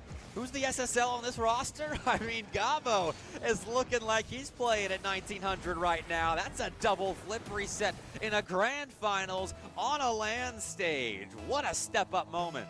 Well, I was going to say that the only scoreline that I think would worry Georgia fans is a potential sweep here in the first game of the bracket reset. But Gabo wants nothing to do with that, wants to get game 2 back, which I'm sure they're thinking they deserve. George makes a nice read. It's a high altitude there in defense. Follows up with some pressure on Hiroki. Dislodges the ball from Bob Jones, who will fight back for it. Fish with no boost, chases Asian Eyes down and almost notches an equalizer. But it's a well-layered Forsyth defense that prevents Bob Jones from getting anything easy. Tush will go middle for Gabo once again, who has really been on fire in the last game and a half, and tries to keep that motion moving towards the Bob Jones half, but they have the counter, at least for now. A great 50 from Forsyth as well. And so here comes Gabo once again, up and over 1. Reset's going to be awkward from this position, not able to find a shot out of it. Asian Eyes up, will try to meet Fish at the rim, but Fish, fastest player on the field, one of the fastest in the state. That shot's just on, and it's so awkward for Gabo. No save, and it's another freebie. It's Saint scoring again. And the camera pans dramatically to the ashes of Saint, who was taken out by Burke there, and watched from limbo as his shot went in. Awkward moment defensively for Forsyth, and they concede their lead. And now here comes a kickoff, and then it's going to be Asian Eyes to Gabo, and it will be another goal in a row. This game's getting, I won't say out of hand, but it's getting crazy. I mean, 3 goals in 90 seconds. I'll take it. Forsyth negate that Saint outplay. They'll take their lead right back. It's a tug of war on Driftwoods, as this is an important game 3. Big moment, especially after giving up a tough goal like that. Caught awkward off your own back post. That's big for the mental of Forsyth. And a big bump from Burke as well will give Asian Eyes some room to push this ball down, but it will be Fish who's really comfortable there until Asian Eyes comes out of nowhere. Now all 3 members of Bob Jones have to dive on that ball. Now backboard will be the goal. Will be a great catch from Burke, but has to be careful about where he decides to place this. Does get past 1. Asian Eyes has some room, but Saint a great 50 to stop a 2v1. Time. It's a 50-50 that's won outright as well. It's Bob Jones back up into offense. And while there are 3 minutes left and a lot of things that could happen here, Bob Jones nearly find themselves an equalizer sooner rather than later. And there you go. Hiroki signs off on the play, and we're level again. Shot after shot after shot. It's exactly how Bob Jones looked last game, and this is how they get 16. It's just relentless pressure. It's only a matter of time before 1 finds the back of the net. Still so much clock to work with now, and we've seen 4 goals in the first couple of minutes. I think Forsyth's offense has found a bit of a rhythm, but Bob Jones has stayed in theirs. Asian Eyes off the ceiling, outdoes Saint, who bumps Burke, although Gabo on the back line shoots just a bit shy of that orange net. Fish will counter now, goes backboard, and is met nicely by Asian Eyes. The transition play from both of these rosters on both sides of the ball is extremely impressive. Fish now off the backboard looks for some room, but Hiroki's just simply waiting for the clear out as Hiroki will try his best to get something going. Asian Eyes is already up though. No ceiling reset this time as Saint will fake for 1. That shot could be on net for Hiroki. Follow-up is there. Gabo, a great save through the smoke as well. That's impressive. Gabo reading the play nicely despite the smoke and mirrors in front of him. And now it's Bob Jones' turn. I think a good read defensively as Forsyth again try to kickstart some sort of longer offensive, but Bob Jones won't let him. Though on the flip side, Forsyth putting up similar defensive numbers, and it results in a counterattack goal that results in 1 fake, a flick, and a Forsyth lead.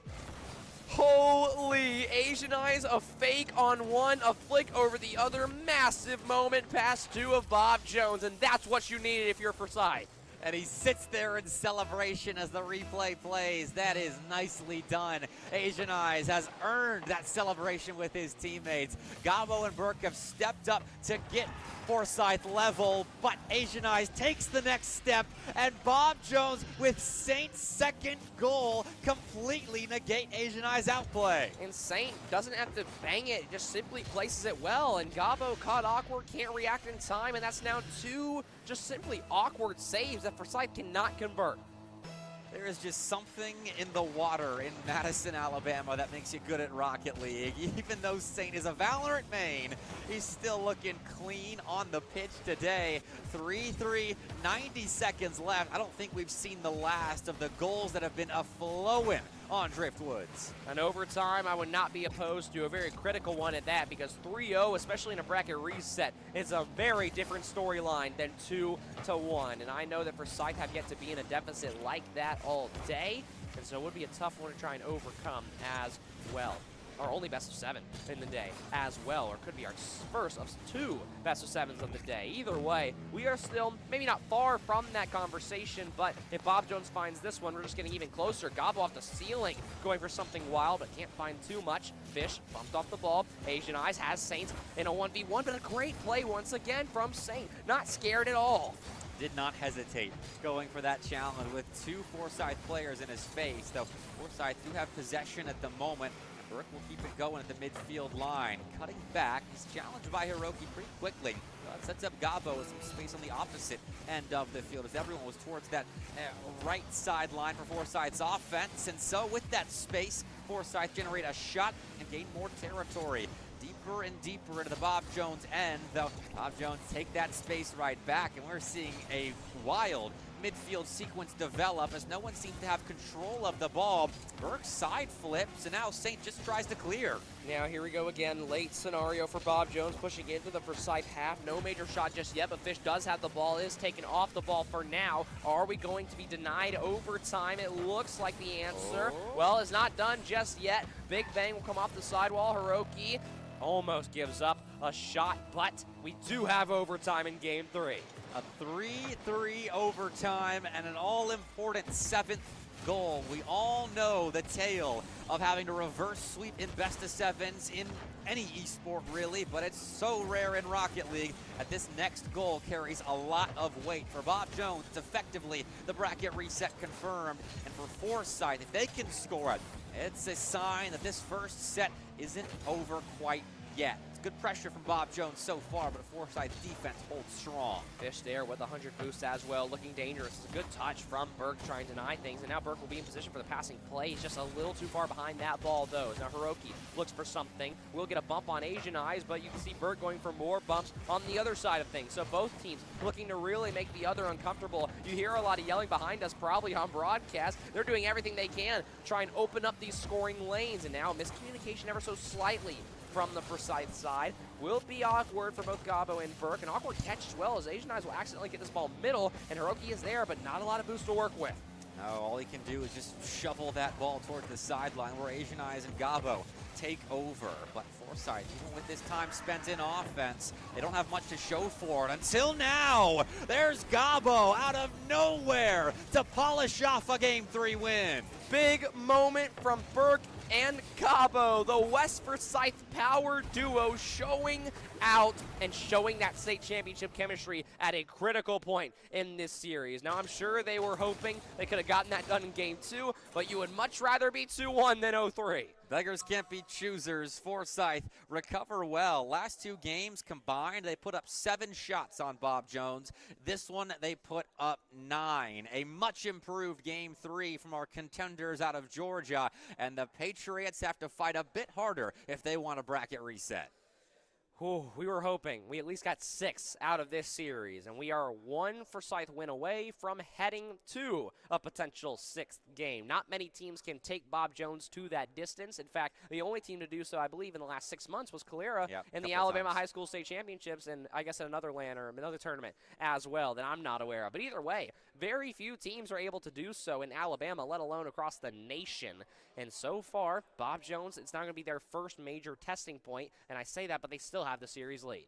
I mean, they still have control. That was a hard-fought effort just to get 1 game on the board out of Forsyth. They had to play a lot of good defense, as even in that last game, field domination in favor of Bob Jones. The Patriots outshot Forsyth Esports, and going forward, I want to see how Forsyth can develop this 1-game win, how they can continue to press their advantages, and if they can use the momentum of a 1 overtime victory to propel themselves to a grand finals victory.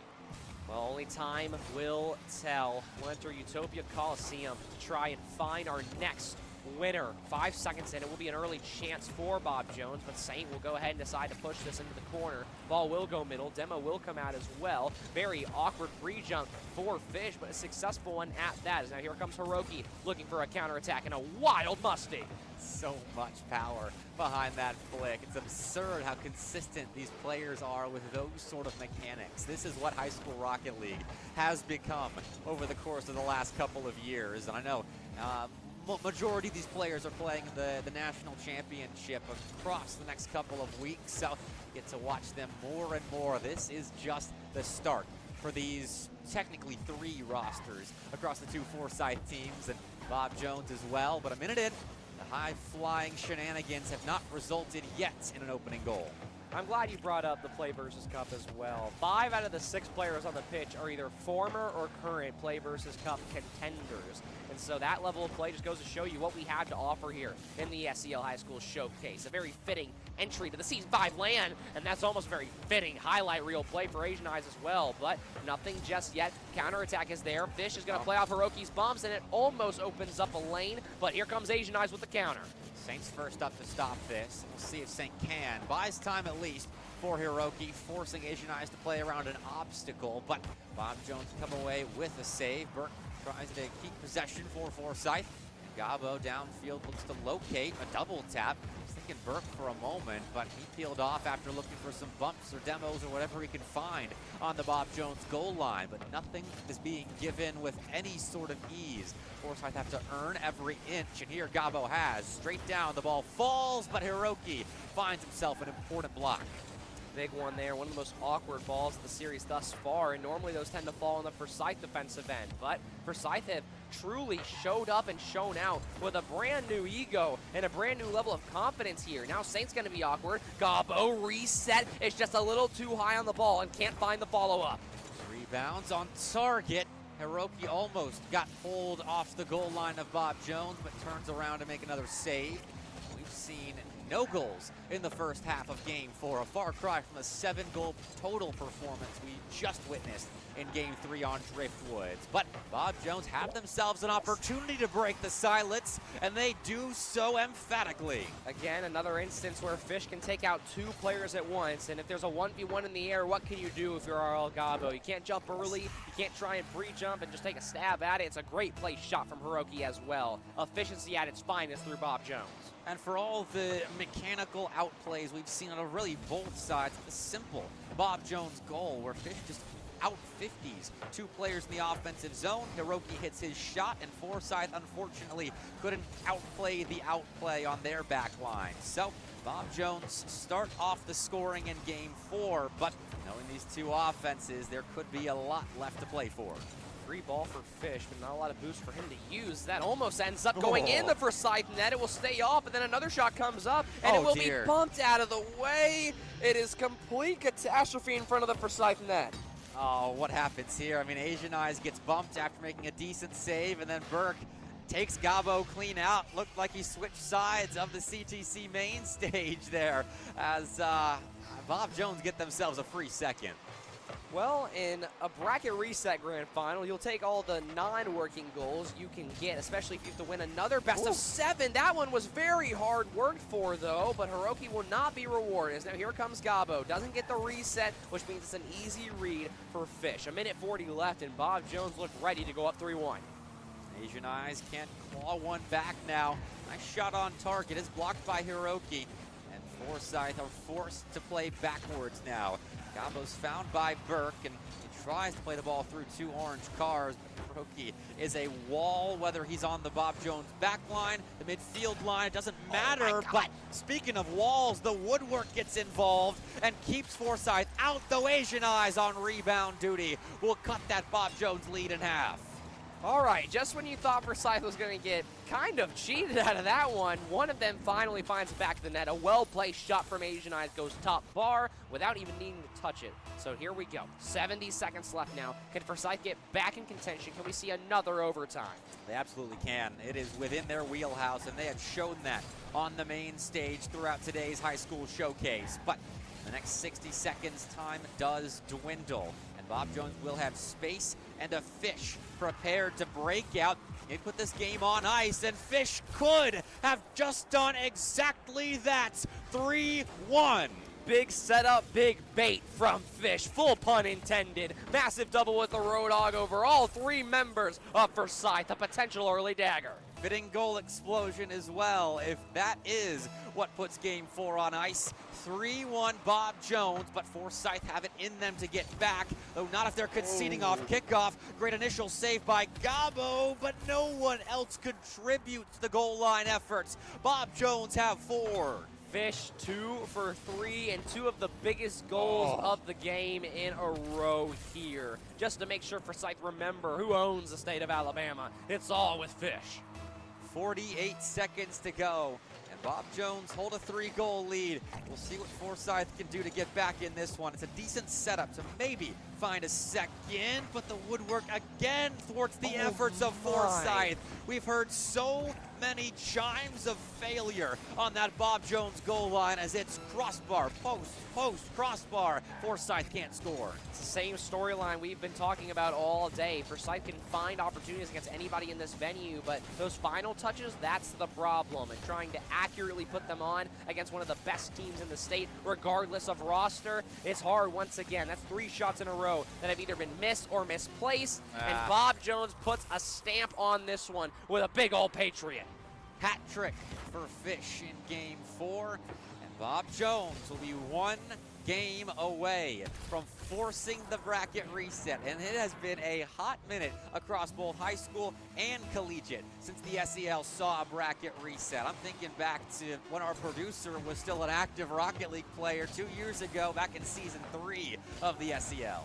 I mean, that was before I had even joined the family, so it's been a hot minute since we've seen something like that. Gabo double reset, though. A very clean mechanical goal, and you'll take it for the highlight reel. I need to know what Gabo had for lunch in between upper bracket round 1 and this grand finals, because he has come out and really put a stamp on some nice highlights, and that is a nice way, I'm sure, to end game 4, all things considered, for Forsyth. But Bob Jones do confirm the win, and wow, those shot tallies, 14 for Forsyth, 8 for Bob Jones, and yet Bob Jones outscored them 5-2. 5 for 8. I mean, I've already talked about it too many times to count so far. Bob Jones is the most efficient team at this event. They only need however many shots you get, how many goals you get. They don't need much more than how many goals you get shot-wise just to even find the back of the net. Forsyth can have those 2 goals. They can have 5 shots. Bob Jones just simply decides to score when they want to, and it's mainly due to Fish, who found 2 great solo plays towards the end there. Hiroki's on fire as well. This is where they're at their most dangerous, and the Play versus Cup is looming very shortly. I think it's less than a week away now, so they're in postseason form. It makes sense. I mean, this is the last dance of the Reach Hiroki Fish duo, and so they need to be in form to bring a national championship to the state of Alabama. I don't think that we've ever won a high school Rocket League national championship, and these guys can change it. They're showing right now how they look against one of, if not the best player in the state of Georgia, as Asian Eyes has been limited in this series. He really hasn't had his quantity of pop-off moments that we've seen already today.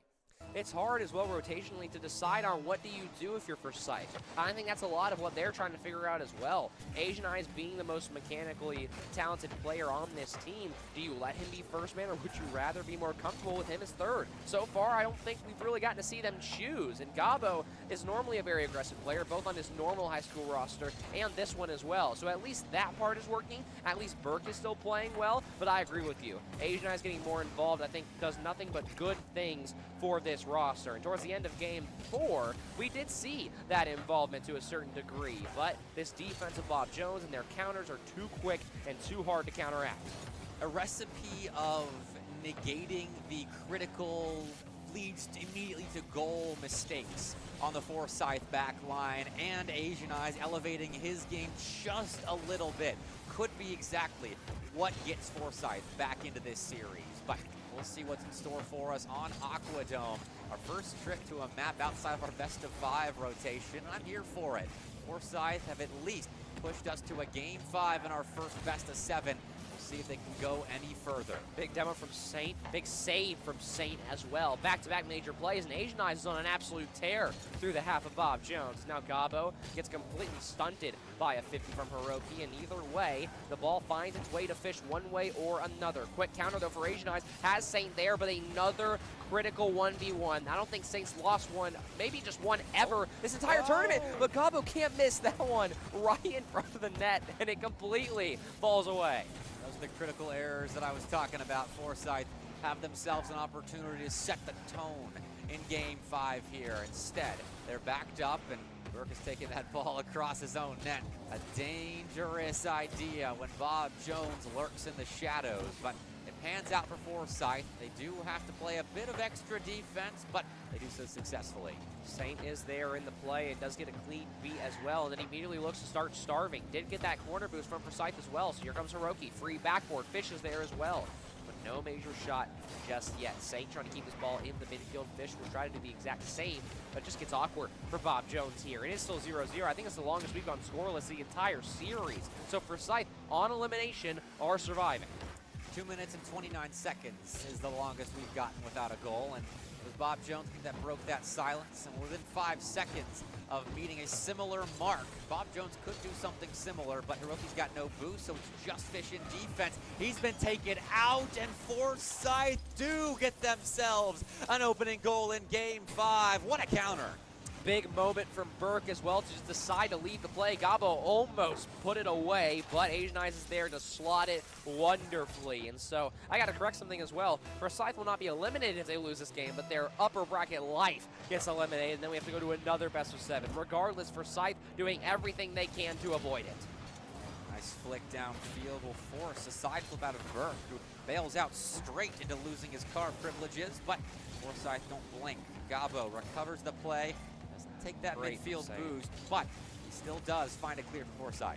Hiroki now downfield, looks for a 50, gets the reset, doesn't fake out Asian Eyes though, so here comes the counter. Bump does go down, Fish is by there lonesome, but can't find much more. Now Gabo does get dunked completely. Asian Eyes has to be careful here. Fish is bumping, Saint can't touch it, but Hiroki is there, looks for Fish, who was already, I think, about to go up, but goes back down after seeing Burke is up, now has full boost, full possession, makes his way past all 3 members of Forsyth, but nothing else major. Counterattack for Forsyth will be stunted in the midfield. Here comes Gabo to try and take a lead. That shot is rushed though, and Bob Jones with 90 seconds left get another counter chance.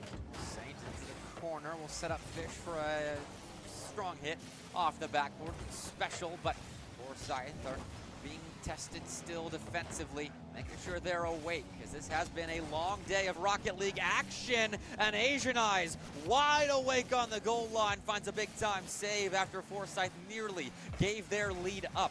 On the flip side of the pitch, he creates space for his 2 teammates to go off the backboard now. Gabo, though, can't double as Hiroki's in the way. Fish has the boost, does get the catch, and really hasn't lost a 50 at all in the last minute or 2 of play, and the demo comes through as well. So Bob Jones will continue to take stabs at Forsyth, and Forsyth needs some sort of dagger goal or any sort of safety net, because it seems like Bob Jones is just one good passing play away from finding the back of the net. Off the ceiling, Burke gets the ball first, but runs out of boost, so Gabo's assistance is required.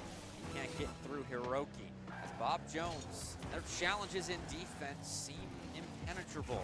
Outside of that one solid counterattack, it's been difficult for Forsyth to get opportunities on target that are of a decent quality, but what just happened? That's a miss from Gabo. He does clean it up, so Forsyth score a second, but where did Bob Jones go?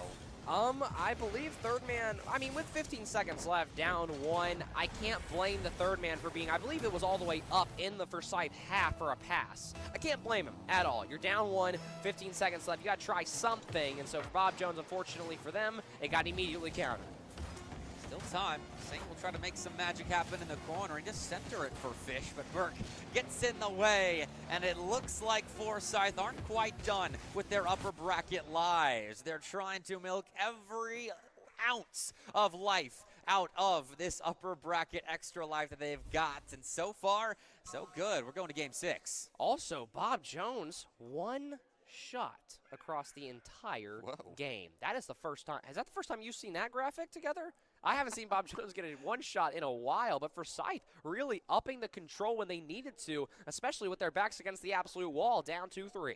Yeah, I'm not sure how many times I've seen Bob Jones held at just one shot. I could probably make a safe bet that that is the first time, as there wasn't a ton of offense for the Patriots. But, I mean, decent field domination. It was 50-50. We spent half of that game on the Forsyth end, but they just weren't allowing shots, apparently. It didn't even feel like that was a one-shot performance from Bob Jones. I think that right there might have been the best complete game that we've seen out of Forsyth all day. Not only just because of the skill level of Bob Jones, but again, with that defense and also pushing the defense out and extending it to where we only see one real shot from Bob Jones. We saw a lot of backboard touches. I think that's where our minds are probably going, but then none of them resulted in anything because they were either cut off, a player was bumped out, or it was met early on or on the backboard. So for Forsyth, playing calm, playing collected, and that's what it takes to try and end this right here, right now, but you've got to win 2 straight against the best team in Alabama. 2 more games for Forsyth here, as they've got momentum, they've got energy. I don't think that's ever been in question, as every time there's a Forsyth goal, we hear about it from across the CTC here at UAH, but same deal for Bob Jones. These goals electrify comms, electrify play.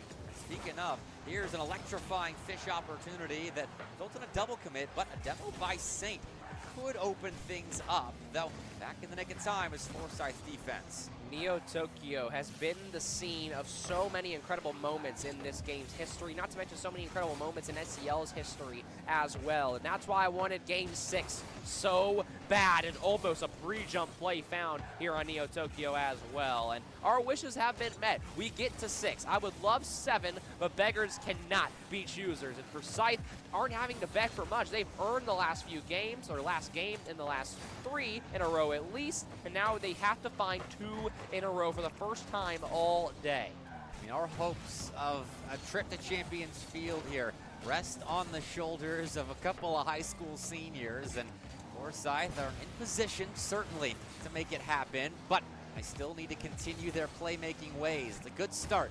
A couple of bumps in the midfield open things up in transition. Saints looking a little bit awkward, maybe feeling some pressure of having to step up and elevate their game, or at least stay consistent in a lobby that's playing at a speed that I'm sure Saint isn't used to. Whoa, Fish, big redirect backboard as well, but Burke is there to read it. Again, very calm and coordinated defense from Forsyth. Here comes Gabo now on the counterattack. No reset, does at least beat one member, but Saint will have to let Hiroki and Fish get to doing what they do best, working together to find offense no matter who they're playing. Awkward interaction in front of the net as well, but Gabo can't find a dunk, and now Fish is there for the counter. Gabo does cut back on that ball. Hiroki's sitting middle as well, but a very calm and patient Bob Jones. They're not trying to force anything here. Nice 50-50 by Saint, inviting Hiroki back into the play, and it's Burke and Asian Eyes on the goal line of Forsyth, looking a bit awkward, but Bob Jones couldn't immediately punish that misstep on the back line of the Georgia boys, but Fish can force more mistakes to happen, though Asian Eyes won't let him. He got a 50-50 in the general direction of Gabo, but that ball was moving so quick that I can't blame Gabo for not reacting in time.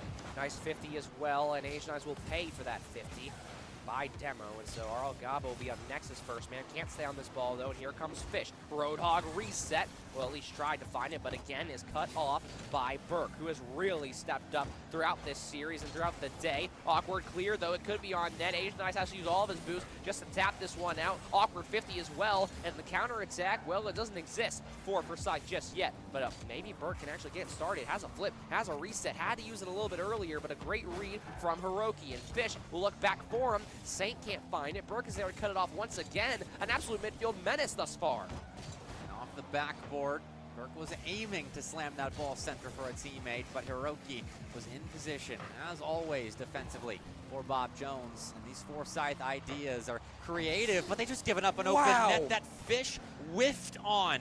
0-0 in Game 6. That could have been an all-important score. Could have been the decider. This is late. This is the latest we've gotten into a game in this series. A wild miss there. And Bob Jones, hopefully for their sake of things, it won't cut them off of too many chances. Here comes the counter, though. Hiroki has control. Can't stop Asian Eyes, though. And now Asian Eyes has to watch out. He's got many players all around him, circling him like sharks. And Hiroki, like one of them, cuts immediately to try and take a bite out of this defense. A minute 20 left now, and Forsyth is really starting to stress out. Oh, nice speed of Asian Eyes. Results in a clear for Forsyth, and with just over 70 seconds to go, every good touch matters at this point. As a potential second best of 7 or trip to Champions Field hang in the balance.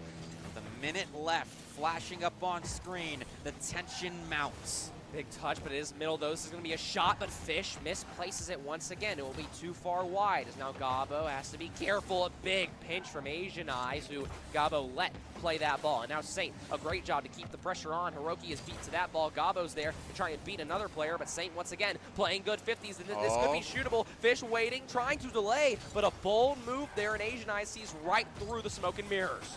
And that's the chess game that develops throughout a series. Go or stay or wait or play. Asian Eyes makes the right decision, and now can he do it again in offense? No boost, and so he is collapsed upon by Saint, who puts Bob Jones on the front foot here in the final 15 seconds. A quick worm burner of a shot results in a Burke save and clear. Hiroki will field to jumpstart a 0-second play alongside his longtime teammate in Fish. Hiroki cuts around, puts the ball center, but Gabo is in the way, and Gabo's a chance to win it on 0 seconds. But the ball drops. We get OT. Scary moment for Bob Jones there, but nothing to worry about because Gabo could not keep that ball. Hiroki will look to try and get out of this series, or maybe Fish will do it with a double tap. It's not in, though. Another Fish miss. Gabo's trying to get there for the counter, but him, I believe Burke, and I think Saint all jumped for that ball. Fish, attack on the net. It's right in front, but Asian Eyes is there to hold off, and another 50 as well. Fish and Saint will be there in the corner, but nobody has to make a move just yet. Burke, another flick over one. Forsyth, they're staying alive, but man, it feels dire. What a play by Burke, though, to get some resources back into his Forsyth camp, and it buys time for his teammates to get back in position, but Hiroki can undo it all with a good 50-50. Fish is there looking for the win, but the post isn't on Bob Jones' side. We play on. And now another missed chance for Bob Jones. You have to wonder how many times can you watch the Patriots miss. It's a rare occasion, and now here comes the challenge once again. Hiroki, a great touch, a great multiple series of touches, and isn't able to starve the boost of Forsyth. But that counter from Saint is still strong. Bumps are coming through. 50 is dangerous, but with 60 seconds already played in this overtime, I hope we're in for a treat and a huge game 6 regardless. Good speed. Asian Eyes intercepts potential corner passing play out of Bob Jones. With that touch from Saint, Forsyth have an opportunity to move forward into offense even deeper, but Fish will undo all of that good work. Hiroki's been taken out by Asian Eyes. That will help Forsyth get back onto the front foot, though. Burke is awkward. Everyone's awkward. That could have been the winner, but Asian Eyes makes good contact and denies a potential series-sealing goal for Bob Jones, so we'll keep on playing. Saint will now try to use the wall, but can't find much. Asian Eyes will bump Hiroki out as well. Fish now will go for a double, but is bumped out. Hiroki once again going for a shot, but is met. Forsyth are turning and rotating quickly and are doing so efficiently, and it's really causing some problems for Bob Jones. But now Fish all by himself. Beats one, tries to beat another, will be able to flick it backboard, but now Asian Eyes and Burke both commit on that ball, and so you got to watch the boost numbers. If you're Forsyth, there's not a lot to fend for. Oh, Hiroki misses contact and attempted pre-flip, so Gabo plays that ball deep and is roared with 100 boost for his efforts. 2 minutes of overtime have elapsed, and Bob Jones just double committed in their own back line. So Forsyth can move in, maybe put a good look on target. This play stays at the sideline, and Burke, low on boost, doesn't make a good read, and Gabo commits alongside him. It's still weird for Forsyth, but they're making it work. Saint goes backboard, and Asian Eyes denies potential super sub double tap, but not more possession from the Patriots of Bob Jones. We've almost seen 3 minutes of overtime, and we don't have a winner in sight. Psycho attempt there from Asian Eyes. Extremely bold to pull out in this scenario, especially without a series lead as well. But 3 minutes into overtime. I mean, some point we have to see something. The biggest overtime I have seen in this level of play. We saw an 8.5-minute overtime in the GHSA state semifinals, and funny enough, it was between all of the Forsyth teams playing against each other. All 3 of the guys on the pitch right now were a part of that, so I like to think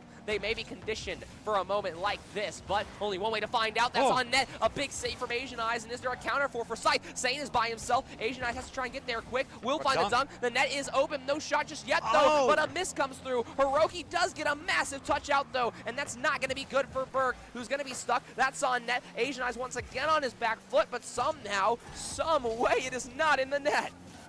Somehow, some way, we're still playing, but Forsyth breakout, shoot and score! Asian Eyes wants us to head to Champions Field, so Champions Field's coming right up.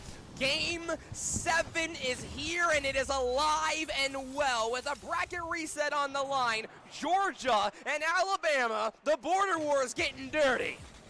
Another game in the cards. Forsyth had to make 8 big-time saves with a whole lot of chaotic goal line defense going on, but each and every one of those blocks built a house to Champions Field. 8-2. The save totals are absurd considering Bob Jones outshot Forsyth 12-4. Holy. So Forsyth for the first time get outshot, this time by 3 times, not 4 times, and are able to keep their composure and keep that defense steady and find some wild, messy counterattack in overtime. But regardless, Forsyth are now 1 game away from denying Bob Jones, and Bob Jones are 1 game away from sending us to another best of 7. Well, I talked to the Bob Jones guys before this, and they said the one thing that they haven't had to do in their careers is bracket reset somebody, and Forsyth could make sure that it never happens in Hiroki's career at least. We'll see what happens, though.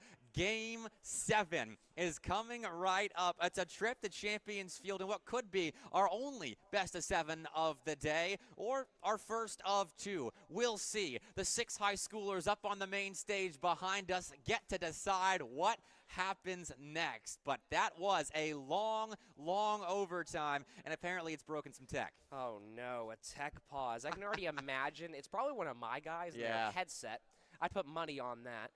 But we are going to try and get that figured out. But how about this? It's about as cinematic and as beautiful as it could be. You got Alabama, you got Georgia, you get Alabama, you got Georgia. And I think we haven't really shown a lot of bias, but I got to be honest. I am heavily impressed by both teams here, regardless of who I want to win. And even if we go to another bracket reset, or we go to a bracket reset, we go to another best of 7, and even if it's like a 4-1, 4-0, this has still been an incredible day of high school Rocket League. One of the best, I think, across the nation.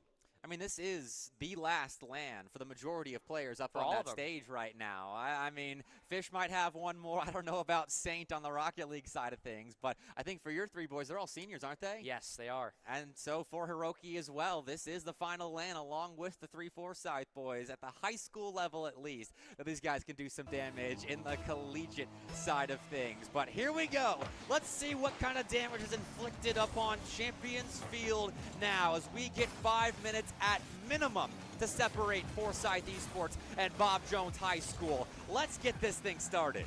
Man, Bevan, we have not seen Game 7 or Champions Field, I think, in about 6-7 months. I believe since DreamHack Atlanta, one of the biggest collegiate events of the year. And now we are treated to one of the best high school series I've ever witnessed, and we go the full distance. Bob Jones trying to defend home turf, and Forsyth trying to show up and make the Alabama gauntlet run happen. There have got to be nerves that come along with the appearance of this map in the rotation. Both sides, I'm sure, feeling at least a little bit of it, but in counterattack mode, Forsyth look as comfortable as ever. Asian Eyes sets up the play. Gabo knocks it down. Big moment for Forsyth. The momentum is shifting slowly. A reverse entry for Gabo as well. Unconventional is the name of the land thus far, but a goal is a goal. And an advantage is an advantage. Forsyth start us off in Game 7. And after we just witnessed almost 9 minutes of scoreless Rocket League, I think this is a welcome sight. The offenses are back online and feeling good. Let's see how Bob Jones responds. RL Gabo has to be careful, has players all over from Bob Jones, including a Hiroki with a flip, but nothing is converted just yet. That 50 is awkward, but it's a great play from Saint to try and keep the pressure on. As now Asian Eyes will look down, does get a pinch, and Hiroki now has to try and build some sort of counter off the side wall. Gets a reset, but can't convert it into much more. That's an awkward ball middle, and it does go high off of Saint. Fish looks for a shot, will find an awkward touch, but nobody from Bob Jones is there just yet. Saint will try to keep the pressure, will do so. Here comes Hiroki, backboard touches there. No shot, Fish is there. What a save from Burke. A massive moment. A minute 30 in, and it is all across the back line.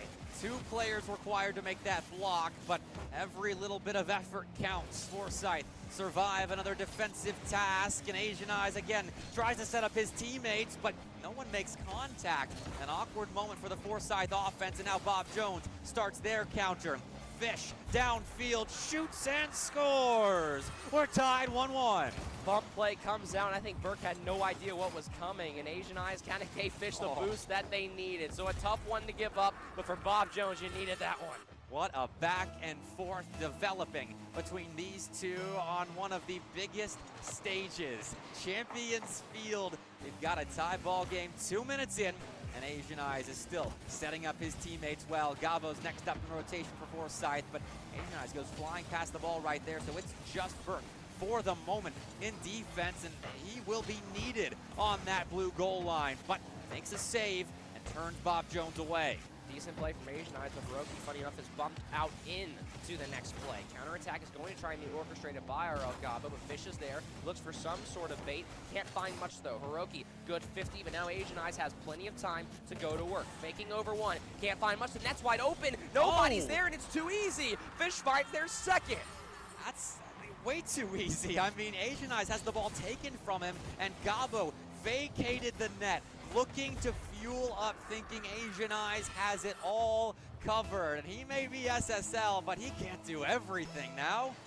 Halfway through Game 7 to either end the event or to push us to another best of 7. It's about as close as it physically can be, and Forsyth now are down 1. Trying to end things now, be our first ever SEL High School Showcase champions. But Fish, here they come, another easy one. A fake as well, and Fish is going to work. A hat trick.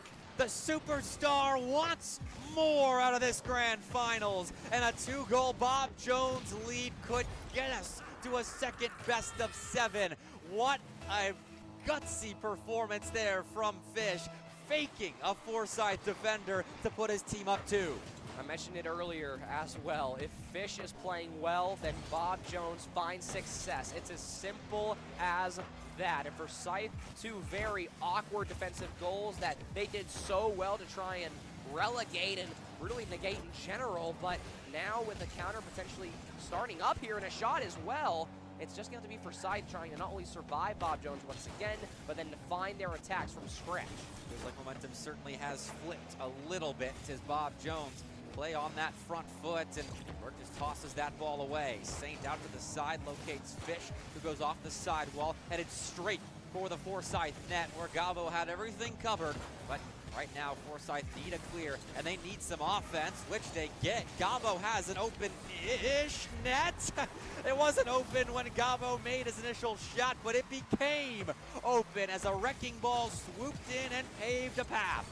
I mean, that's what Burke has done all day, has opened the lanes for his teammates, and he's done an incredible job with it. But now with a minute 15, can Forsyth find one more, or do we see Game 7 OT? Who knows? Asian Eyes has boost and a little bit of space, but overjumps that ball a little bit, still helps Gabo pry that ball away from Saint, set up Forsyth with more space in the offensive zone.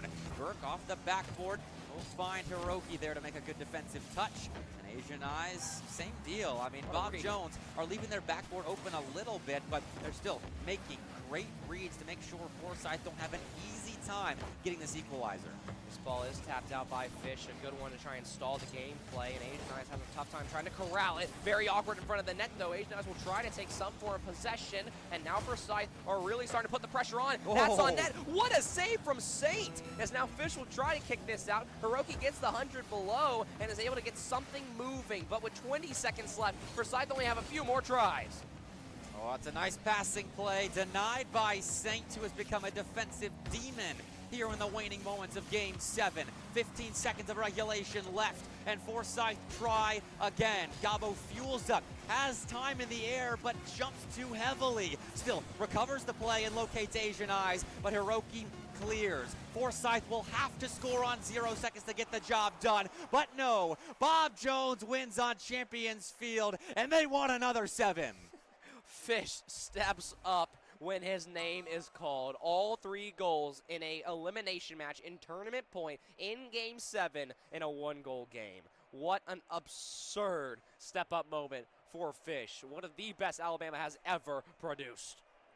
I mean, it's hard to take a mantle from a pro player like Lunar and lead a program to more state championships, but Fish has been the superstar for Bob Jones over the course of the last couple of years, and the junior stepped up big time in Game 7, but Saints' defensive performance late in regulation, TJ, sealed the deal for Bob Jones right there. He made so many defensive stops to slow down Forsyth enough for Bob Jones to send us to a second best of 7. Saint in general stepped up on both sides of the field. The defense Yes. was the most crucial part, but Saint, again, had maybe one critical error that led to a goal. And outside of that, on the Forsyth side of things, it was team plays that left the ball out in front of the net or giveaways of possession. And if that's all that Bob Jones has to worry about is one player, whereas Forsyth has to worry about full rotations, it's a tough dynamic, and it takes us to 7 like that. We were supposed to have a State of the SEL episode at 7:30. I'm thinking that's getting pushed back, as it's 6:30 Central Time right now, and we've got another series left to play here in the SEL High School Showcase LAN, and it's coming up after a short break. Everyone, get your bearings, get your popcorn. Cinema is coming up next.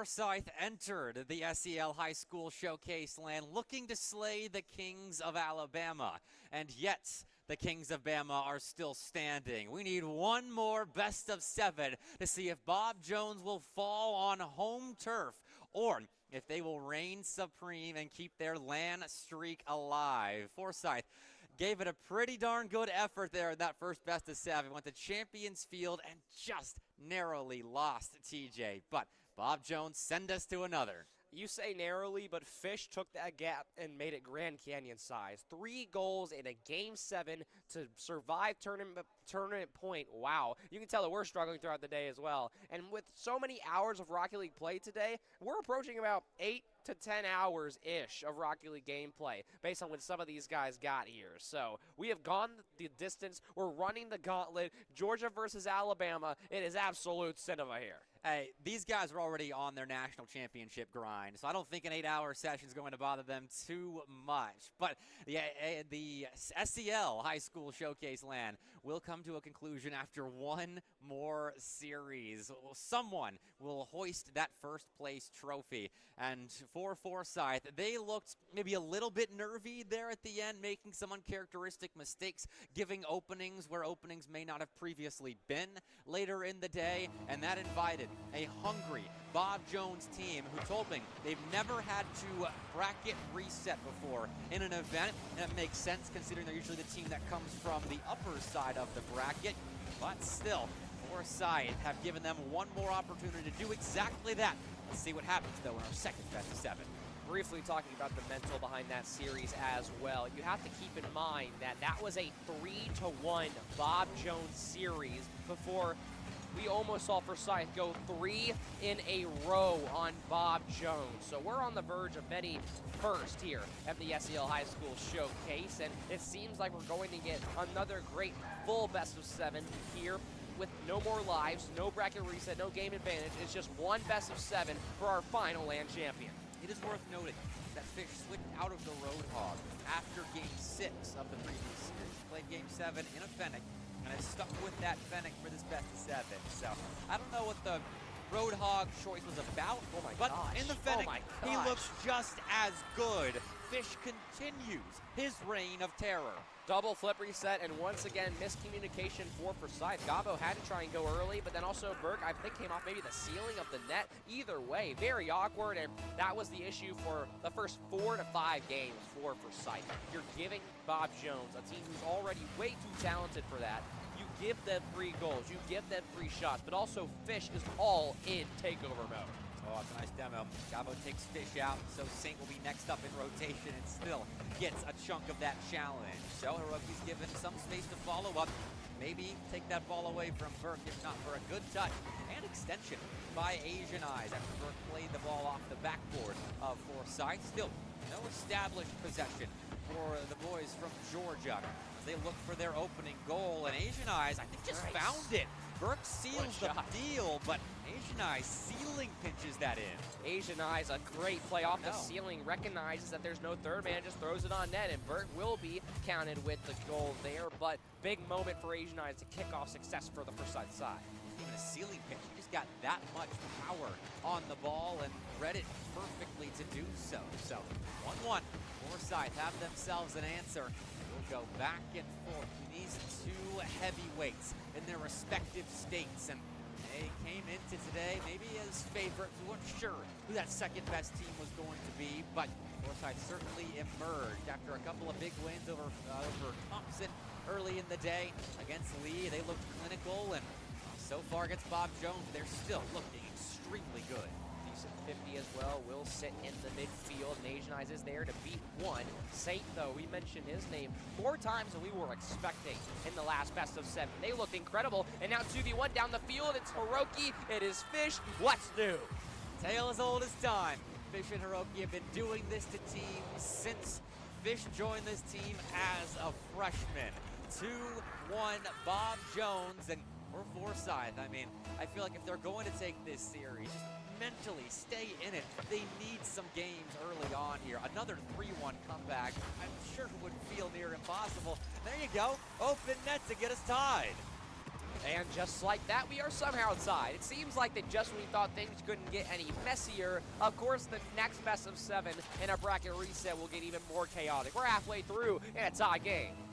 I mean, these players didn't have much time to reset in between series. I mean, TJ, I'm sure you've been in similar positions before. As a former player, would you want time in between that last best of 7, considering how long it went and how close it was? Or would you want to get straight back into it? I think given how these two teams look and that nobody really is playing bad, I agree with what the players said. They wanted to immediately go into the next game. This could be a shot for Forsyth for just a second. Hold the point. Oh. What a shot. What a save from Fish. And now the counter is on. And Fish will try to remain on this ball, but Asian Eyes on the counter. But to wrap up your question, I agree with them. They want to go ahead and get going. Their chem is good. All 6 players are on fire right now. They want to go ahead and get things moving.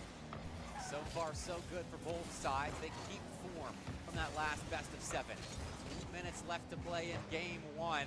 This next goal is all important. Fish misses contact off the ceiling. Saint does not. He sets up Hiroki for a potential double, and Hiroki hits. 3-2, Bob Jones. Big moment for Hiroki early on in the last series. Hiroki was on fire, and now he's right back to it. Big double to take the lead. That is a huge shot as well. I mean, on the land stage, it doesn't seem like either side is really, for the most part, missing those sorts of high-level shots where land nerves can maybe take away your ability. These two teams seem comfortable, and they seem electrified up on stage. Bob Jones getting the most recent bit of electricity jolted into their bodies. But Forsyth, I'm sure, not too far behind.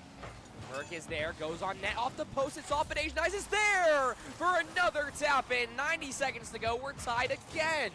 Like I said, both these offenses will not be denied. 6 goals in 3.5 minutes, and that is a slot by Asian Eyes. Didn't have to place it that perfectly. He just did it for style, but 3-3. We still need another. Even kickoff, very hard sheet for Bob Jones, and it will be an immediate attack. Burke has to find a touch here. Will do exactly that. Tries to find another and will be blocked by another blue car. That's a huge pitch as well. No ceiling, so Asian Eyes will be the first player to this ball. Has to be careful, though. Doesn't get the boost, doesn't get possession, but Gabo is very quickly on the follow-up. Asian Eyes plays that backwards, and Burke wasn't immediately ready for a back pass, so that's a miscue on Asian Eyes' part. But it's all right. He salvages the play. With no boost, we chase from behind. Watch as Gabo misses 4 wheels on the backboard, but falling down. His teammate helps him out as Burke makes a good read. And Forsyth, it's awkward. They're having to really scrap together decent plays, but they survive and advance. Decent first touch for Gabo, but a way better read coming out from Hiroki. Big fake comes through for Burke. Does get 2 50s in a row. Now Asian Eyes has the 1v1. Goes for another low 50. That is about as efficient as it gets. Now Gabo will look for a shot. Has some sort of a dribble. Asian Eyes follow-up will go high. Will be an immediate save, and it will be a great read. Great dunk from Hiroki to actually push it back towards the Forsyth half. And now Burke is all by himself. 10 seconds left. Do we get treated to another overtime? How about a ceiling save? A squishy save from Fish. 5 seconds left now. Burke has to be careful off the ceiling. A lot of boost to try and read this ball with, but Saints on net. This is going to be awkward. Shot is not going to go on, but Hiroki was there. Game 1 after our bracket reset best of 7 is in overtime. Forsyth has 11 shots, but Bob Jones have put up 6 saves on pretty much half of those opportunities. And it's crazy. You think these guys were burger snobs, the way they only go in and out of their net to stop Forsyth. 3-3. Now we see who strikes next, but it's Forsyth in offense, keeping up what they put down in regulation. Big rip downfield from Hiroki, a big touch back from Gabo, but they find each other directly. Now an awkward play from Burke, but does have Asian Eyes off the sidewall to work with now. Another great touch. It'll be awkward for Fish. Burke does go high. No immediate shot for anybody. Asian Eyes great 50 though. Gabo is in the area, but doesn't commit. Leaves the play. Net could be wide open. Flick is not going to be powerful enough. It's what a save from Burke with 40 seconds to go. The saving grace of Forsyth. Asian Eyes is there as well. They stay alive. Dunk in the corner, doesn't find any extra room for Bob Jones, but they will still try to score an important Game 1 winning goal as Forsyth once more scramble in defense, but get out with all important saves. Fish trying again, heads to the skies and won't get a flip reset. Instead, he beats Burke, but does not fake out Asian Eyes. Burke being pushed out to the side by Hiroki. aims a path for Gabo to try and win it himself. Solo play goes too high. The cleanup blocked by Hiroki. He's got another save, and Fish will clear. Fish is there with the 50 as well, but Gabo's right back on net. Hiroki awkward, no pinch shot is there for Asian Eyes, top side. It's too weak, and Hiroki barely, without any boost, able to find the save. Now Gabo is back to the side, back towards the ceiling, but won't be able to find too much as Burke looks for a double, can't find said double, and now Hiroki gets a counter moving quickly. It's Hiroki's turn to step up. We called Fish's name so much in that last best of 7. It's not to say Hiroki was playing badly. He just wasn't making as much of a presence on the field as Fish was. But let's talk Burke. He's been the striker all day for Forsyth, and he ends game 1 in their favor. 2 minutes into overtime, and it's a slot from Burke. An incredible shooter at this event continues to find the lanes. That's such an impressive shot as Bob Jones were at home that entire sequence on their goal line, but small gaps must be left. And it's the 16th shot. That's the charm for Forsyth. 16-6 going from Forsyth to Bob Jones. The demo's 5-1 as well. Forsyth is truly trying to bring all the pressure and then some. And here, after losing the original best of 7, you needed to get a quick start. Game 1 overtime, perfect way to do it. Wow, 16 shots for Forsyth, and you could feel it too. I mean, Hiroki, I can't see how many saves he had, but still, he had a savior medal. I think almost had a second bare minimum. Bob Jones were racking up blocks on their goal line just to keep that game manageable. But Forsyth owned their offensive zone through that 5, 6, 7 minutes, however long that overtime was. Just absurd back and forth Rocky League that we are watching, especially the fact that we were talking about cross-state lines, some of the best that this state can provide. I mean, I can only imagine what a full-force Bob Jones would do here on this stage, for better or for worse. But hey, I'm here for the content. We got to 7 earlier, and we get an overtime in game 1. This seems to go the distance. Also, it is now 4-4 aggregate between the two series, and it is as even as it physically can be. It feels 4-4 at this point. Let's see how far that goes as Forsyth get the first laugh in our second best of 7 of this high school showcase grand final. But who gets the last one? Forsyth with 1 game in hand, piece together a passing play to open up game 2, but it's unsuccessful. Bob Jones looks to counter, and counter they will. 1-0 Patriots. Fish, Hiroki. Fish takes a very controlled, simple, just flipping into the ball off the ceiling and saving it for the last moment, beating Asian Eyes, and a rip from Hiroki. Bob Jones strikes first. It's a clean counterattack as well.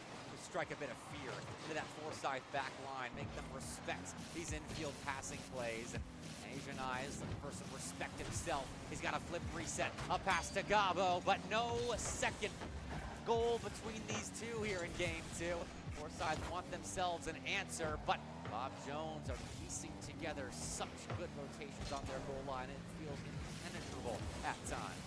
Asian Eyes trying to get some sort of fake, does at least get Fish to throw the ball away, but awkward miscommunication for both Gabo, Burke, and Asian Eyes results in this potentially being a shot. Counterattack will be slow to develop with Fish blocking that ball, blocking the next one as well. Looks for a pinch, doesn't find the read or the pinch, but Gabo does at least grab a 50. It's Saint already all over this ball, and Hiroki almost had a net to shoot on, but it's going to leave Burke regardless all by himself, and Forsyth finally gets some breathing room. Nice breathing room too. Good look at a bounce off the corner ramp. Did open up an opportunity for Forsyth, but Bob Jones once again flip a Forsyth opportunity to one of their own, but this one they don't capitalize on. An open net is not hit. Bob Jones will stay at just a single goal 90 seconds in.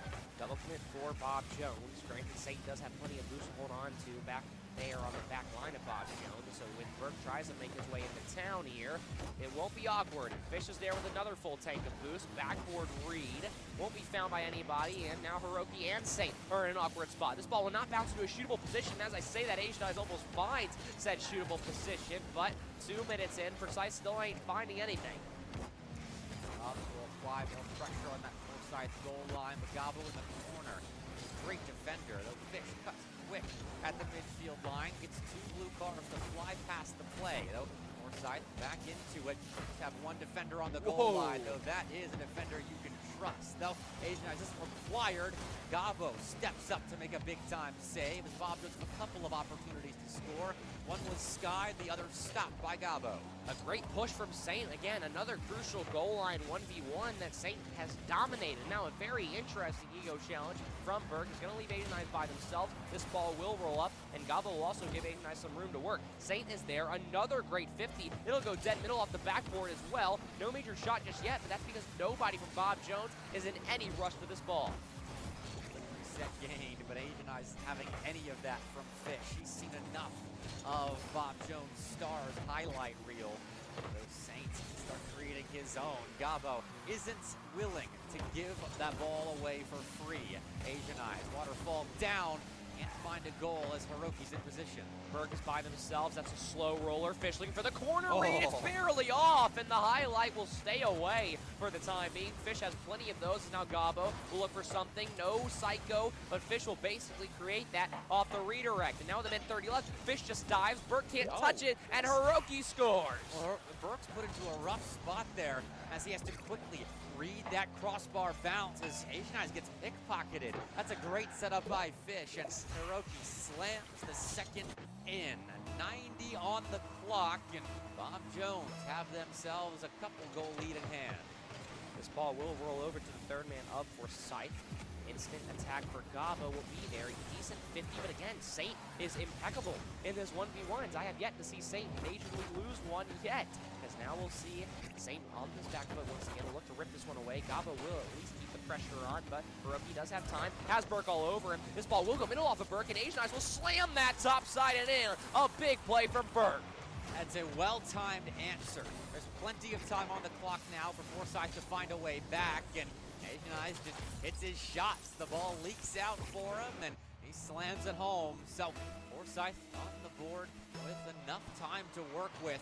This kickoff will go the way of Bob Jones. Those Saints been in rough spots when it comes to sidewall control before, and there he's bested by Forsyth, who set up their next attack. Asian Eyes, Musty is just barely too high on an open net. Gabo's back on, but can't find the back of it. A bold move to go for the Musty, but almost finds as now Hiroki has a great pinch, but it is a little too far off. Counter attack, well, won't develop just yet as Gabo rips this one far and away. Burke has to dive in. Hiroki is there for the follow-up. A great pinch downfield as well, and now Gabo in a very awkward spot. It's a good catch, but he can't follow. Now Saint is still on that ball. Can't find a shot. Burke will try to keep this ball close, but it's a little too hard. Now Gabo looks backboard. Fish will try to keep control, being up one. Asian Eyes off the corner through the smoke. Fish is there, rip it away. 30 seconds left now. Hot shot on target right there. Burke is given an extra save, 50 points for free. Forsyth need offense. They need shots, and they need them now. With 15 seconds on the clock, Bob Jones is getting mighty close to a third, although this is a big-time counterattack for Forsyth, though that bounce does not go Asian Eye's way. He still forces a miss out of the near side defender, and Forsyth could have something developing here, but they have to take the ball away from Bob Jones again. Asian Eyes deep into Bob Jones territory. Won't find that 0-second goal to tie us up. So Bob Jones tie the series. 2v1 there as well, but nothing to be too concerned about if you're Bob Jones. You played that game pretty perfectly up until a late Forsyth goal, and you can tell by the stats as well, things are still even as they can be, but this Bob Jones defense is matching its high-power offense. Look at the ball touches as well. I mean, we were having games previously yeah, where Bob Jones and Forsyth were both around 130, 140, with some overtime minutes mixed in there, but Forsyth in double digits this game, albeit 99 ball touches is still good, but when you compare that to Bob Jones, and think about the quality of touches that all 6 players on the pitch can give you, that difference of 20 matters. I mean, and it showed as well. I believe, if my memory serves me correctly, it was Forsyth 1 and 8, Bob Jones 2 for 7. So we are getting shots on net from both sides, but it's the actual finishing moves that Fish brings to the table solo across all 3 members of Forsyth that nobody on Forsyth has been able to show just yet. But their team plays are really starting to heat up. Burke is finding a lot of bumps, a lot of very awkward plays, and is overall on fire on offense. But what does it matter if you can't grab the game win in the end? We are evened up at 1 apiece heading into Game 3. And 8 of those shots saw 6 saves by Bob Jones. So 75% save rate that last game. One was a goal, the other one was errant, apparently. So, Forsyth are putting shots on target. Oh, Here's wow. another one. Asian Eyes, he pulls the trigger off the sidewall. That's a 10-second score for Forsyth. Big moment for Asian Eyes, sees Saint by themselves, and that right there is the new look Bob Jones for the day, that we finally see some cracks in the defense. Saint was too far out of position, couldn't recover in time, and Asian Eyes takes the open net. Bob Jones, I think as a program, are used to playing with subs in this starting lineup. Hiroki and Fish, I think, can integrate anyone, region included, as once upon a time, Jonah was a substitute for the team before he kind of became a starter on a four-man roster. And so Bob Jones, very much used to playing around substitutes, so that's a mistake from their super sub that Asian Eyes was keen to spot out. Hawkeye off kickoff will give Forsyth the opener, but Hawkeye Fish from the skies will snipe the back of the net. Burke and Gabo tried their best to read that, but it's just a simple, good place shot from Fish. Keeping it top side of the net, but also scoring from that angle. It's hard to read, and nobody was ready for it. That's an absurd shot. You don't see many fish in the air unless you're watching Alabama Rocket League, but boy, is that fish mighty deadly in the skies. Forsyth finding out firsthand in these last couple of series, honestly, just how scary Fish is, but Forsyth found their opener, so it's all good. We're tied up for now, despite them conceding most recently. Now the Georgia boys can try to find a way back towards an advantage. Asian Eyes is there for at least somewhat more of an opportunity. That's a good shot as well, but Fish plenty of boost to make that happen. Asian Eyes up and over one, but is bumped out by Fish. Now Hiroki cutting over Saint. Not a lot of boost to work with, but a few flip resets to make things work for the time being. Another great 50 from Fish as well. This two-man defensive rotation with Saint in the middle has been perfect. And Hiroki, a massive play down. Fish can score this one right here. Misses galore. All sorts of issues in front of the net, but still no shot. Hiroki is in the midfield just waiting, and so will have to be a rip. It's over Hiroki. That net is open, but Fish, an awkward touch middle. Shot for Gabo, blocked again by Fish. We are somehow still even. Saints miss now, so Asian Eyes can move in. And his ground game has been terrifying. A couple of good fake plays throughout the day, as he has certainly built a highlight reel down there. But right here, Asian Eyes out to the side, to the Fish from center ball, and a Saint finisher. 2-1. It's the second time that Forsyth have bumped each other on the back line out of a crucial moment late in the game. Well, I say late, still 3 minutes left to go, but a big goal regardless, and Saint gets his first in a while. It's a nice lead for Bob Jones, but you never know how long these advantages are going to last. Forsyth, an early one here, have since lost it. This could be three. Gabo scrambling, and Fish profits. I mean, Gabo just pre-jumps too early, doesn't make an attack towards Fish, and Fish has it dancing on the back line. It just rolls in. Big moment for Fish. 3-1 with Bob Jones rolling now on Driftwoods, though there is still a lot of time for the Georgia boys to come back here. They had a hot start, but have since very much cooled off. Dumped the lake of Driftwoods, it seems. Got to crawl back out and see what they can't keep back up. Asian Eyes up and over one. Gabo is around the area, but no bump, no shot. Berg will try to set up Gabo. I like the idea, but it'll be late now. It should be Asian Eyes has come in. Gabo's there for the shot, but it is a great 50. And now Burke once again on their back foot. Has to watch out for Hiroki. That shot is on net, but it is an easy save for Burke. Saints center. As Hiroki in the area, just trying to salvage possession, but Burke needs a couple of 50-50s. Plays the ball into space. Well, that space is occupied by Fish. He levies a clear downfield that Asian Eyes collects, and now chess develop between these two. Winner doesn't get control of the opponent's king, but possession of the ball. Forsyth gets that possession, and Burke makes the most of it. The disco party in Bob Jones' net starts again. Great air dribble, but great play from Gabo as well to force Fish to pre-jump early, and then Burke just plays what's left. A great dunk below Fish. 2 minutes left to go. There's a lot that could go wrong for either team. This is something we'll have to find after this tournament is over, but Burke has scored so much today for this Forsyth roster. It's unbelievable how accurate that he's been, and the finishing role that he has occupied for Forsyth Esports up on the main stage. But that's only two. Forsyth need a third to get back here within the next 2 minutes. Otherwise, Bob Jones take a series lead. H&I is getting bumped off this ball as well, and Hiroki, a much-needed pinch to stop Forsyth from really building anything, but now Gabo has something building here. A decent 50, I was going to say an even play, and now it's going to be an open net. Burke can't get it, but H&I is there. Top right corner is found, and we are tied. 3-3, and the ice in the veins for Forsyth surface again. Burke misses right there, perhaps called off by Asian Eyes, who beats 2 orange cars in his face, and Forsyth, just like that, won't be denied an opportunity to win Game 3.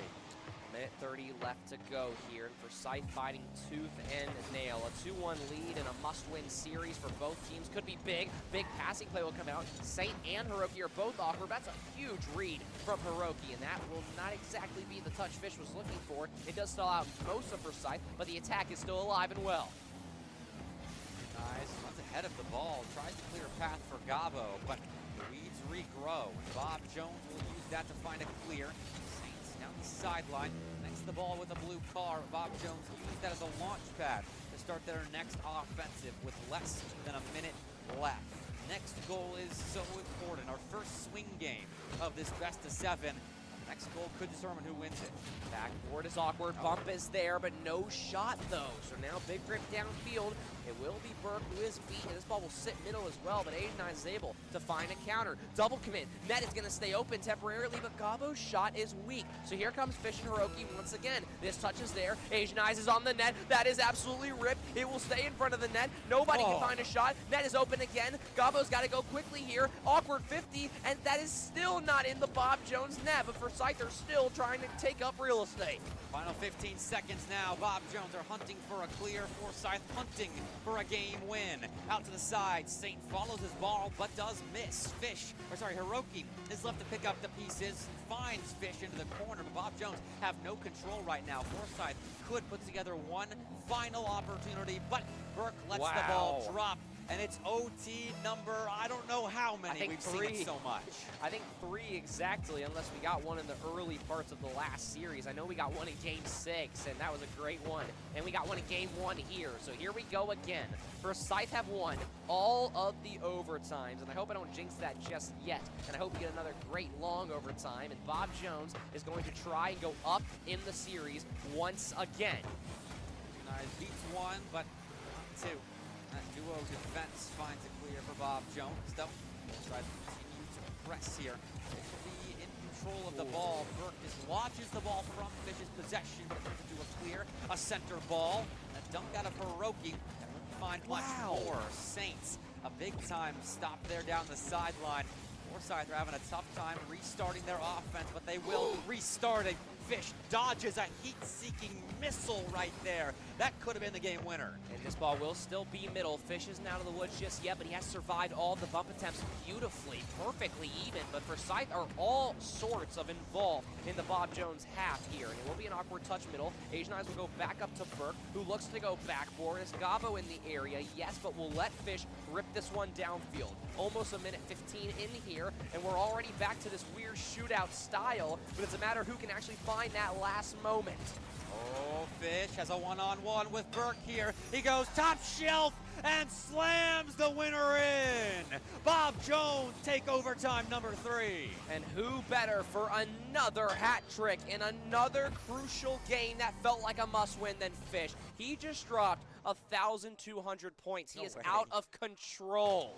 That's absurd. Fish continues to flex his might on the SEL land stage. Just 7 shots for Bob Jones, but still, they score over half of them, including that big-time OT winner. That is just crazy that every time that Bob Jones finds themselves in a dire situation, it is Fish who just simply takes control with an air dribble or an even shot and just rips it in. And I'm glad that Mr. Bebic here is pointing out points on the scoreboard that you guys can't see, we can see. 12 saves for Bob Jones. That defense, again, matches their offense. 12 saves on 14 shots. Forsyth are putting good looks on target right now, but Bob Jones are completely weathering the storm. I didn't think the storms in Huntsville were arriving until tonight, but Forsyth's offense is putting together some dark, dark clouds in the Bob Jones end, but it's still sunshine and rainbows for the Patriots as they've got a 2-1 series lead.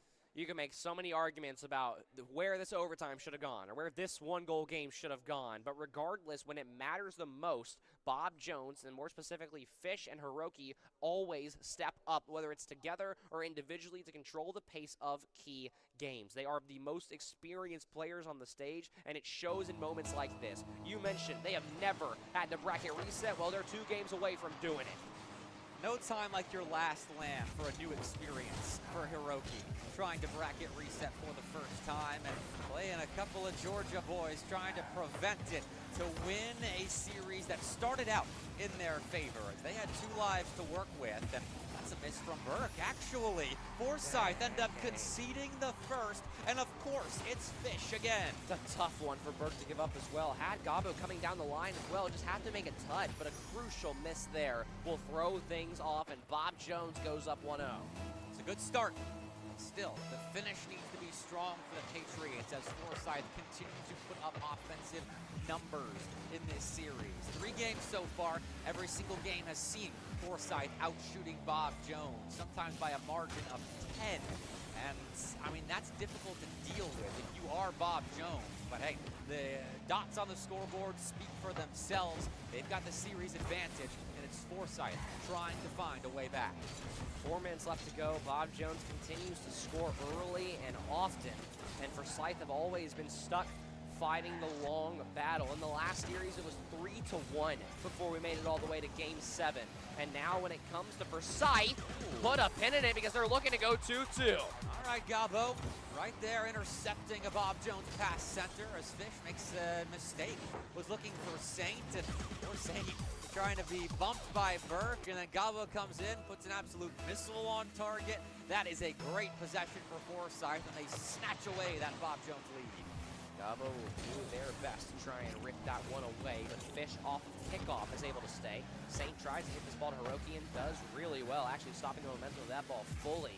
Now awkward play for Fish, who surprisingly had a big whiff there. Awkward play, it's going to be wide open. It's going to be Asian Eyes, who just simply capitalizes. Big Bob Jones mistake.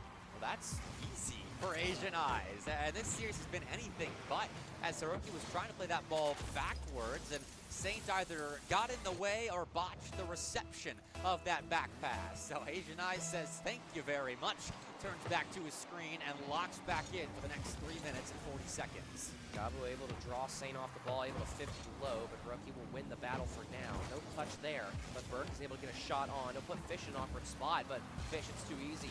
Trying to take their time and get a nice little double here. A big defensive play from Fish, and that right there is the solo playmaking that you're going to rely on potentially for 14 straight games. Here comes Burke, a one-timer that goes high. Gabo's there for the finisher, but in and out. Fish won't allow a multi-goal lead for Forsyth Esports. Asian Eyes still hunts for it, and off the back wall, he sets up anyone that dares challenge Bob Jones in front of their net as the defense posts another victory. Through the smoke as well. Again, Fish steps up at every possible moment that you could ask for. Now here comes another counter. He is bumped out for the time being. Hiroki will have to slam this one down, but already at the halfway point, it'll be a great fake from Asian Eyes that keeps getting Forsyth one step closer to taking this game. Big air dribble, big dunk, and Asian Eyes steps up. We were asking him to add to his highlight reel in this grand finals, and Asian Eyes delivers. What a dunk there, and it wasn't just a dunk on a Bob Jones defender. He's sending Fish into next week with that one, and Forsyth into a 2-goal lead. This one will stay in favor of Bob Jones, at least possession-wise for now. But Bob Jones had yet to be forced to an even Game 5, other than with Lee High School earlier. And it's been a decent amount of time since we last saw Bob Jones forced to a major game. Oh, wait a minute, we went to 7 in the last series. So Bob Jones, I think, ready for this battle, but Forsyth for 2 minutes have struggled to hold leads. Can they do it in this game and try and compact it into another game win? Maybe a big momentum switch like we saw in the last series. Nothing being given Bob Jones' way at the moment as Forsyth will back off, let the ball come to their defensive end, but it's really not moving into any kind of lethal position. They are playing largely in the midfield third rather than their back third. It's really impressive, well-composed defense out of Forsyth here in Game 4. They're not phased by dropping that overtime, though Bob Jones looked for a potential goal to cut this lead in half, though Forsyth Esports aren't delivering. Good read from Gabo to find not only just one but two, but now Fish is there to turn around quickly. Asian Eyes, though, a big touch not only away from Fish, but to the right side where Gabo is the only player who can get to it. It will be a pass middle. Asian Eyes is there, but a great save from both Hiroki and I believe it was a double commit, but it works out either way. Hiroki, potential double tap, does hit it off, but Fish is waiting in the wings. Oh, beaten by Asian Eyes, though. No Grabs boost. 100 boots from the infield line, and that did sacrifice his aerial position, but the offensive stance of Forsyth. Burke turns around, centers for Asian Eyes, who sends that ball way into the Bob Jones corner, but Patriots that end up with a clear, a double commit in offense, and a miss from the Forsyth back line. The Fish doesn't take an immediate shot on target, and Forsyth turn the field around immediately and put themselves up 3. Big moment there to step up. It was a weird double commit, but it is a goal regardless. Gabo will be credited for it, but Burke and Asian Eyes combined for what should be a dagger in normal situations. But this lane has been anything but. We got at least 10, 20 more seconds before we can jump there, but a big 4-1 potential game here for Forsyth. I mean, if they do end up closing this game out, we are guaranteed at least 13 of 14 possible games in the first edition of the SEL High School Showcase. And more than likely, the second edition is going to be the actual high school land for Season 6. But these two are delivering a showcase in and of itself in this Grand Finals. Asian Eyes there, reset will go high and over 1. Hiroki pushes for Fish, and now Fish will get to push it down, but with 20 seconds left, Fish needs to find something here. It will be awkward for Forsyth, fake from Fish, but Asian Eyes reading through it. About 10 seconds left here, and Forsyth will walk out of here, evening up this series. You knew we weren't going to close this out quickly. I mean, they went through the hassle of forcing us to play another best of 7 up on the main stage. So this one was not going to be cheapened by a trip to just 4 or 5 games in our second BO7 on the day. But right now, Forsyth has the upper hand with the first blowout win of this second best of 7. And also still, Forsyth had 9 shots. Bob Jones has 5 saves. So Bob Jones is still playing well on defense, but also Forsyth are putting almost every living shot on net. In fact, the only other shots that Bob Jones didn't save were direct goals. So a big turnaround for Forsyth. Also winning the demo battle as well, winning the possession battle as well. I don't catch the field domination numbers. I'm sure you got that ready to go. But Forsyth had a very dominant showing. 50-50. Wow. Is what it was, actually. Okay, well, I take it back. But and everything else. I noticed that the ball touches numbers. 125 for Forsyth right there. Yep. I feel like I called it out when they were on double digits and losing games. So right there, quality offense. And it showed. They were taking advantage of a couple of Bob Jones mistakes, but largely that was just quality possession from start to finish in game 4 there out of Forsyth. And, I mean, field domination may have been 50-50, but if you were to account for quality of time spent in your offensive half, I'm giving it to Forsyth 80-20. Either way, we are now 2-2 for the first time in the entire day. Last time we got all the way to Game 5, it was 3-1 in favor of Bob Jones. And Forsyth were able to win 2 in a row, but not the pesky Game 7. Now with Forsyth on even playing ground, it is a best of 3 to decide our high school champion, and it's almost going to be an early Forsyth attack, and it will still remain. Gabo's going off the ceiling. We know what can happen here, but he can't scoop that ball on target, so Gabo look to try again. It actually has missed. Saints trying to catch up to this open net, but Organize recovers his own mistake. Stay tied 0-0 for now. Gabo, though, doesn't make contact on a redirection. He's just letting Asian Eyes have the opener here in Game 5. 30 seconds in, and it's eerily similar to the last 2 goals that we saw. Long field and long term for Forsyth this series as well. There's been a lot of open nets. Bob Jones weren't in position there, and once again, Asian Eyes spots it out. He has been a Hawkeye around the pitch these last couple of series. Here we go again. Forsyth, the offensive zone, have Gabo going high with the ball. He's got boost to get back. A flip reset to set up another, but Saint gets in the way. Would have had the double as well. Was positioned perfectly for it. And the great back pass to Asian Eyes as well. Forsyth not only finding pressure, but extending their pressure over minutes as well. And just like that, Demo is coming through. It could be a shot, though. Saint is awkward. Shot for Gabo. Shot for Asian Eyes, and it will be in. 2-0 Forsyth. This is a big-time start for Forsyth. They could gain themselves tournament points off the back of a 2-goal launch pad on Aquadome.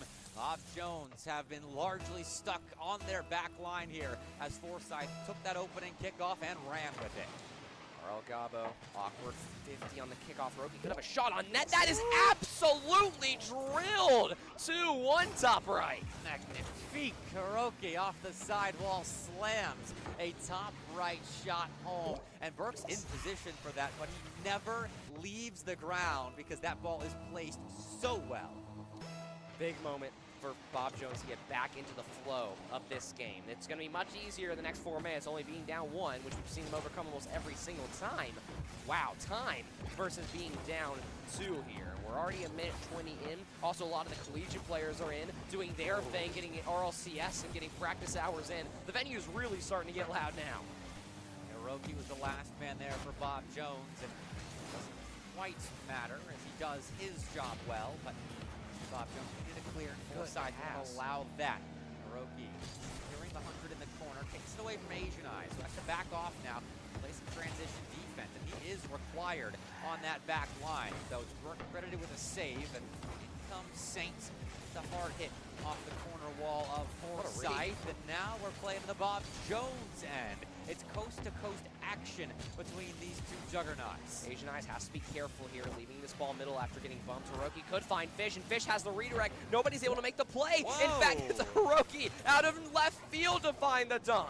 He just took that away from the hood of one of the Forsyth players, and Fish sets that up nicely. What in the world? Burt comes off the backboard, and as a result of that, the ball is on the ground. It takes a hop off of his car, and Hiroki takes advantage.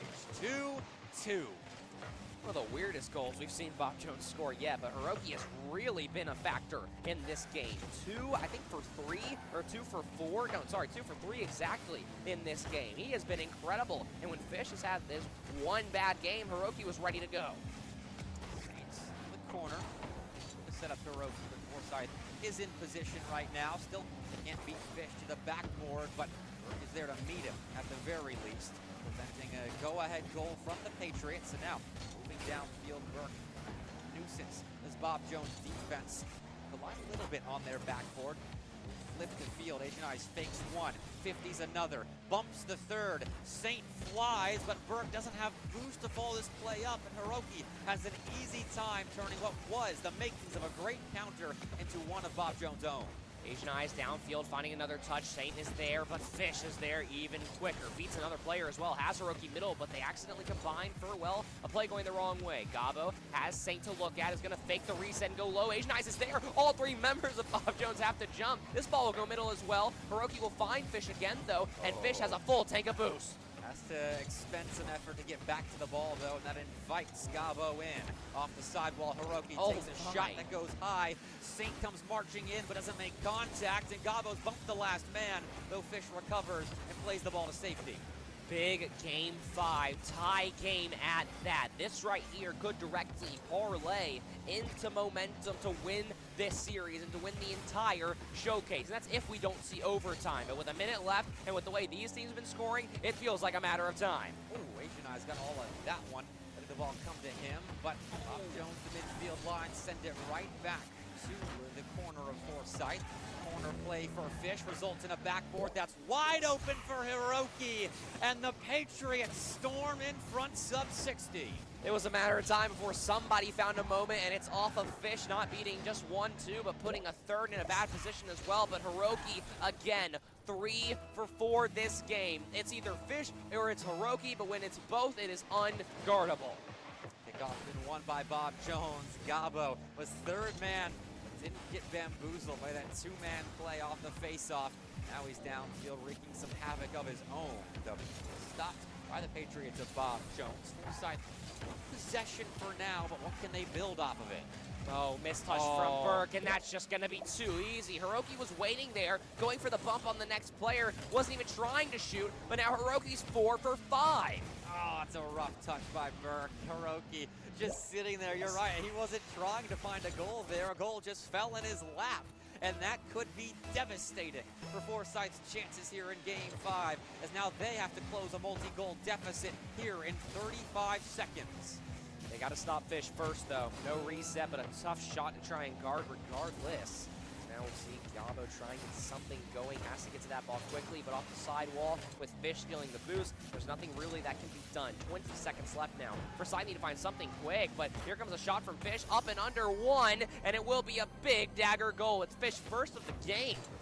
This game was tied once upon a time, not too far away, when Bob Jones have run away with things. And in fact, this was a 2-0 Forsyth lead, wasn't it? Bob Jones rattled off 5 straight.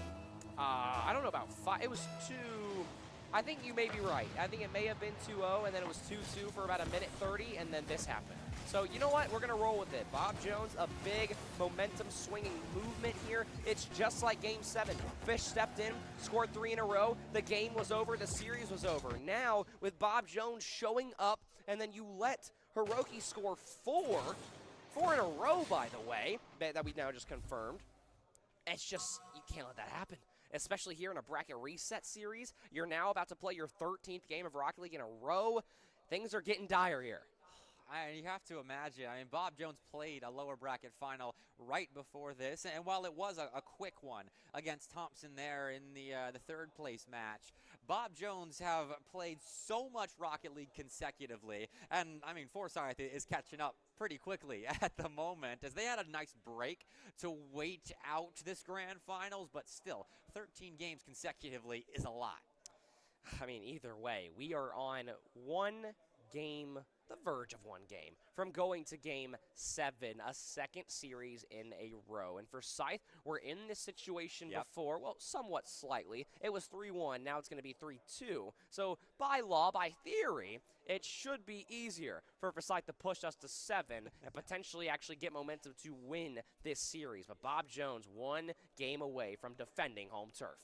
Easy's the wrong word to use here. There is nothing easy about this high school showcase grand finals for either side. Even the freebies feel contested from players rotating back as quickly as they can to prevent any important goal from falling in, as every single touch seems to matter right now. But in Game 6, on Neo Tokyo, it's Forsyth that start us off, and it's Burke, the First Blood Demon, who gets that last touch. 10 seconds in, down 3-2 in the last best of 7 of the day. You needed that one, and Asian Eyes and Burke combined wonderfully. Asian Eyes almost scored it by himself. Big moment for Forsyth to take the lead. See what they can do with it. They've had leads before that Bob Jones have crumbled to pieces, but Forsyth, I'm sure, will take any early momentum in these games. Previous mistakes, though Bob Jones get right back up on the horse and are denied by Forsyth. Very awkward plays going on right now in the midfield. Nobody really able to keep much momentum, but you can see that players are willing to dive regardless. Great catch from Gabo. Just barely avoids a pre-jump Fish. Now has Hiroki on the back foot. Did beat Saint. Double commit. It's going to be all sorts of commits actually from Bob Jones, and now Saint is all by themselves. Burke does get a beat. It is not on net, but Fish is there regardless. But an accidental touch out middle and a fake from Asian Eyes. Played that wisely, but still lost control at the side wall. Rotates back as Gabo and Burke make a good stop together on the goal line. What a save. Burke rejoins the job there on that blue goal line, but Bob Jones still claim an equalizer. And who better but Fish? Again, for Forsyth, it just gets messy. 2 players are there. There's no real excuse. Or sorry, 1 player was there, and Burke just can't recover in time. Asian Eyes jumped too early, but Fish did slot that where it needed to go. Tie game here. No lead is safe. No matter how large, no matter the state of the game, both these teams have such immense comeback ability in this grand finals. You would think the nerves of playing in a grand finals, up on a stage with a crowd, with loudspeakers blaring about your successes and failures, and that might get to these teams. And once they go down, they stay down. But no, both sides get up and stay up if you can. Hiroki grabs the lead for Bob Jones. We'll see how long it lasts. Flashes to earlier in the day. Forsyth tries to gain good possession, but it just results in a first man getting a free goal, free shot, uncontested. 2 in a row for Bob Jones. A nice run for the Patriots, but Again, Forsyth with 3.5 minutes left, have a good chunk of time to work with, and now a center ball to work with. Asian Eyes goes backboard, doubles on target, but Hiroki denies another spectacular shot by the Forsyth All-Star, and Bob Jones will hold this 1-goal lead for now. Big moment. I keep saying big step-up moment, but again, in the potential last game of the entire LAN, you had to jump in front of that one, but what a shot from Asian Eyes as well. 3 minutes left to go now, and every ticking second starts to hurt a little bit in the chest of every Forsyth fan. Here we go, Gabo into the skies. He tries to solo in an equalizer. Does end up setting Burke and Asian Eyes up, but those couple of rebound opportunities are denied by the Patriots on the orange goal line. They keep on churning saves out. Too easy for Saint to get that counter as well, and he will sit in the corner, but he's somehow still in the play. Awkward 50. This could be a chance for a Bob Jones player, but you'll see Fish go back down. He'll let Gabo go ahead and use his reset and get it out. Now it's going to be really awkward in front of the Bob Jones net. No shot just yet, and Gabo's pass is way too hard. So Asian Eyes has to be careful on the back foot. Gabo is in the area as well, and so it'll be a pass over, and now it's up to Gabo to try and get something going again, but Hiroki is all over it. You can tell Bob Jones' defense hasn't really lost a step, but these counterattacks and these 50s are almost critically perfect at every chance. 2 minutes left now. Bob Jones, they can get this 1-goal lead over the finish line. They will have bracket reset Forsyth and won the first ever SEL High School Showcase. But keeping this 1-goal lead is a tall order. They're doing the right things though. Keeping possession, putting good pressure on the Forsyth back line. But these Georgia boys will not go quietly. They're making great reads and holding on for dear life. Great touch from Saint as well to make sure this ball stays in the Forsyth half, and Hiroki will keep that theme going. Asian Eyes in an awkward spot, has to get back to this ball, has Saint. It's going to be open for Gabo if he can try and find Asian Eyes. That will be weak, and it will open up the door for Fish to be all over it. Burke can't make the save or make a real banger touch either, which means that Forsyth are stuck taking possession, and with 70 seconds left, have to find a true boost-filled way, an earned way into the half. And here comes a 2v1. Fish, though, immediately challenges an extremely smart play from the team leader, and now we'll see Gabo try to turn this around. Has a 1v1. A player's on the back side, but it comes through the smoke directly into Burke's hood. Asian Eyes does turn. It's challenged subsequently by Hiroki, who almost dished that ball in himself. And Fish had an opportunity to score an open net, but neither make contact. Forsyth are playing with fire at the moment, but you kinda have to. Otherwise, you're definitely getting burned. Downfield, Burke's there for a potential equalizer, but he can't make contact. So close, yet so far. Asian Eyes tries again. It's open for Gabo, but he can't score. Final 30 seconds. Forsyth are knocking. That net's exposed. Asian Eyes is blocked by Fish too. 22 seconds left, and Bob Jones are holding firm. 15 seconds to go. Here comes Gabo. Has Burke to use. Backboard is there. What a save from Fish. Here we go again for Forsyth, but not before Hiroki has a say in it. We'll go and we'll dunk. And here comes the last chance. It's got to be Gabo. He's got to keep this ball in play. It will stay low. Fish will rip this one away. It's got to be a big touch from Asian Eyes. A great first touch. He's got room. It will be 50 down. A shot is there. A lane is there. The net is open. Asian Eyes is there. And it's We're going to overtime in game 6. We're not done yet. Forsyth fight against every force imaginable and hold it together for one more 2-2. Overtime on the cards here, and Bob Jones have to recollect themselves. Forsyth do too, for that matter. That pop-off had to be immense, but the job's not done. Off kickoff, Forsyth will take control. It's Gabo downfield. It sets up Asian Eyes for a center ball. Gabo was denied at the near side post by Hiroki, and I think we can all take a breath with that. Our 13th straight game here in our first ever SEL High School Showcase sits in a Game 6 overtime between the best in Georgia and the best in Alabama. 30 seconds in, we're already seeing that back and forth, but here comes Bob Jones. This shot's gonna be off. It will be a shot open, and Fish will end it right here! A bang, 40 seconds in! Bob Jones defend their turf, and who better than Hiroki and Fish combining one last time on land for a series-winning goal. Unbelievable! Wow. Just plain wow. 12 shots, dead even across the board. Bob Jones, 9 saves, Forsyth, 6. I mean, what more can you ask for? I genuinely don't get it. And it's our first day of SEL land. I mean, what in the world do we just spend the last 10 hours doing? Oh, I can translate for you. You just got some dang good Rocket League action. What a way to start off this SEL LAN with a Bob Jones win, but what a fight out of Forsyth. That was unbelievable. They came into that series, I think still as underdogs, considering Bob Jones got the win in group play, but they didn't act like it. They fought so hard, forced a Game 7 down 3-1 in the first series, scored that unbelievable 0-second goal there in Game 6, but fell just short to LAN Demons. That's a quality loss. 5 overtimes in 13 games as well. That is a stat that I don't think you can replicate even if you were to write it and make it a movie. So big shout out to both these teams for mentally staying in it, Yes. and those glass trophies are very, very well deserved. Absolutely. They can get them engraved, and for good reason. What a performance out of both of these two teams all throughout a long day on LAN. Shout out to Saint for filling in on short Played notice. great. A Valorant player turned Rocket League super sub that helped elevate his Bob Jones players up to the top of the podium one last time together. That is Fish and Hiroki. One more time, hoisting a trophy together on LAN. That gets me choked up a little bit. Oh, man. I would imagine we're probably going to get some great interviews Yeah. as well. We don't have direct word on it yet, but I would imagine we'll have them ready for you very soon. We have worked together on an absurd amount of high school events, an absurd amount of collegiate showcases as well.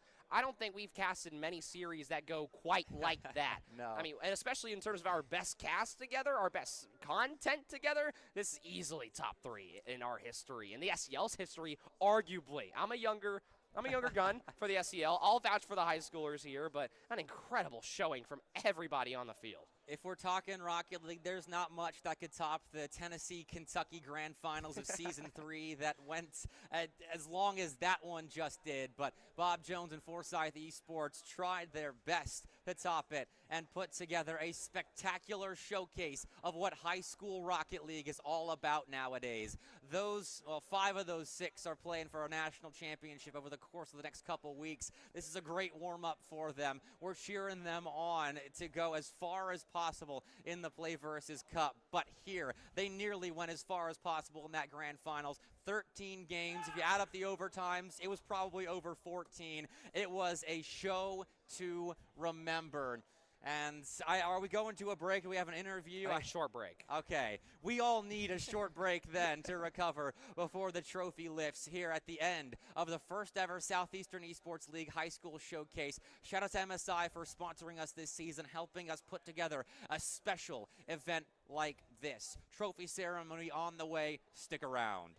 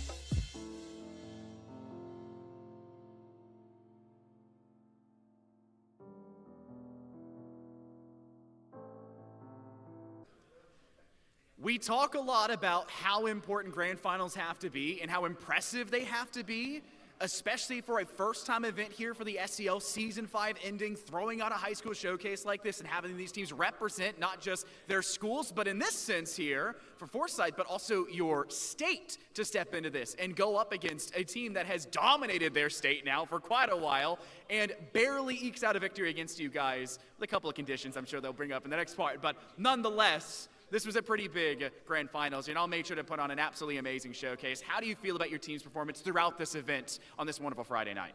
Obviously, we had a great performance making it to the finals. We thought we were going to get 4-0 swept when we took it to Game 7 and then Game 6 right after that. So we played really well, and I'm proud of my team.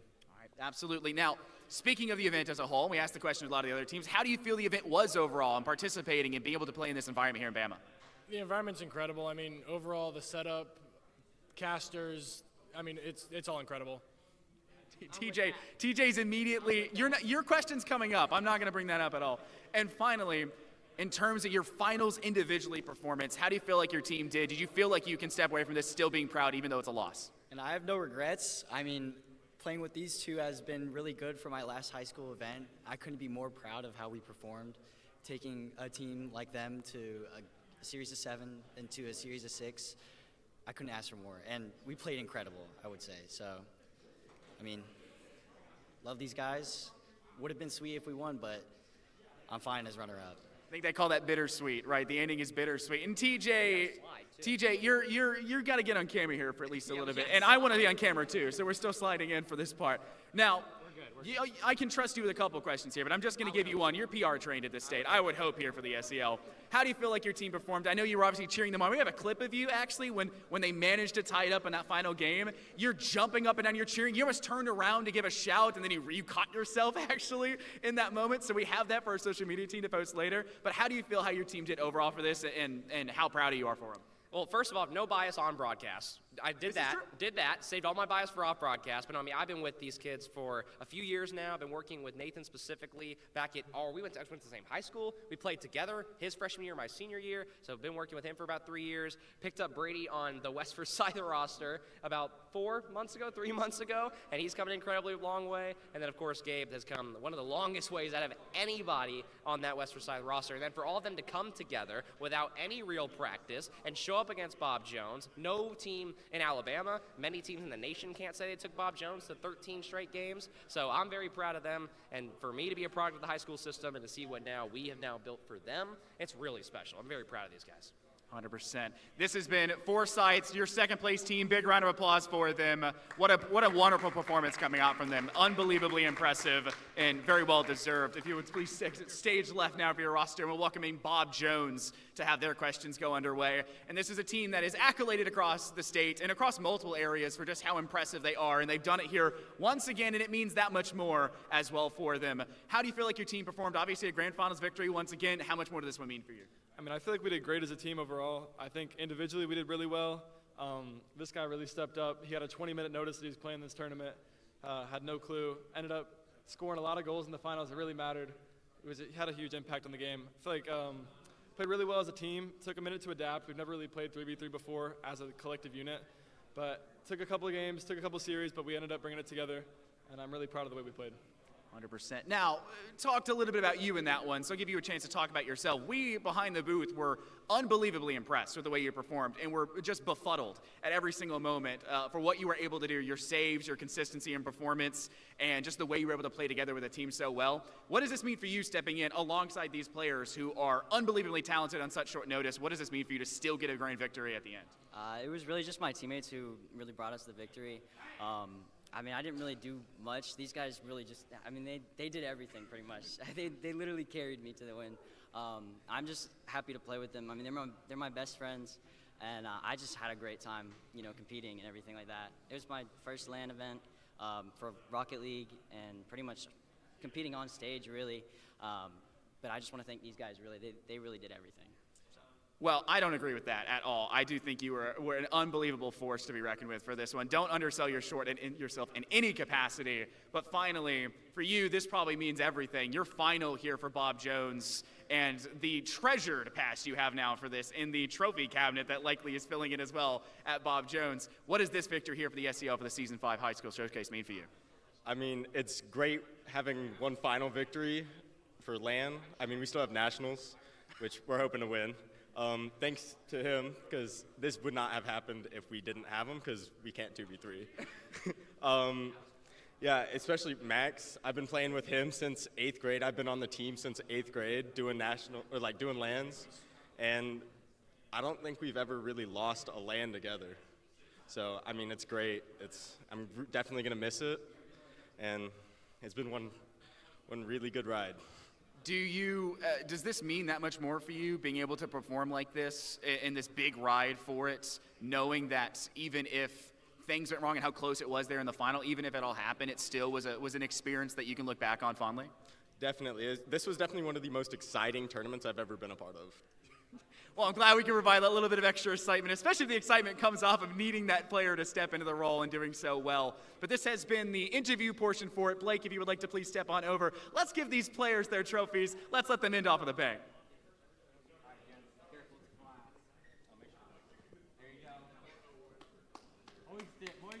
Big round of applause here once again for Bob Jones.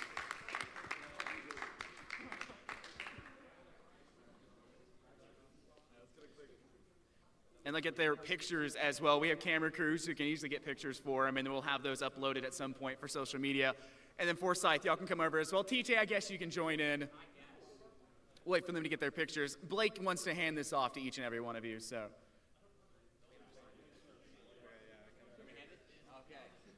All right, be careful, it's glass. Here you go. And a big round of applause for them stepping into a hostile state and still coming away, taking down Lee and the Thompson squads to get the job done here.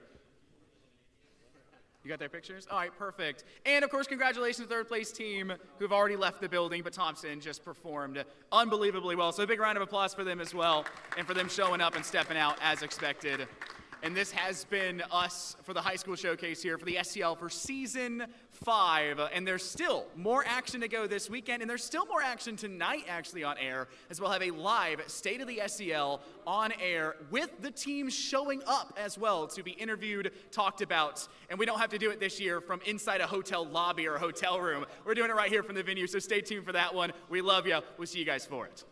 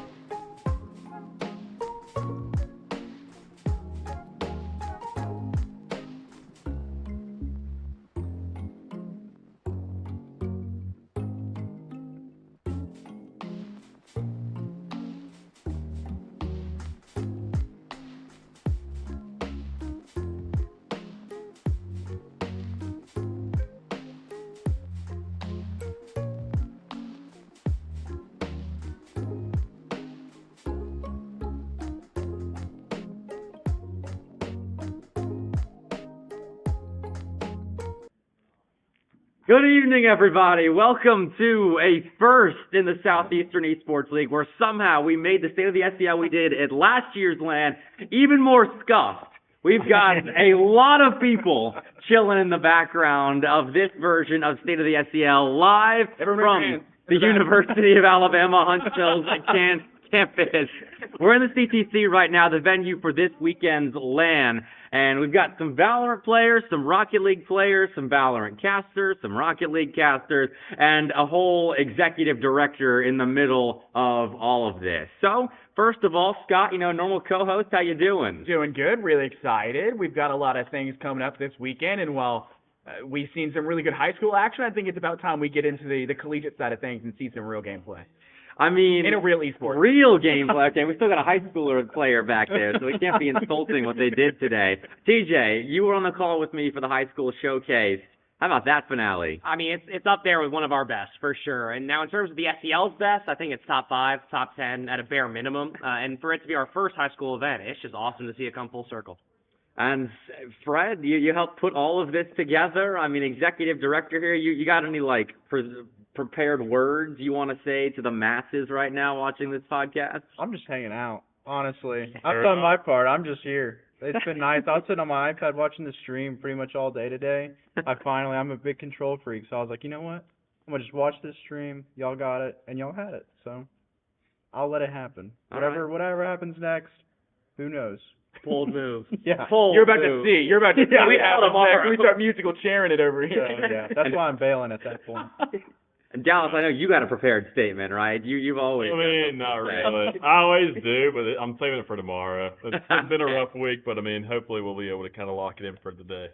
All right. So, welcome to the podcast. That's all the introductions. For those that missed it, we had a great high school showcase earlier today. The grand finals went 13 of 14 possible games. Bob Jones just beat out Forsyth Esports in Alabama versus Georgia. Grand finale there. And it was a phenomenal start to the weekend. But now we got college teams, like you said, the real competition. And a real esport. Finally, Valorant steps onto the stage here, so we actually get to see something a little more entertaining. Are there any Valorant players back there who may do some golf claps?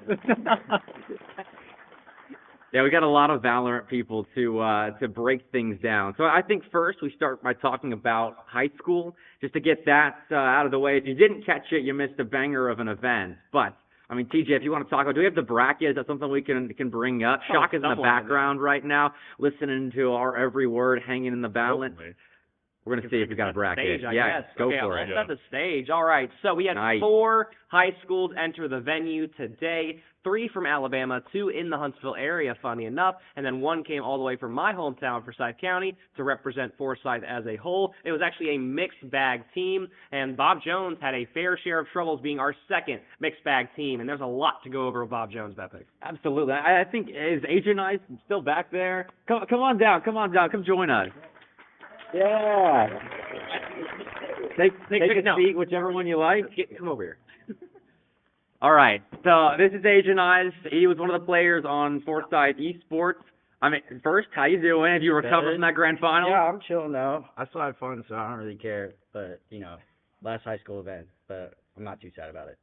That's still a great run from you guys. I mean, talk about the experience. Like, you guys traveled here on your own to play in Alabama, being Georgia's school. How was the weekend for you? I mean, I traveled with my parents down here, actually, so I'll be staying the weekend to watch everybody here. Let's go. I'll be watching Rocket League and probably Valorant, too. So. Probably. And you left from home at what time? I left home at, 4:30 a.m. because the time zone changed, and then we went to Buc-ee's. So.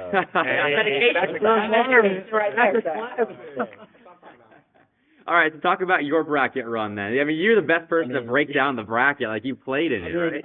So we struggled a little bit. So I played. So in my county, I'm part of Central. So we're called Central Forsyth. So Forsyth Central. Sorry. Close enough. And then we have West Forsyth. So West Forsyth brought 2 of their student athletes. Okay, whatever.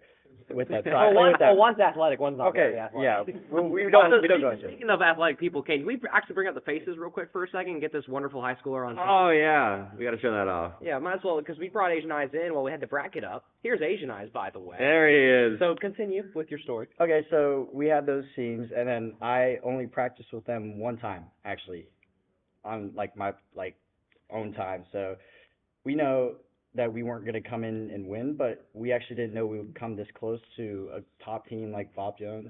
Like, they're incredible. A 2.1K player, and That's just also gross.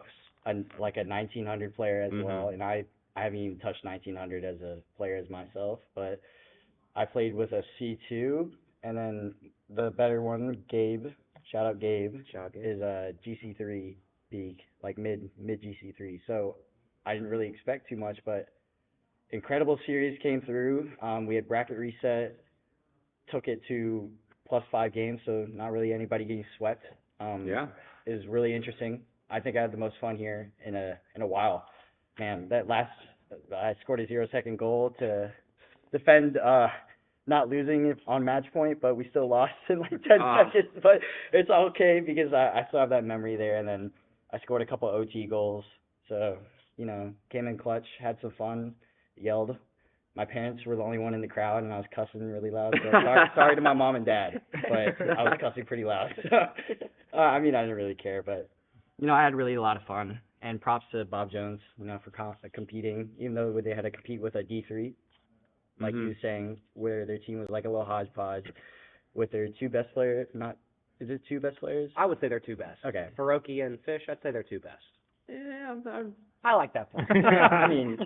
With Reach being really good at Valorant and really good at Rocket League, I think at times more If Reach is grinding Rocket League. Yeah, I'm going with Hiroki and Fish. So anyways, moral of the story, yes, they're two best. Yeah, and then, they competed really well, but they had to have a D3 on their team, which is, it's not crazy for them.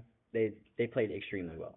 Props. They schemed around that D3 Yeah, very crazy. well. Like absurdly well. I've never seen a diamond show up on land like that. That was I could tell our Fish was production giving team the was comms, man. Yeah, and not to mention that Bob Jones as well missed out on upper bracket finals, Yeah. also the first part of group stage. Sure, the bracket for again. multiple. Yeah, now we can throw back up the bracket. Let's talk about this.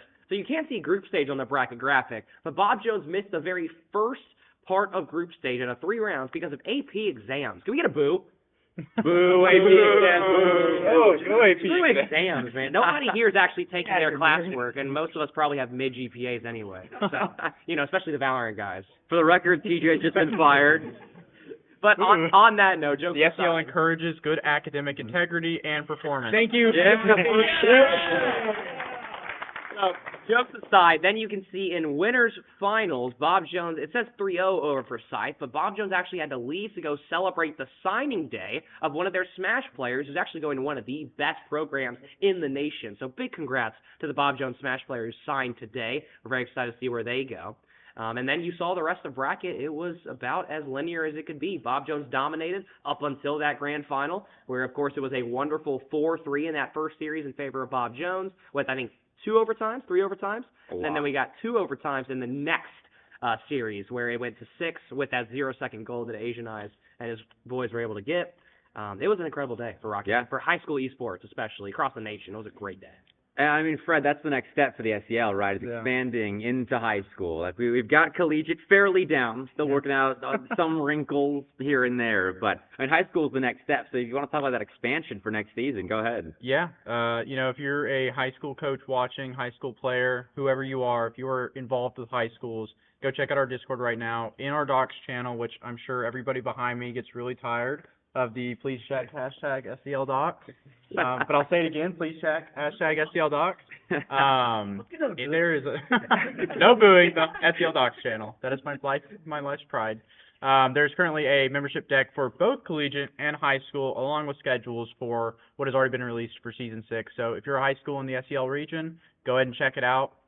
We've already got our membership deck ready for it, and you can open a ticket today and get registered right now for both high school or collegiate for all the way through fall, spring, and summer. So do it now, and I will read it tonight, I promise. Rocket League and Valorant. Yeah, Rocket League, Valorant. We're not going to add a third game. We're going to put out some polls, though, me and Scott have been scheming a little bit. Liverpool. We're gonna get some. Please some, don't boo in the Polish channel, guys. Polish channel's good. It always has good stuff. It also includes our recent changes of cutting 2 weeks on the spring season to bring this LAN almost a month earlier before a lot of the national showcases and while you're still in school. So some of you who couldn't make it out, you'll be able to come next year. The big part about that, though, at the Polish channel is you're going to see some games get thrown out of what programs have what, and we may be cooking some pretty interesting, one-off events with some cool opportunities to go national here in the next, couple months of the first little bit of the season. So it could be a lot of exciting stuff in the SEL. We're not going anywhere. We're going to keep doing good stuff, and we're going to keep growing. Well, you may be going somewhere. You just got fired after making fun of people's GPA. So I know, but I love watching Valorant. I love watching it. Oh yeah, you're good day. It's a good day. But only the part where Infernosis is on the camera. So no, but jokes aside, before I get beat up by all of Charlotte. No, being serious, it'll be fun tomorrow to watch that action. I mean, if the high school Rocket League portion, technically our preview to the weekend will be great, or was great. I'm very excited to see what happens once we get everybody in here tomorrow, and then you guys actually get to be on camera tomorrow. That'll be awesome. Hey, I was on camera. They both were. I was just really small. But actually in your element. You know what I mean? True. It'll be fun. We're gonna have a lot of fun tomorrow. Headphones on in my element. We're gonna have fun. Yeah. I'm actually super excited as well because we're doing the changes next semester for the tier, splitting up, and for players being able to opt in and whatnot. That's gonna really help out a lot of teams in Valorant. That's specifically the problem. Our playoff breakdown for double elimination, we're not gonna have our LCQ not be double elim because that was a missight on me. I was paying attention to the tier play-in and I didn't focus on that first. Take accountability, fixing that. There's a lot for Valorant I'm really looking forward to for the next split. It'll be really awesome. All right. Well, Fred, do you want to say any more pieces before we get into the nitty gritty? Can we kick you out of here? Yeah. No, I'm gonna leave. I'm gonna let y'all do your thing. Don't get us canceled. Have a great podcast. I can't promise anything. Have a great podcast. Thank you, Fred. So I guess this means we kick the high schooler out too. Yeah. Sorry, Nathan. All right. I have my words. That's Asian I'll see you later. Yeah. All right. Thank you, Fred. Thank you, Asian Eye. All right. Are we ready to get into this thing? Break down the brackets. Brackets. Do we have graphics for brackets? I've already forgotten the run of show. It's on the left side of the screen. Okay, that run of show I know. It's the graphics I don't know. So Shaka, pick a bracket. Rocket League or Valorant? Yeah, surprise us. Flip a coin. Yeah, let's go. All right, Valorant first. Dallas, you haven't gotten to say much yet, so you want to change that? Talk about the Valorant bracket? I'm looking to keep it relatively consistent in that matter, but we'll go ahead and talk about it a little bit. I mean, the biggest thing, obviously, is consider how many teams we got here today. I mean, Charlotte being half of it. That's kind of the biggest thing. 2/3. Yeah, 2/3. But that's kind of the big kicker there is that people are just seeing the bracket for the first time. We're not seeing the score layout. That UGA Red actually isn't showing up. So we do only have 3 teams competing here for the weekend. So clearly we'll be kind of splitting things up. We got 3 matches going on today, where the actual first round between Charlotte and UAH, I'm expecting to obviously be a bit of a prelude to what we should see in later rounds, considering that looking at previous matchups, the Niners kind of matchup is going to be something I'm looking forward to just anywhere. So knowing that rivalry kind of, whether it's for jokes or whether it's for throats, it's whatever. They're going to be, looking to go ahead and kind of come out on the top dog. We'll be looking at scrims.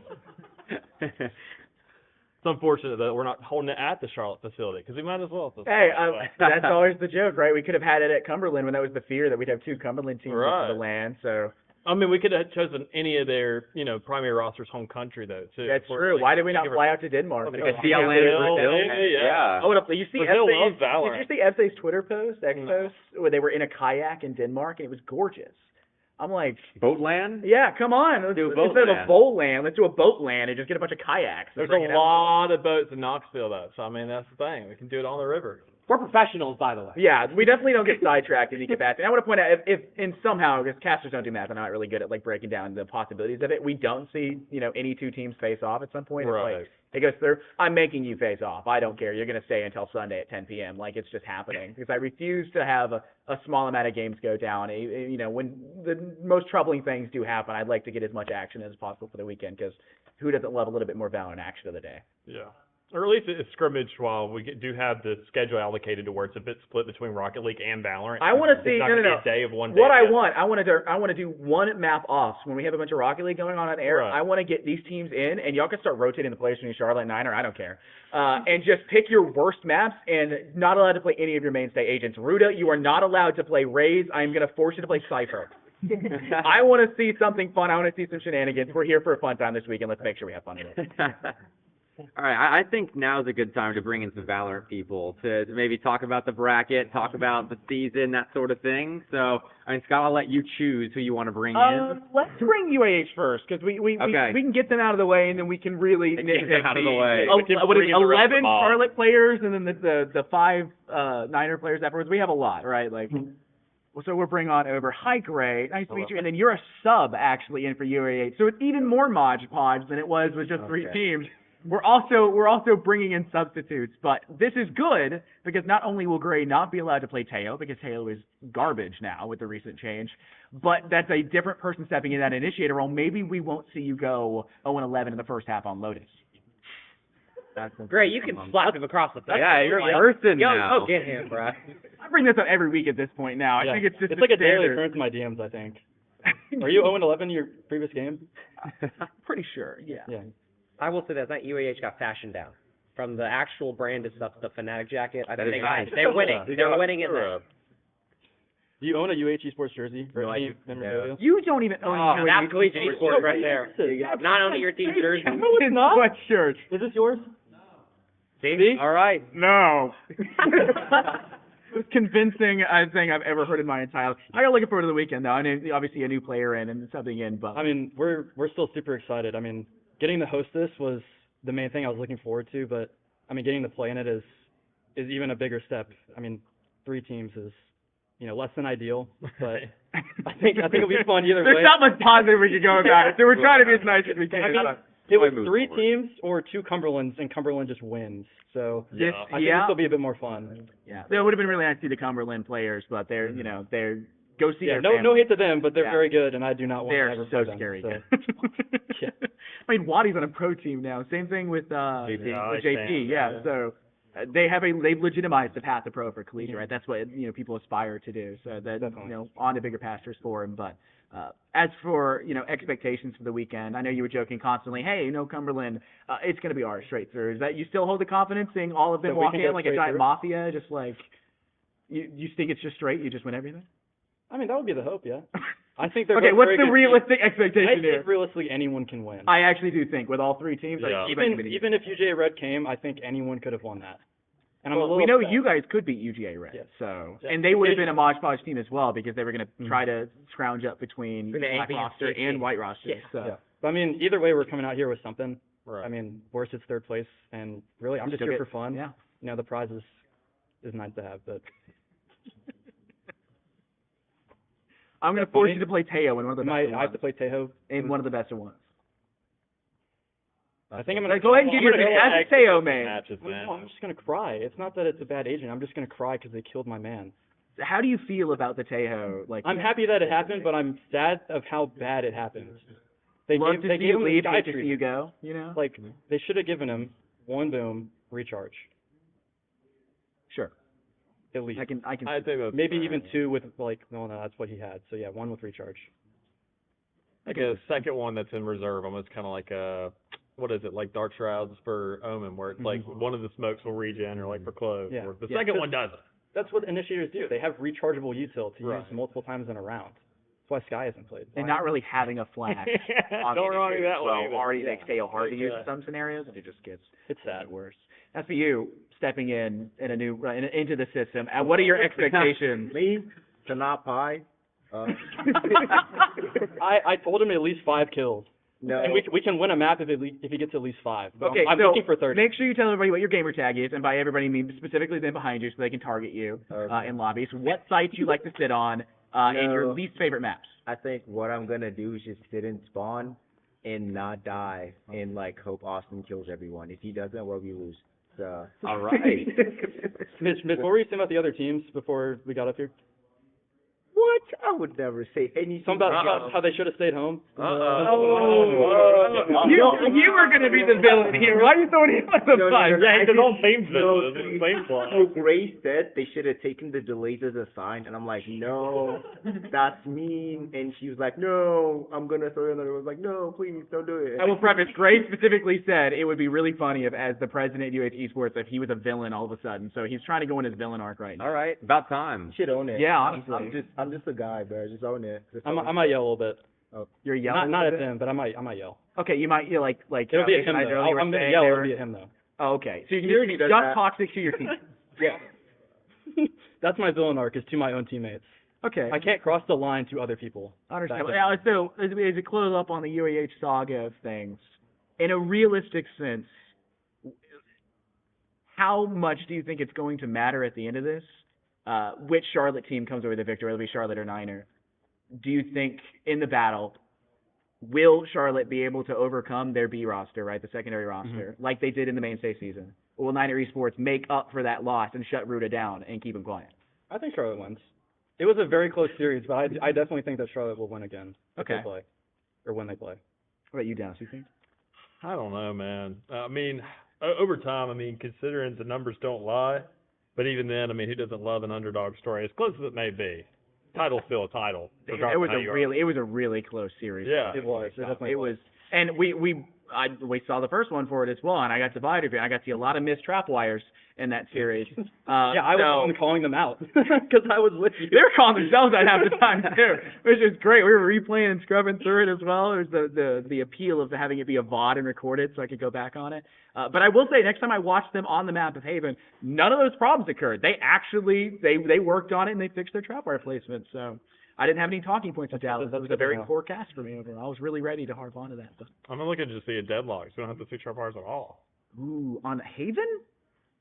Okay. Why not? Well, You might see that. Like I said, we're talking about I'll take that into exhibition account. matches, not able to play mains, and Sure. Cypher's kind of a mainstay. So I think, honestly, you know, we get some people feeling themselves. We're known for different fun, spots. so I think we can get some fun going. Infinite abilities, maybe. Where's Infinite the cred, Waylay? Why not? That's what. Where's That's the what Waylay? interesting. Okay. There's the Waylay is behind the entire team Can I because get he reverts all the You progress he reverse makes. that. That's why nobody plays her. Can I give a quick Waylay story of the one time we ran her an official Oh dear. in the grand final of map 5 for NECC, where our Waylay went 5-20. Oh. Ouch. Is that the story? That was the story. That's That was Can I only tell the time we story ran and I'll it. give you time to tell if I can tell the story? Yeah, the story is that we ran it one time. He went 5-20, and we said we're never touching this Asian again. Did you win map 5? No. Okay. Cool. There you go. We lost. It was what, like 13-2. It was hard to cast. I'm sorry. I was like, I was in the rooms like, oh dear God, we're getting destroyed, and but I had to like put out the copium. It was not there. I'm sorry. I was like, maybe if we win pistol, we got like flawless or something. See, from the perspective at that point, you just start coaching and just Oh, yeah. helping them Gentle- give them gentle notes. parenting. It's that, very like, gentle Give parenting. them notes because they're not going to want to go back and watch that game, but you can at least let them listen to what they did. No, I didn't even touch the VOD. The VOD just like went to the trash. Well, that's where you just like, hey, have you heard this great new Well, outfit? that's why Came out, that's start playing it. That's No. why you'll never improve, Greg, because you're skipping the VODs even when they're ugly. Sometimes you have to look at some ugly things to I make can it watch pretty. ugly VODs, but That one was that just a that little was too the ugly. ugliest game I have ever Amir played. cracked in my on life. that one, right?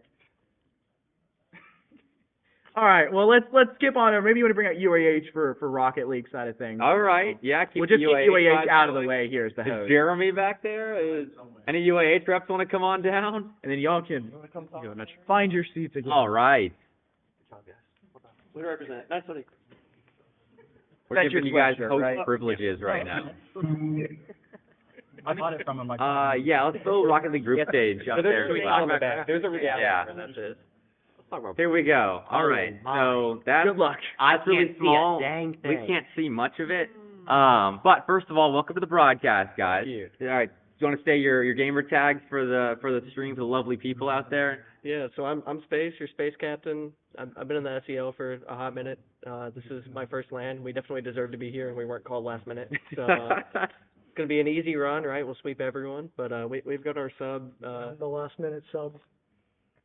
He's our B team substitute from this semester, who is just happening to be a person who's still in Huntsville at this time of year, which is a tough ask. We can't even survive it when it's a local land. Yeah, it's I called about everyone. Cozen retired. I messaged him. He's in Illinois.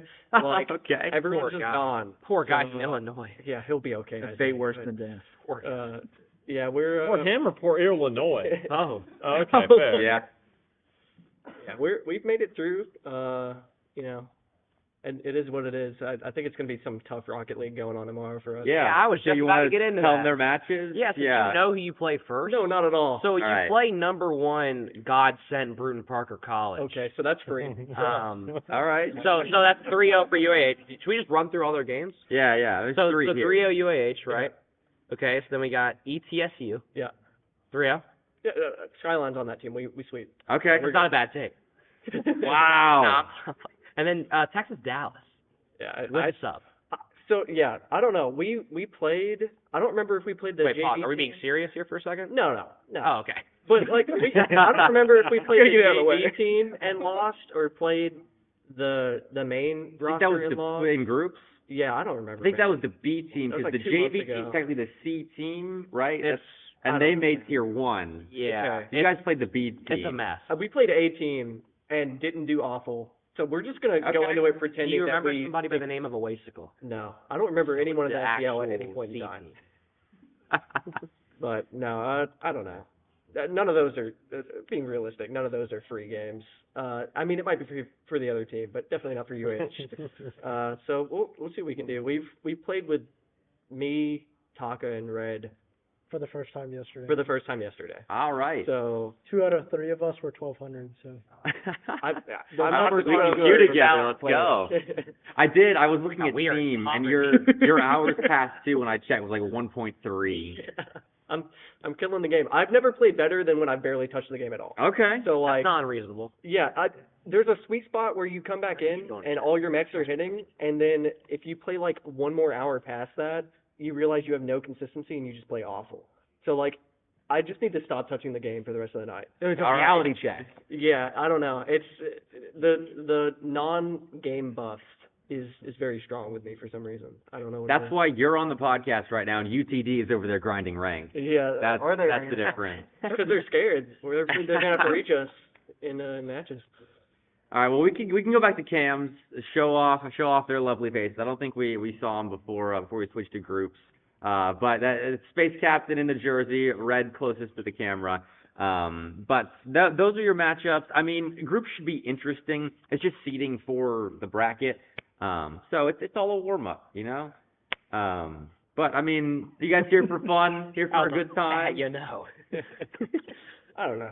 We're just here to play some Rocket League. Yeah. I feel like, UAH has had some tough SEL runs the past like year and a half when the new game lead stepped in. So we're just definitely not me.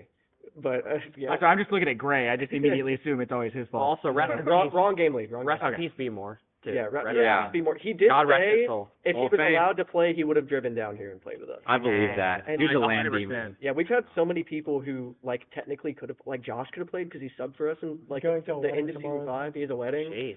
Like we could Is have it had his? actually.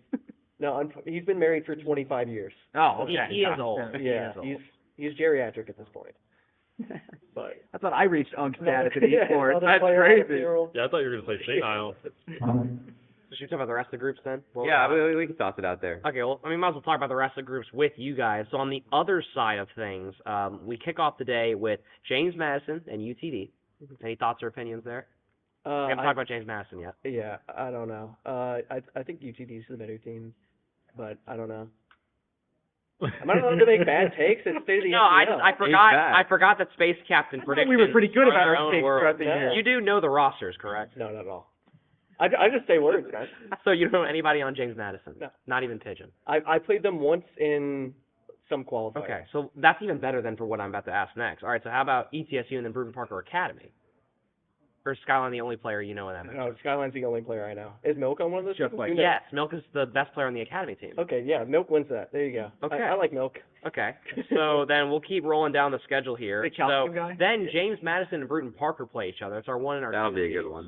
And that's middle of the day. It's round Yeah. 2.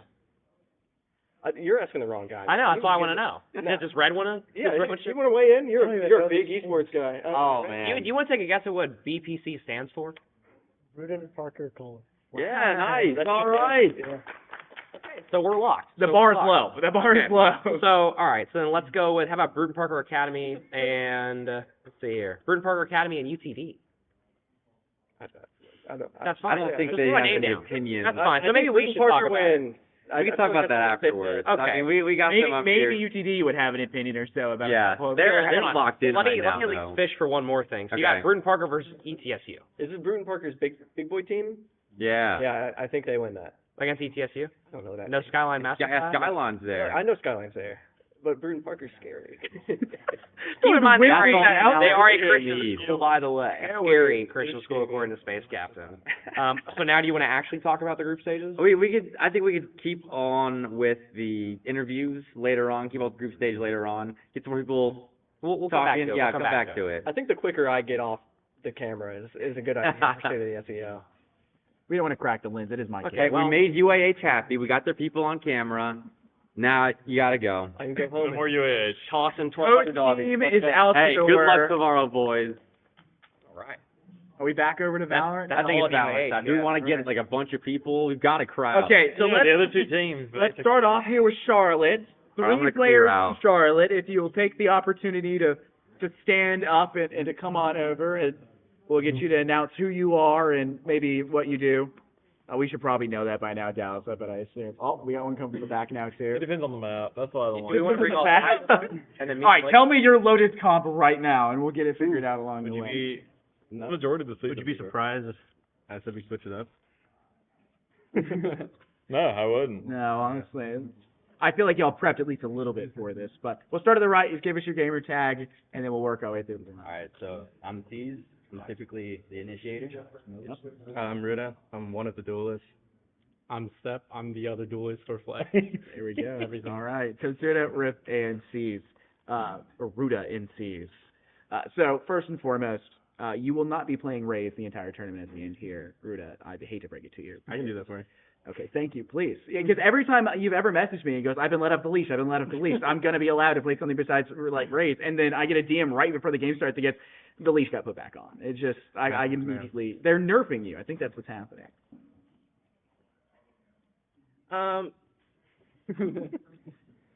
You know, sometimes I wake up and it's just like, I feel like playing Jet on the Sense. Then, I'll get That should always be no. I'll get a DM and I'll be like, sorry, man, you're back on Raze. Oh. So, all right, happens. Well, let's hope you can be let off at least a little bit. I would love to see this weekend it Play come some out. Waylay. Play some Waylay. Give me an ISO Yoru on Haven, and I'll be happy. I thought you were I'll going to say be Ice so Box, happy. and I was like, we'll start over here. Now, because you're having a face-off against UAH, and they're consistently inconsistent as a team. My favorite setup for them has always been their Lotus, because they play 3 Sentinels. I'll call out their composition immediately. They play 3 Sentinels. That should change, at least in some capacity, with a sub. He just shook his head at me afterwards. I don't think it's changing. He's nodding and then shaking his head. So I think he's trying to hide something right now. But they can be, they can be their own little demons on map. And they did get into the LCQ and get through to playoffs fairly early and before they lost to UGA Red. And UGA Red was a pretty big threat, but they didn't get to show out because they immediately got put up against Cumberland Phoenix, who obviously we know kind of went and took everything at the end there. Yeah. But when we say that we think this will be the most competitive, 3 teams to possibly face off for this one, it could only be made better by UGA Red squad having come in and have that third rematch for UAH. But do you guys have any expectations for how y'all have prepped for this weekend, or? Not really. We've prepped a bit with some couple new comps, couple new things we're experimenting with. Please tell me you didn't scrim with your other team, because then that preparation is. Oh no. No, we don't scrim with those guys at all. Yeah, that's what y'all told before the interview. Oh no, but we've definitely worked on some new comps recently, where things are looking pretty good. It just depends on some random changes that we do make that we need to fix, but we're doing pretty well. All right. So maybe consistently inconsistent. Fix those little random things here and there. Okay, speaking of Mr. Inconsistent himself, Rudell, we'll jump over to you. Kind of foul. Okay. You talked about it, and you had messaged me saying you can't wait for the land because you're a land demon. Do you think that still holds true? Yeah, I think so. Think so. How many lands have you played at? To date, 4. And what were your placements in those? Okay, so my first ever LAN, I Okay. played. Okay. Wait. My first ever LAN, I had the opportunity to play Oxygen in groups. Wow. Oxygen Esports with Dapper on the team. Wow. And then in the same group, we played against Lunafox, a Tier 2 Game Changers Pro turned Challengers, and so we bummed out. There's your okay sell moment. But, I mean, That's experience. I play pretty good on LAN. We played a LAN a month ago in Hickory, North Carolina. Mhm. We played against Converse in the final, Converse Purple. 2-0 raw. Did you lose? No, we won. Okay. Oh, 2 in that case. That's, Gotcha. Against Converse. yeah, usually we get 2-0 raw, but you know. Converse has had an iffy year though for Val. Yeah, Converse is. I don't know. I think they spread their attention a little Yeah, bit. they're differently, like, spread out. I mean, they did get into CVAL and get Right. into the lowest, They and kinda they made shift their the first priorities. they'd ever made for CVAL as well. But they also got in off of being Converse. I think was one of the smaller leagues that got a bid, but they kicked it up towards the end of the semester. So that was about a month ago. So I mean, that would have been a pretty prime Converse for in terms of the semester for them. So that's pretty impressive. Was that due to your performance as a land demon or? Well, I played kind of crazy the entire tournament, but our team was shooting. We were shooting. So, you know, they're there. I won't ask what maps, so that UH don't get any sort of advantage. I knew they were playing 3 Sentinels on those already. Yeah, everyone did. That was an insane series against UJ Red. People in the Twitch chat were like, I may have to steal the competition. Like, it was entertaining, which is really what we value, me and Dallas at least value for that side. Right. Now, what specifically has your team changing up? And I won't give this to you since you're the player that usually gets shifted out when y'all change up duelists. Why have y'all been so strict about making sure that you're constantly changing players out and roles? Like you're a flex role and you kind of swap between, but the main thing is we want to make sure that our full roster gets played. To be honest with you, we're a community, we're a big family. Yeah. And we all just want to be able to play. Main reason Ruda gets switched out is because he is inconsistent, but I'm also inconsistent. So then now it's we have 2 inconsistent duelists. What do we do? So I've been flexing a little bit more on other roles now. So that's something that we'll see soon. I mean, we were saying before the City of the SEL started, we were talking about predictions. We said it's going to be really competitive, and I was like, I think Niner have a chance if they can find the win button against Ruda on the maps that Ruda gets to play on, or just to ban any race map and then not have to deal with that, and then try to find some sort of leverage elsewhere. But if y'all have more than one land demon, then things could obviously shift up, and they would probably, I'm assuming they would probably look at a bot or some capacity to somebody side back there. So that's a no. I'm just going to drop that point. Those guys bot review us a lot. I don't know what they're sighing about. I mean, I'm not gonna lie. You're just gonna admit you don't even. I mean, didn't UGA Black do that same thing at that one? No, UGA Black was lying. No, they be mixed showing up every now and then. UGA Black, so it works. We'll see tomorrow, right? Yeah, it totally works. I dropped 34 on them on land. Just saying. You dropped how many on land? 34. He just has. How many times does he bring that up a day? Oh, twice a day. He does West land. Is this what you're known for now? Yeah. This is how he knows. I'll have one good performance. This is how he knows. Was that back in himself? Orlando with Mickey Mouse and the rest of the crew? Is that what's going on? It was, yeah. All right, does you have any questions to bring up for him? Not really too much, just besides, obviously, I mean, the preparation, clearly, I mean, nobody was really expecting UGA Red to not really be here. So, I mean, I'm assuming that had to be kind of a wild card for y'all, considering that, I mean, they had to be some form or fashion. I mean, everybody knows kind of what UAH is dealing with, the bracket and the stance and kind of what they were doing over the big course of the season. But knowing that even more so, with the UGA Red not being here now, do you feel like that increases you guys' odds, or was it kind of something that y'all were looking forward to, better yet, knowing that was going to be a bit of something that just wasn't expected? Because they're a pretty solid team, so long as they're kind of in the same boat as y'all, and consistently inconsistent. It will be a great team. There'll be sometimes a very iffy team, but I think honestly, is it kind of regretful knowing that you guys don't get to go up against that and kind of say, well, who's a little more consistent on the day? Yeah, I think a little bit. It's a little bit disappointing that we weren't able to play them here today, or over the weekend. But the opportunity to fly out us and the Niner guys, of course, and represent the school is cool. Yeah, I'll represent. The delays were not the sign. Yeah. I'm genuinely shocked I made it in the first place. Oh. That's insane. 2 delays, third strike, you're out. They just canceled it. It was 4.5 hours. It was kind of crazy. But just the ability to represent the school out here. We're just glad that we can do that. All right, so while we have you here, we're going to send 2 of you back after this real fast. Dallas, can you prep up a paint thing on your tablet there so we can start drawing? We're going to go ahead and pull up just one player from Niner Esports, and they're going to be your team captains. And then now you have to pick, and you're not allowed to pick just from your team, okay? You have to pick 4 players back and forth to fill out a team to then face up in a 1v1 come tomorrow on LAN in a downtime that we have for Rocket League being on stream. So who wants to be the team captain? It can't be me. I'm already. You want to be team captain? Okay, then you two, thank y'all for coming up. We can have y'all step down. One person who also do interviews for Niner Esports. Yeah. Please come up here. Come here, Papa. No, It gets spicy out here. All right, now what's your tag? I'm Jay. Okay, Jay. All right, perfect. Now, What with an S? Yeah. Jay. Jay? That's not C. No. We can't spell here in the SEL. C. It's a C. Okay. We're casters, don't do spelling. Okay. We don't do spelling, we don't do math. Let me just look.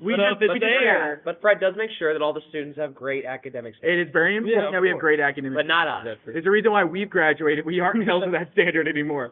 Somehow before AI was really popping off. I don't know. Yeah, I don't know how I pulled that out, honestly. Let's go ahead and start then. Rock, paper, scissors between the two of you to see who gets to pick first. And you're not allowed to just pick your team. All right. You have to have at least 2 or 3 Okay. from the opposing roster. That's 2 out of 3. All right. Ooh. All righty. Who are you taking first? I'm taking James. Fuzzy. Fuzzy. Okay. We're like picking our team? It's again? your team you're playing. Oh. You plus 4. Okay. So who are you? Who's your roster? I'm thinking Sif. Yeah. Yeah. Well, I shot Fuzzy was first. No shade to Fuzzy, but I shot Fuzzy was the first option. Okay, back to you. All right. So do we pick off of people who are here or people who are on the roster? Because we have some subs in here today. At the B&B? Or here? Here today. Like, do you want us to pick the players that are here Probably today or here this overall? weekend. Here They this have weekend. the 1v1. Here this weekend. Yeah. That can play. That can play. Darren All right. Cole into his team, by the way. I'm picking Quinn. What's their tag? Jack. Yeah. Okay, JQ. Wait, I'm thinking confused. Wait, I'm okay. No, where's he gonna pick? All right. Making a team. If you're thinking comps at all, you're just picking names. Oh, with I'm sorry, I sabotaged you. He was not thinking ahead. We've seen 3 Sentinels. We can see 3 duelists, initiators, whatever you want, man. You got Sid. I'm a controller main, so I'd love to see us just hotbox the map, smokes everywhere by all means. I've seen Sif got like 8 matches season after 5 10. What? Nothing. I'm got sensory overload. One more time, sorry.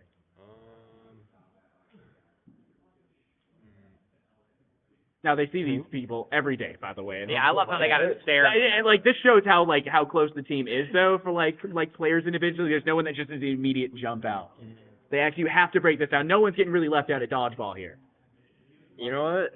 I'm gonna take my Sensi. I'm going with John or Little Baby Wipes. Baby wipes. Let's go. Okay. Steve? All right. I'm picking Turner. Pichu. Okay. All right. Give me Sep. Sep? Yeah, Sep. Okay. Give me Ends. Oh. You remember how to spell I can't spell generally. Are you? I'm trying. You just like E-Z-N? Yeah, I did. I was thinking Zen. I was thinking Zen. I don't know why. Yeah, me twist. Oh, I pick one more. Okay. Do you pick one more? No, it's 4. So it's you plus 4. Yeah. That's your team. No, I only have He's 3. still only in 3. Oh, okay, yeah. You're right. You put baby wipes in too long. I can't read. I can't decipher his handwriting. That's also Are a you good point. from your team? That's Sip and Sep. Yeah, so I take Cash. Okay. All right, so these will be your teams. At some point tomorrow, save this The note. letters have the same sound. It's okay. This cat's about to be so Well, you go through and say it, it's gonna come out the same way. They don't see it, they don't read it, they hear it. Okay, at some point tomorrow, we will have these two teams face off. Or it'll be Sunday because we're going to have a Grand Champion Series for Rocket League that's likely to go a long distance. Grand champions. Well, your finals, your grand finals. Yeah. Right. I was about to say, these kids are way better than grand champions. I didn't think about it. Oh yeah, it's a Rocket League, We can right? probably read out the rosters for broadcast as well, so that you guys know what you can see in a show match. What do you guys want to be named as? Put the names. Oh, So let's go ahead. Let's just say it out, and then and just know, because clearly they're gonna know the names when it's said. Yeah. So we got Steve, Fuzzy, Jack, Pichu, and Inch on one end, and then we got Jay, Stiff, Baby White, Sep, and Cass on the other. Team names. Better than Jay. Not going to be confusing at all, guys. Not at all. We'll go with winner POV. Winner POV is good. That's goated, actually. Technically, the winner POV is whoever Bowlby is observing, or whoever is observing us. We're probably just going to have you all opposite sides of the room, and we just have to walk back and forth to figure it out at some point. But I'm looking forward to this. This is going to be great. I'm actually looking forward to this one. And then, of course, we'll have a show match as well, the screw-around maps with UAH. I'm going to make them play 4 Sentinels on Lotus instead of 5. What if we don't want Sentinels anymore? Like, what's going to change? Like, I would like. Yeah, what if we want to go G2 instead of Sentinels? Shut up. Anyway. Let's go ahead and get the rest of Niner squad that wants to come up into the interview up. So we'll bow out here, Steve. Thank you very much. Big round of applause for Charlie coming in. Let's go ahead and get Niner up to the booth. And I think Rocket League will be ready shortly after this with, and y'all can break down the rest working on it. Yeah. I'm assuming that's where he disappeared off to. I'm He's also not been assuming here that in a while. you'll actually know the other team's roster. I'm that really they're going to hoping. play. Yeah. So. All right, let's start on the right, and we'll go with everybody's gamer tag. I'm Cass. Cass. It's Jet. Jack. And Jay. Perfect. We got everybody sorted. Now, they just spent the last 10 minutes of these feeds absolutely dogging you guys, saying this was going to be an easy tourney, the easiest game they've ever done. They have so much disrespect for you guys. What's your response? I don't know. I mean, we don't scrim, but we know we're better than them. We have the confidence that we're better than them. I mean, being realistic, if they lose a map to us, it's pretty bad. We have 2 subs. We don't scrim. We played 6 matches together, other than 3 of us. So The only reason I'm here is because of this guy last semester. Just didn't feel like playing last semester. I would have been on the rec team last semester, but oh Lord. Yep, and I probably never would have touched the game after that, actually. but now we're here. You've doomed him to a fate worse than death playing Valorant. I don't know. Right? Hey, I have to play it now too, so. Hey, but you get to play it in this thing. It's a lot worse than esports. You guys could be playing League, so. That's true. That's true. Play League. No, TFT is not League. It's not. I give you a benefit of the doubt here. You can tell that we're really trying to hope that poll does not go for League. If it's League, then yeah. If it is, right, but. If it isn't. What about that one poll we did back in season 2? We just ignored the results. Exactly. Well, for good reasoning too. It turned out much better. We went with Valorant. It turned out much better. But we'll digress. Now, y'all say y'all don't do any scrims or anything like that. Do you think who's your main people you're missing? You said you had subs. Oh my! Don't get us started, bro. He's in Europe. It's Lucas. His game name is Lucky, but he's like the glue that holds the team together. Oh no! But it's a hard sell. You can't think of that as in we're gonna fall apart with that argument. Okay. We got to think this is just unorganized chaos. Yeah. That's Hey. what we are. That's That's the what we beauty are of it. now. That works. So what was Lucky's role is usually Initiator. Breach initiator. Yeah. So who do y'all have filling into that role then? Jack filling into that role? Oh, because So you're going to be forced to get out Teo? He was our Teo, but now Teo is gone. Teo is dead. Yeah. What do y'all? We talked a little bit of the opinion about that with UAH. What do y'all think about the Teo nerf? He's gone. He's dead, right? Yeah. What would you have done differently if you were Riot? I think it's a good nerf. Don't really. I think it's a good nerf. He needs to He needs to be undertone before he really gets ripped. But is this a too far to then squeak back up, or is this? That's what it has to be. I mean, how much further down can you really go here? We're taking the smite pass for nerfs. Actually, we're used to seeing a new god come out, they're crazy, and then they just hit and they'll never be played for a year, and then they're put back in. I mean, because they overtune everybody, they just have created a lot of weak kits recently. Like Wele, for example, I feel like could be overtuned, but the thing is, the base character is just bad. Yeah, as a duelist, having to fall back is really odd for creating. And it was the same exact thing with for a little bit there was Yoru, an identity crisis, didn't really know how to be played. They're an initiator in a duelist slot, and So- still feels that way, but at least it's that smoke and dagger kind of style of play. I don't understand why they took the ping away and then added Teo. into the game. It doesn't really make any sense. Remove it and then put it on an agent to incentivize players to do so. The next thing we're And getting then rid of nerf guns, and then we'll just get another One chamber. agent gets a gun, yeah. We'll get another chamber. So it's the 8th chamber buff, and it'll be back to OG chamber. Infinite, rendezvous TP back. It's gonna be. I just feel like they're Bring back Wardell. That was the player that me and Dallas always thought about when it came to. You guys got a reaction to that?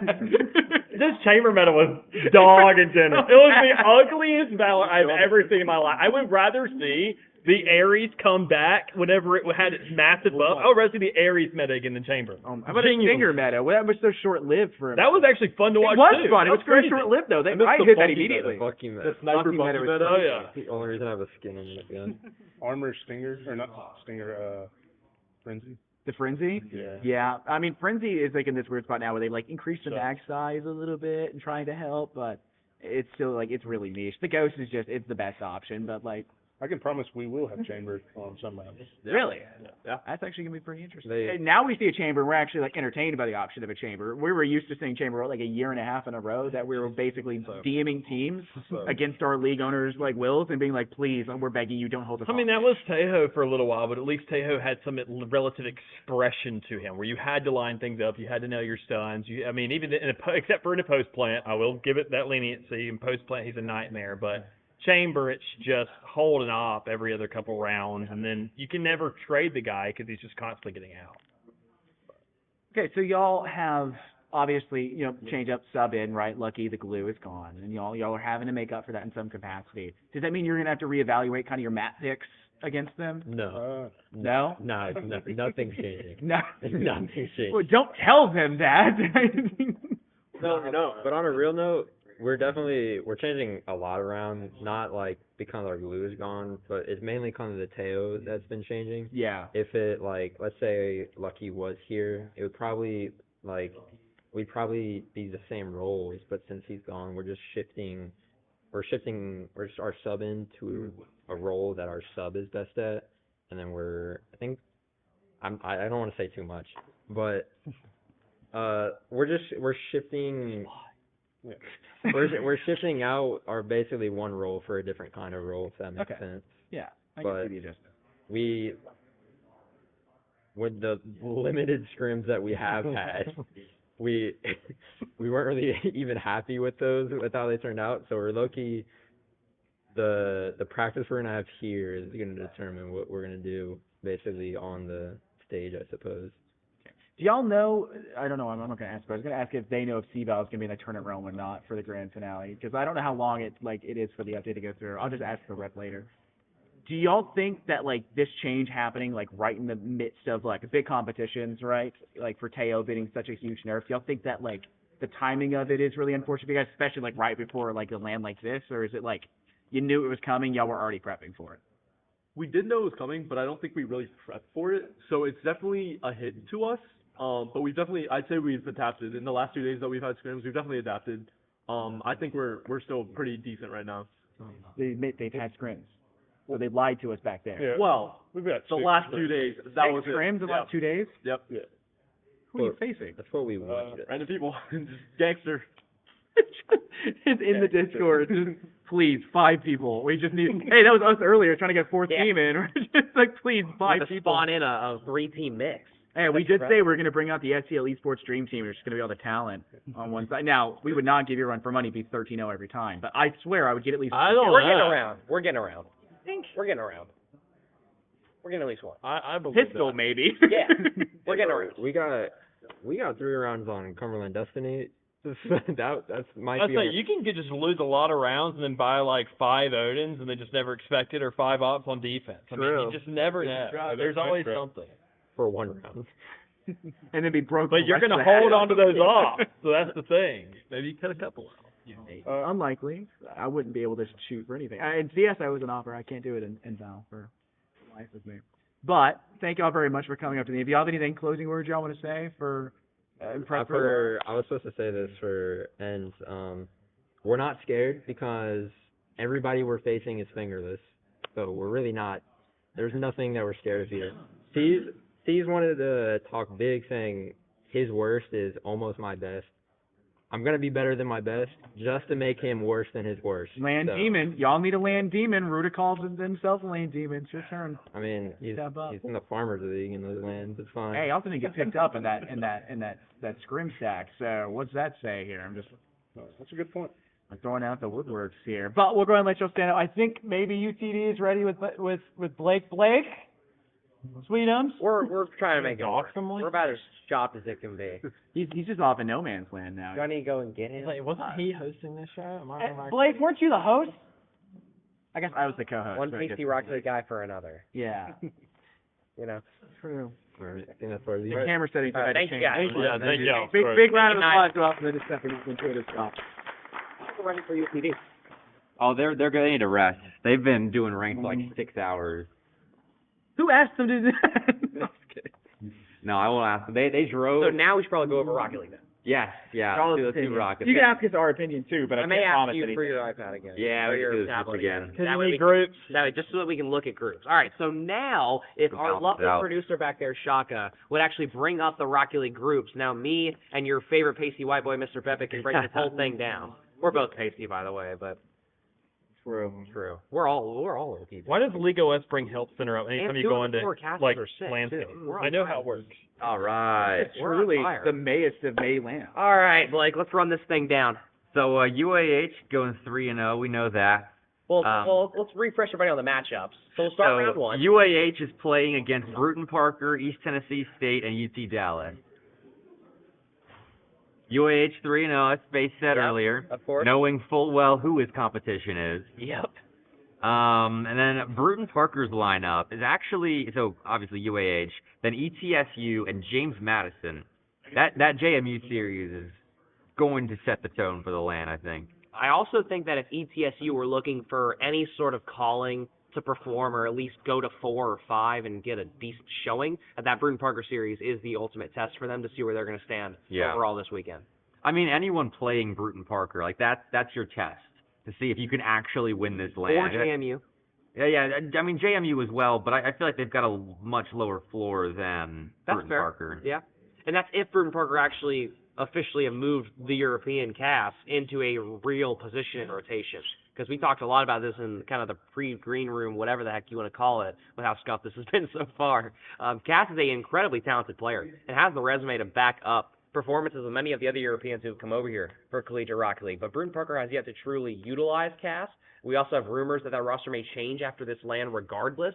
So for this to be one last ride, and we don't know where Antics is going to end up, because Antics isn't playing the game anymore, really. We don't know if Antics is even going to be on a main roster next year. So if Mandy and Antics can show up correctly, and Cass can just simply be consistent, I think Bruton Parker are a shoo-in for a Grand Finals visit and potentially a tournament win. But we got to see them actually use Cass the way that he should be. And then, so round 1, BPC UAH, James Madison, UT Dallas, which I'm interested to see how UT Dallas plays, considering they drove like 9 hours to get here. And then just played 6 hours. And then just played ranked. 6 hours together. Said they went 500 in ranked. Like, they went They even. must have been like 1,300, 1,400 starting. And then ETSU and Bruton Parker Academy, which that ETSU team is going to be very interesting because Skyline and Adrift were fairly confident about their recent form. So I mean, Bruton Parker Academy is a good test run team. That should be the first stream match if it's not already. I don't know. UAH Blue versus Bruton Parker might be up there. I wish you could tell the sarcasm in Bebe's There's voice. no sarcasm. What? No, hometown hero. Yeah, it's gonna be Hometown hero. 3-0 anyways. It's not like it's gonna be. Yeah, of course. And then round 2, James Madison BPC, UT Dallas BPC Academy. Academy's got a run. I mean, they start with ETSU and then play UT Dallas, and then round 3 they get James Madison. Academy could mess around and go 0-3, but I think they're more likely to go 1-2. That's rough. And then like they Bruton go Parker- 0-3 UAH or the BPC Academy. UAH by a country mile. Yeah. Wow. By a UAH are here for a good time and a long time. I'll say, and that's fun for them though, even then, because I mean, you look at groups and then what playoffs. I mean, that's number 1 seed, right? Yeah. So it's Well, I like, mean, everybody makes playoffs regardless, correct? yeah, it's just your initial seeding. That say, okay, so, have fun. So if anything, UAH should be using those group stage matches to actually, it's similar to how the high school students had to use them today. Is that get your download on these teams and really understand the way they play, and then it's all about adjustments from there because you have nothing to lose. And UAH are here to have a good time, and we love Space Captain, Space Captain loves us. That's all that really matters. See, I don't know. He was giving you some looks earlier. He's got such It's because good he hair. kept asking does you have for great hair. He's got opinions great on hair. teams. It depends where you go. I mean, you're downloading. Okay, His look was in my confusion. defense, That was in the my look he was defense, giving. I'll go on public record here. I did not know that Space Captain literally didn't know who was here. I don't think Space He Captain wasn't state of the I didn't know. SEL. I had Maybe no you're idea. here. Like, Space Captain's done power rankings. I thought Yeah. he at least I know they were kind of troll, but I thought he at least somewhat knew. But okay. So here's what I'm really interested to do. I want to pick a few marquee matchups to talk about that aren't the main games. Like, for example, we talked a lot about round 1. I want to revisit round 2. Okay. Because we have Bruton Parker, James Madison. Should be the stream game, should be the marquee matchup of the day. And we'll see how it goes. But then the other 2 matchups are.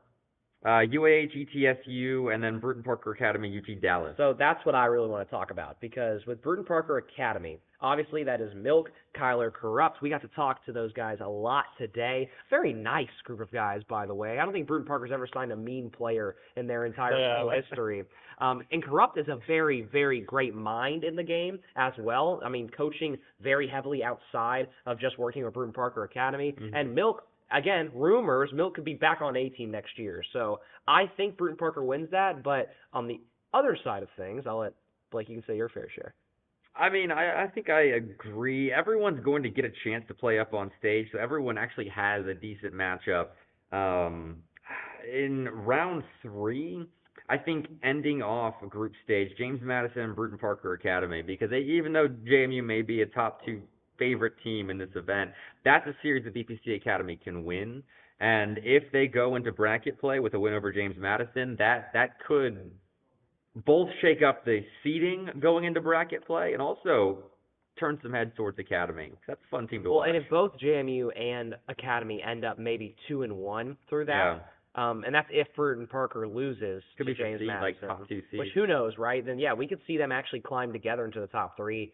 Definitely shake up the top 4, and so uppers could be an absolute mess. But some other roster notes as well is that we have our fair share of subs stepping in similar to the Charlotte rosters. So first off, with UTD, they're a really interesting one because, in my opinion, their best player, Blippy, will not be here. Freshman phenom, not able to step in, and so it's a wasticle, fellow Student Leader of the Year nominee, goated person, works a lot in the Apex or the Apex side of collegiate, but is a very talented Rocket League player, is still SSL. So I have more faith in a Wazical just because I know mentally he doesn't care. He's here to have a really good time. But all also, 3 of them are in that state right now, I think. and he's also good at the game. And the only time we have seen UTD struggle is, I think, when they're in their own heads. Boost on the Beach is the only tournament that comes to mind when I say that, but overall, virtually as well, we've seen them have their fair share. And, I mean, Dalton, best player out there for UTD. I promised I'd glaze him. Okay. That was a request made by UTD. Yeah. Like I said, they're here. That big glaze in 2025. I also have glazed fuzzy, but I did not want to do that, especially in front of all the teammates. That is. They've left now, so you can. No, yeah, but no, they got their moment. I'm not. Hey, you can. It'll come out tomorrow. It'll come out tomorrow. I can guarantee. You'll hear it tomorrow. I love watching them and play. And that's why I gotta cut off. Locked in first. I should be professional. I gotta cut off. Go ahead. Sorry. So back to your point. Dalton's awesome. Dalton's a great player. Zora too, a waste too, but shout out Dalton. But I think when they do play their game, when they shoot consistently, when they can actually hit the foundation that they need to hit to win games, like hitting their shots, that's always been their issue. When they're actually playing the base game of Rocket League well, UTD is successful. So we'll see how they come into the land. And then going down roster moves past that as well, James Madison. Tyler is in for Ability. That's why he was playing in playoffs, because Ability's graduating this weekend. Didn't skip his graduation. How dare he? What, How dare Ability graduate? I mean, Ability's old, but, he's graduating. Very successful career for Ability. He's had a lot of great runs. Got a few LAN wins as a roster as well, especially the Coastal Clash, making that whole thing happen. That was awesome to see. And then now Tyler gets his fair share to shine. And also, I didn't know this until today, but Tyler and Pigeon are freshmen, from what they told me. I had no idea. Freshman. Yeah. And Pigeon just started. Yeah. So apparently Tyler was also a freshman. So I'm not sure what happened there, but that means that JMU is actually one, I would say, rank B plus player away from being consistent contenders in the SEL for the next 4 years. So, wink, wink, nudge, nudge. They might be contenders for the next 4 years. We'll see. But that's another really interesting roster move, because what I'm very curious to know is if it comes to an Antics with low hours, I agree that Antics' floor is higher than a lot of players at this event. But do we think somebody like Tyler, after how well they did in playoffs, can actually make an impact here on LAN? he looked effective in playoffs. They can keep up that form on land. It should be no issue. He slaughtered in. I agree. extremely well. I honestly think that on land, James Madison can go the distance with Bruton Parker. And Gad looked so good just throughout the playoff stretch. Today when I was watching him, he looked so good. His playmaking is so improved from, the start of the season. Only gotten better week by week. Yeah, he really has improved this entire season. So those are the big notes to hit. We do have to get out of here fairly soon. So if we have any other topics to hit after Rocket League, I think it's it. No, we've also completely derailed from the run of show. But well, we were stuck on. Did we go down about? I think. I'm pretty sure we might want to knock that logo down about 3 or 4. Yeah, we can go to closing. I think it's time we close. Yeah, I don't think there's any other roster moves to talk about. No, everyone else is playing with the normal roster. Okay. Well, Red, we knew that. Oh yeah, well we got to talk with UH directly, so yeah, we can probably just bump that thing down to closing. I think we'll get that thing down. Yeah. Because Fred wanted us out of here like 30 minutes ago, but we're casters. Fred also didn't want the 30 people behind us, and look how well that went for us. So maybe Fred doesn't know all. Maybe we should fire Fred. Maybe. All right. Usually I say fire Sarah as my. I've just got if you're pushing the bot, way to beat us up right He's now. right behind us. See, He's I right always behind go me. for the social media manager. Don't aim for the following bot. close stream before he gets any closer. Oh, Lord. But all right, any last words? Want to go down the line? I guess I'll start. It's a pleasure to be here. My second SEL LAN. I get to work with these guys another year in a row. God save my soul. But seriously, SEL's a family. From the players down to the coaches, down to the staff, down to Fred, trying to make this whole thing happen. We got a high school event in the middle of this whole thing, so this is shaping to be what I hope is the best SEL LAN ever. And based off of our experience at the dinner last night, I think we're already hitting that margin early on. But we'll see. We got a very, very fun 48 hours ahead of us. We hope you'll tune in. Also, me and Bepic will be doing Collegiate Exclusive this weekend as well. Stay tuned for that. I'm looking forward to it. Obviously, the balance side of things is exactly what we wanted, but we're going to make the best of it, ensure that the players have a good time, that they're enjoying the experience that they have, and find something worthwhile out of this, and at the same time, make sure it's something they can look back on with a little bit of fondness. They've won LANs, but how many times can they say they've won a LAN outright against these competitors that I think every one of them, even with subs, should be fairly evenly matched across the board. Charlotte, obviously, a little bit of a leeway, but I think UAH's bot reviewed Charlotte and looked at it. I know they do. I think Niner 100% do a little bit of bot reviewing and check on Charlotte. They are in proximity. They're going to do it. So I think this is going to pan out to be still a very good weekend, and I think we're going to have fun with the side games as well. Right. And I believe that as well, considering, obviously it's like UAH versus the mob, but it's a very fun mob. It's like literal mob. There's a literal mob behind us. Children with their little kind of, plastic pitchforks. It's going to be a fun ride. It's going to be enjoyable, to say the least. It's going to be very long, quite frankly, considering, on the side of Rocket League, you guys kind of working snaps. Can't wait for 8 hours of casting after a sore throat recovery. So it's going to be great. But beyond that, though, regardless, we'll tough it out, especially on Sunday, because we're looking forward to obviously we are crown injured. champs. We are shocked. 2 of the 4 casters are sick. So, we're just going to pray. And, of course, it's 1 Valorant and 1 Rocket League. So at least we have 2 healthy SEL veterans to help us get through. But we should be all right. All right. Well, that does it for another in-person State of the SEL. A year after our last one. I don't know if it was any more scuffed or less scuffed, but it's certainly probably a lot more people You introduced Valorant, spectating that's the problem. than last year's. But all right, shout out to everyone that actually watched all of that. That was a lot of I don't even think SEL Fred actually personalities. watched much of that. Oh, he was in the back. Oh, yeah, he's he was in the venue. he was He should just listening, watch, yeah. but he's watching from his phone. We love that. But that does do it. Tune in tomorrow, Esports SEL on Twitch. You're already here for Rocket League and Valorant running all throughout tomorrow, all throughout Sunday. Thanks for being a fan of the SEL. That does it for State of the SEL podcast. We'll see you in the morning.